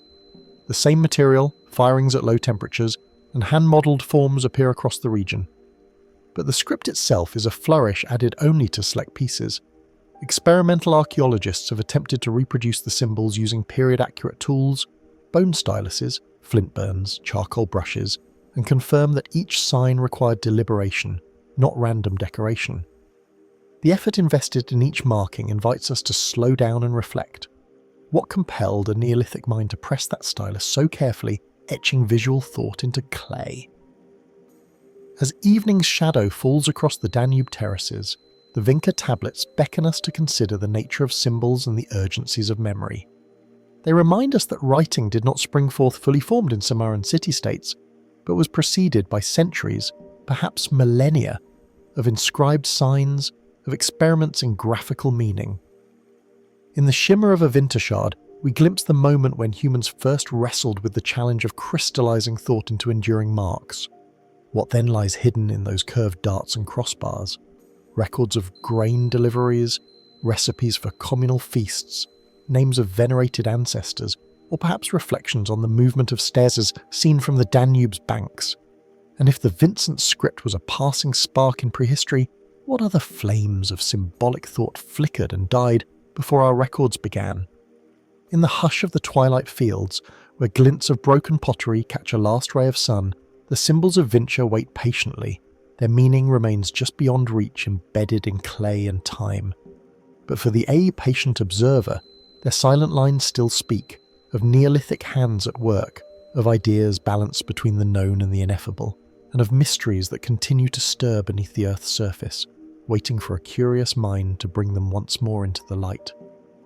As the Neolithic echoes of Vince's symbols fade beneath our thoughts, we turn our gaze to a landscape sculpted by ice and wind far across the globe to the remote limestone uplands of New Zealand's South Island. Here, atop the jagged ridges of Mount Owen in Kahurangi National Park, a chilling discovery in a subterranean cavern brought us face to face with the very ghosts of a vanished world, Mount Owen Moa. Imagine setting foot at dawn on a narrow ledge overlooking a vast crested plateau. The air is crisp with alpine chill. Ferns and moss cling to fractured rock faces and the distant toll of a solitary kea. New Zealand's mountain parrot echoes across the valleys. Tucked into this wild terrain lies a network of caves, their entrances hidden beneath overhangs and rockfalls.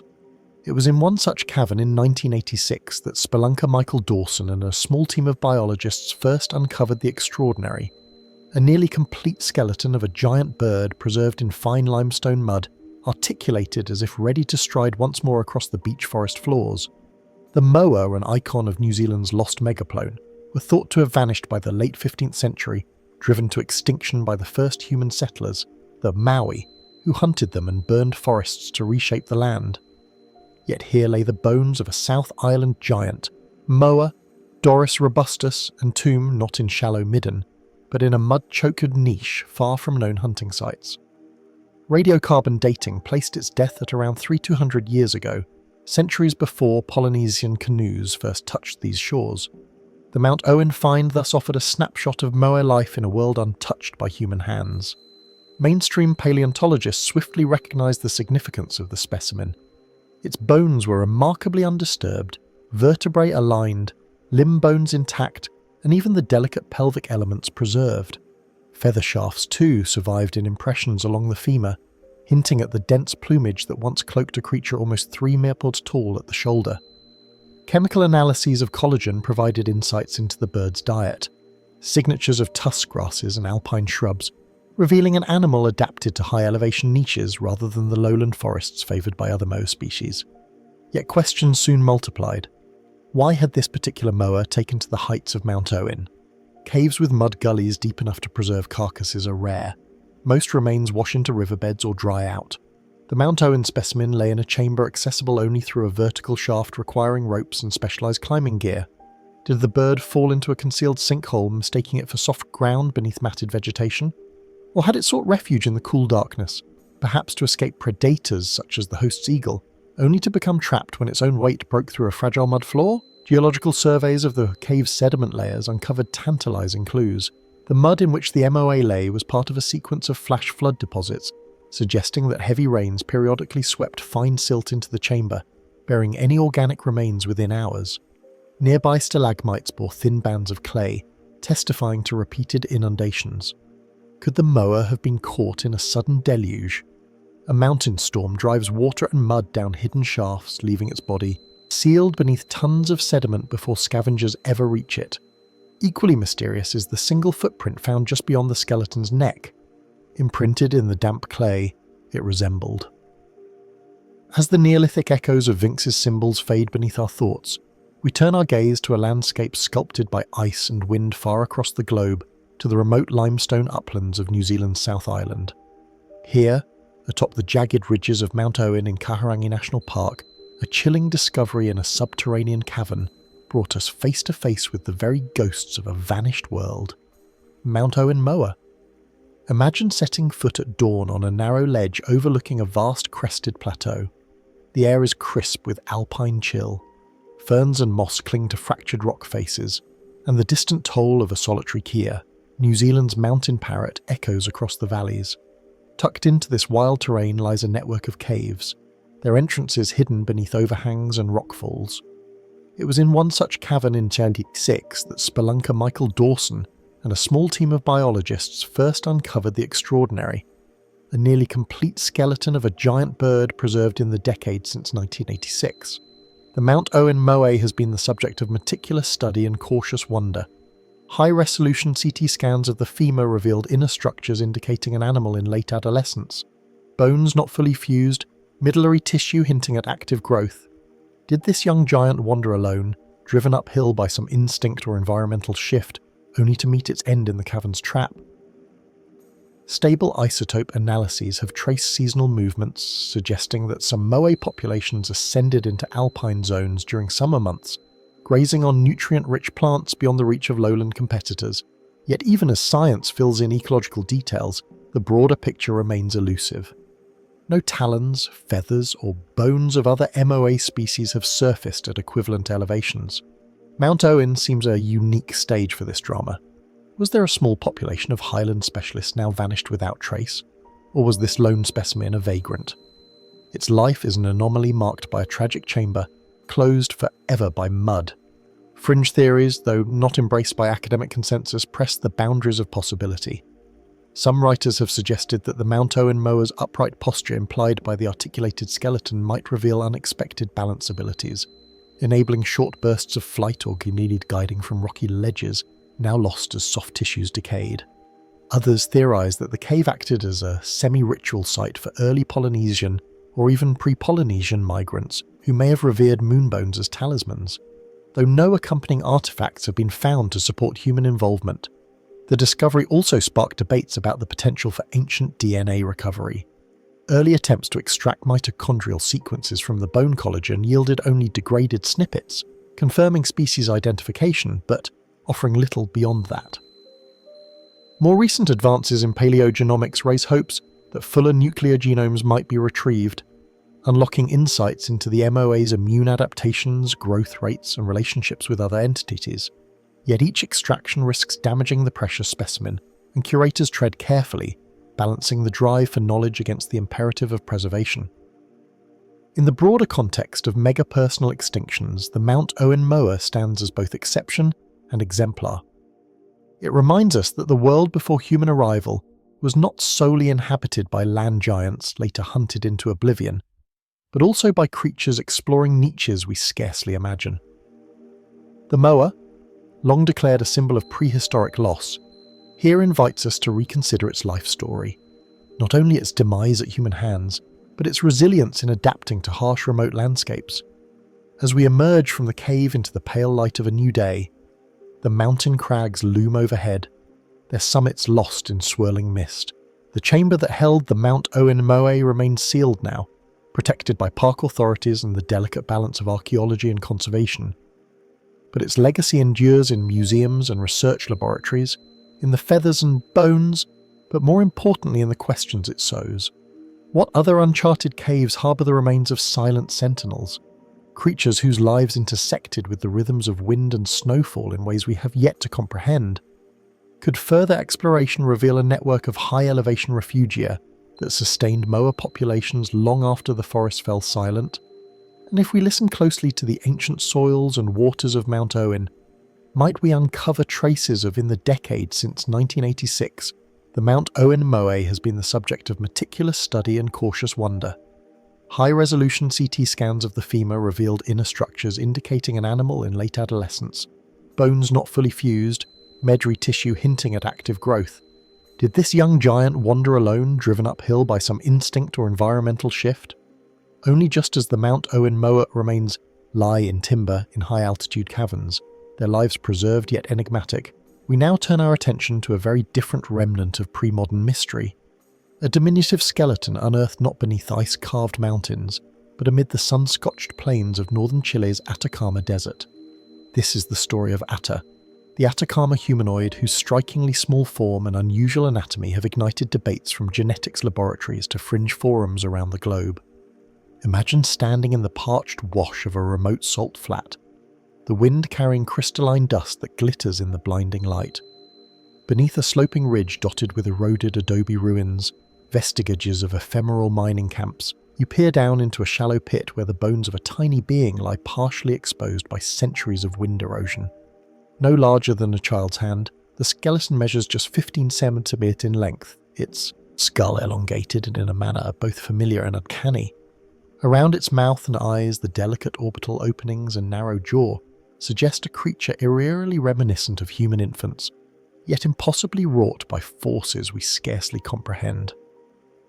In 2003, a local photographer stumbled upon these bones near the abandoned village of Lenoria, capturing images that would soon surge across internet message boards.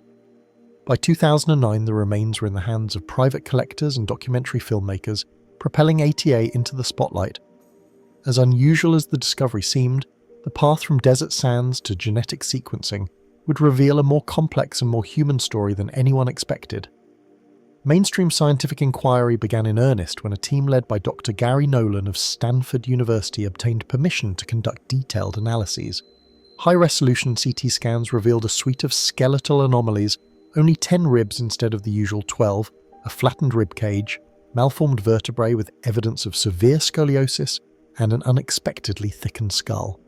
Traits more suggestive of developmental pathology than of any unknown species. The bone density, epithelial fusion, and dental development pointed to an individual who lived for approximately 6 to 8 years. Despite the miniature stature, perhaps most revealing were the genetic tests. DNA extracted from bone and tooth samples aligned the specimen squarely within the human lineage, tracing maternal ancestry to the indigenous peoples of the Andes. Mutations in genes associated with bone growth, particularly the FGFR3 gene linked to aroplasia, and other forms of dwarfism were present alongside unique variants in genes tied to growth plate regulation and collagen formation. These findings painted a portrait not of extraterrestrial origin, but of a child born with severe congenital disorders, one whose body adapted in remarkable yet tragic ways. Yet how then did a child with such significant skeletal abnormalities come to rest in an unprotected desert burial? And why did the remains remain undisturbed for perhaps a century before their accidental unearthing? Archaeologists note that even in harsh environments, small bones are typically consumed by scavengers or scattered by erosion. The partial articulation of Atta's skeleton, ribs clustered around the spine and limb bones lying in anatomical order, suggests a rapid burial, perhaps in a shallow grave now covered by shifting sand dunes. Could local populations have interred the child deliberately, honouring its life despite the extraordinary circumstances? Historical records offer few clues. Lenoria's heyday as a nitrate mining town peaks in the late 19th and early 20th centuries when migrant labourers from the Altiplano and beyond poured into the desert. Mining camps erected makeshift cemeteries for workers who succumbed to accident, disease or exhaustion. It is conceivable that Atta was born within such a transient community, its male formations deemed an ill omen or gift of special significance. Did a grieving family bury their child with a few personal tokens now lost to time and depart, leaving bones to weather the sun, only to emerge decades later as a signal from the past? Speculative voices have woven more extraordinary tales. Some conspiracy-minded authors suggest the elongated skull and miniature ribs reflect a hybrid species, an ancient crossbreeding between humans and an unknown hominid, that once roamed the Americas. Others posit that the skeleton is evidence of government experiments in genetic engineering, a child engineered for pediatric space missions who perished and was discreetly removed to avoid public alarm. These theories, however, founder upon the weight of genetic evidence. There is no DNA here beyond that of Homo sapiens, and the high rates of congenital bone disorders offer a far more parsimonious explanation. The story of Atta also intersects with indigenous Indian worldviews. In Imara and Ketwa cosmologies, small or deformed children were sometimes seen as warry spirit beings bridging the worlds of Earth and Puna, the High Plains. Such children might be granted special array rites, their graves marked with offerings of stones or cocoa leaves. Could Atta's burial spot once have been a place of ritual significance? A portal where families left their troubled loved one to join the realm of spirits? The physical remains serving as a nexus between the living and the otherworldly. Chemical analysis of sediments adhering to Atta's bones revealed traces of organic compounds, resins, and plant alkaloids, consistent with shrouding in aromatic incenses or wrappings treated with herbal extracts. While these residues could also derive from natural percolation of desert phytochemicals, their concentration on early bone surfaces hints at intentional practices. If so, A's death may have been marked by a ceremony long since forgotten, its participants lost in the desert's relentless sweep. The preservation of A's skeleton presents another conundrum. The bones show minimal bleaching from ultraviolet exposure and only slight signs of microbial degradation, suggesting intermittent burial under sand or sediment rather than continuous surface exposure. Geological studies propose that wind-driven dunes around Lenoria shifted over old grave sites in periodic pulses, burying and exhuming remains throughout the 20th century. Yet the skull's frontal bones and facial features remain sharp as if shielded from direct sunlight. Was the body wrapped in cloth or placed within a small wooden box? Materials now decayed but serving as barriers against the elements. In the years following the initial publications, Atta's remains have been the subject of intense ethical debate. Some scientists called for cremation, viewing further analysis as desecration. Others advocated for public display as a cautionary tale about genetic diversity and human fragility.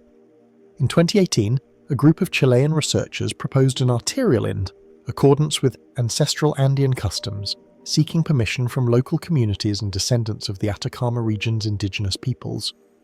This dialogue underscores the uneasy intersection of science, culture, and respect for the dead, a modern mystery entwined with the child's own. As you stand before the glass case at a university lab or a museum exhibit, the Atacama humanoid's gaze, empty eye sockets in a stylized skull, stirs questions both intimate and vast. What was the child's name, if it ever had one? What cries went unanswered in the desolate salt flats? And what compassion attended its final breath? If genetics can explain the mutations in FGFR3 and CO1A1, can anthropology recover the human story behind those sequences? In the hush of that desolate desert dawn, as the winds scour the world in stillness, the bones of Atta remind us that history's most chilling mysteries often lie at the intersection of nature's creativity and human pathos. Whether a child born with rare bone disorders or a messenger from realms beyond our ken, the Atacama humanoid stands as a testament to life's fragility and the enduring power of curiosity. And so, as we close this chapter of our 3-hour odyssey, we carry forward the haunting question echoed in a miniature frame. Amid the shifting sands and unyielding march, what other voices wait in the desert's silence? Stories unread, lives half-glimpsed, and mysteries still unfolding beneath the sun's relentless blaze. Just as the small desert skeleton of Atta lay buried beneath shifting sands, hinting at worlds lost to time and circumstance, our journey now carries us back across millennia to the banks of another great river, the Nile. Here, near the village of Hawara in Middle Egypt, ancient travellers once stood before a marvel so vast and labyrinthine that even the Greeks called it the labyrinth. Its stones have vanished, its corridors remain unexcavated, and yet the ghost of its passageways continues to haunt our collective memory. Imagine approaching the edge of a sun-baked plateau at dusk, the scent of date palms drifting on a faint breeze. To your left, a low hill rises from the plain, an artificial mound of mud brick and cut stone crowned by a worn pyramid dedicated to Pharaoh Amenhotep III of the 12th dynasty around 1850 BC. Local villagers know this hill as Hawara. Beneath its rubble, they whisper, lie hidden vaults and galleries that once formed the core of Egypt's most enigmatic structure, the Lost Labyrinth. Our knowledge of this monument comes from Greek and Roman travellers Herodotus, Strabo, and Pliny, each offering tantalizing fragments. Herodotus, writing in the 5th century BC, claimed the complex comprised 12 covered courts. Each court contained 30 chambers, 15 above ground, 15 below, connected by columned halls so numerous that at its completion none could find the limit. The walls, he said, were tiled with polished stone and adorned with sculpted images of animals, birds, and aquatic creatures, each level more elaborate than the last. Strabo later recorded that the Greeks called it the labyrinth because those who enter cannot find their way out unless guided by a native. Pliny added that the monument stood second only to the pyramids in his list of marvels, its underground vaults housing the mummies of kings and the records of past dynasties. Yet by the time Roman legions marched through the Epham, the labyrinth stones had been pillaged for temple projects in Memphis and even shipped to Alexandria. Modern archaeology first sought the labyrinth at Hawara in the late 19th century, led by the Egyptologist Flender Petrie. Petrie's team unearthed the pyramid and a nearby mortuary temple, but no clear entrance to the fabled galleries. Instead, they found a maze of mud brick walls from a Roman period town perhaps built atop the labyrinth's ruins. Petrie recorded subterranean cavities, chambers filled with debris, rock-cut passages leading toward darkness, but could not map an extensive network as described by the ancients. In the decades since, geophysical surveys have scanned the plateau with ground-penetrating radar and electromagnetic resistivity. Each line of data reveals anomalies. A void here, a collapsed tunnel there. Yet no coherent blueprint emerges. At certain points, radar waves detect voids up to 2 meters wide, suggesting chambers or corridors. In others, the signal dissolves into rubble zones where soft mud brick has mingled with sand over millennia. Could these voids be the breath of the lost labyrinth, or simply natural fissures and modern burials? Mainstream consensus holds that Amenhotep III, known as Setep Ibra, who pacifies the heart of Re, embarked on an ambitious mortuary complex at Hawara, part pyramid, part temple, part administrative centre for the newly irrigated Fam oasis. The so-called labyrinth may have referred not to a single structure, but to the entire precinct: pyramid, causeway, valley temple, lake temple, workers' village, and subsidiary shrines, all connected by covered colonnades. Over centuries, the site's stones were recycled into Roman fortresses, Coptic churches, and even medieval mosques, leaving only the pyramid's core and a handful of underground galleries. Yet for every mainstream explanation, new questions arise. Why did Amenemhat advance the labyrinth motif so central to his plan that it became the site's defining label centuries later? Herodotus implies that the structure incorporated multiple architectural styles, merging Egyptian and foreign elements in ways that respected no single tradition. Could the design have included labyrinthine courtyards intended as symbolic tests for the deceased king, guiding him through trials, mirroring the underworld's winding paths? If so, the corridors and chambers might have been as ritual as functional. Speculative scholars have ventured farther. A few argue that the labyrinth's subterranean passages align with astronomical phenomena. The sun's path on the shore, winter solstice, or the cycle of the constellation Orion associated with Osiris. Archaeological probes have noted that one set of north-south trenches lies roughly on an axis that in 1850 BC would align with the rising of Sirius, the dog star, whose halal appearance heralded the Nile flood.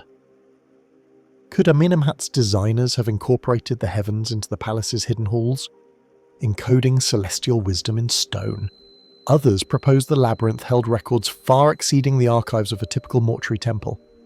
Pliny's remark that it housed records of the deeds of men of old hints at a library of papyrus scrolls or even stone-steel documents of legal codes, medical treatises, and philosophical texts that predate classical Greek writing. If such archives existed, they would transform our understanding of ancient knowledge. But until we uncover sealed chambers untouched since 1850 BC, this remains an alluring echo, a possibility as fragile as papyrus itself. Even fringe interpretations find roots in the labyrinth's layered past. A handful of writers speak of an inner sanctum cut entirely from living limestone, a subterranean hall whose towering columns mirrored the temples above, fashioned by artisans whose names are lost in the sands of time. In these accounts, the inner hall's acoustics amplified the priest's hymns, creating a spiritual resonance that guided souls toward the afterlife. Yet no modern excavation has detected a space large enough or smooth enough to serve such a purpose, leaving such imagery suspended between myth and hope. Recent remote sensing efforts have turned to drones equipped with LiDAR, mapping the plateau's faint surface undulations with remarkable precision. These surveys reveal subtle linear depressions that may mark buried causeways or colonnades, while abrupt changes in vegetation suggest the presence of buried stone foundations. But LiDAR cannot see through meters of sediment to distinguish labyrinthine rooms from natural karst features. The plateau remains palest, its buried structures overwritten by time. Local Bedouin accounts add another human dimension. Shepherds recall tales of ancient spirits wandering the desert plain after dusk. Their flickering lanterns guide herds away from hidden sinkholes. They point to small rock mounds marked by twisted date palm fronds offering sights. They are left in memory of long-lost rituals held at the labyrinth's thresholds. Could the labyrinth's edges have served as ritual boundaries? Clinical zones where the living negotiated with the dead, or where oracles read the future in the desert's shifting sands? Even if we accept that the labyrinth was primarily airy complex designed to honor and protect the king's journey into the afterlife, its sheer scale defies easy categorization. Eminem's reign coincided with a period of remarkable economic stability when the Nile's bounty filled royal coffers and allowed massive building projects. Yet no texts record the labyrinth's dedication. No papyri outline its architectural plan, and no inscriptions remain to greet would-be explorers. The monument exists only in fragments, archaeological, textual and mythic, each suggestive, each incomplete. As the sun dips behind the horizon and the shadows deepen across the plateau, the labyrinth's ghost corridors seem to be us still. Beneath the mound at Hara, the stones of Amenemhat III's precinct await rediscovery, their walls whispering of power, faith, and the human desire to transcend mortality. Will future excavations armed with ground-penetrating imaging, targeted icing, and patient stratigraphic work finally reveal a coherent plan? Or will the maze of rubble and ruin continue to resist, offering only fleeting glimpses of its former grandeur? In the chill of twilight, as the desert wind murmurs through the fractured stone, we are left with a singular question. What secrets lie buried beneath that mud brick mound? Secrets crafted by hands guided by faith, ambition, and perhaps a yearning for immortality. The answer remains lost in the labyrinth of history, waiting for the next intrepid explorer to light a torch in the darkness and find a way through its silent, winding corridors.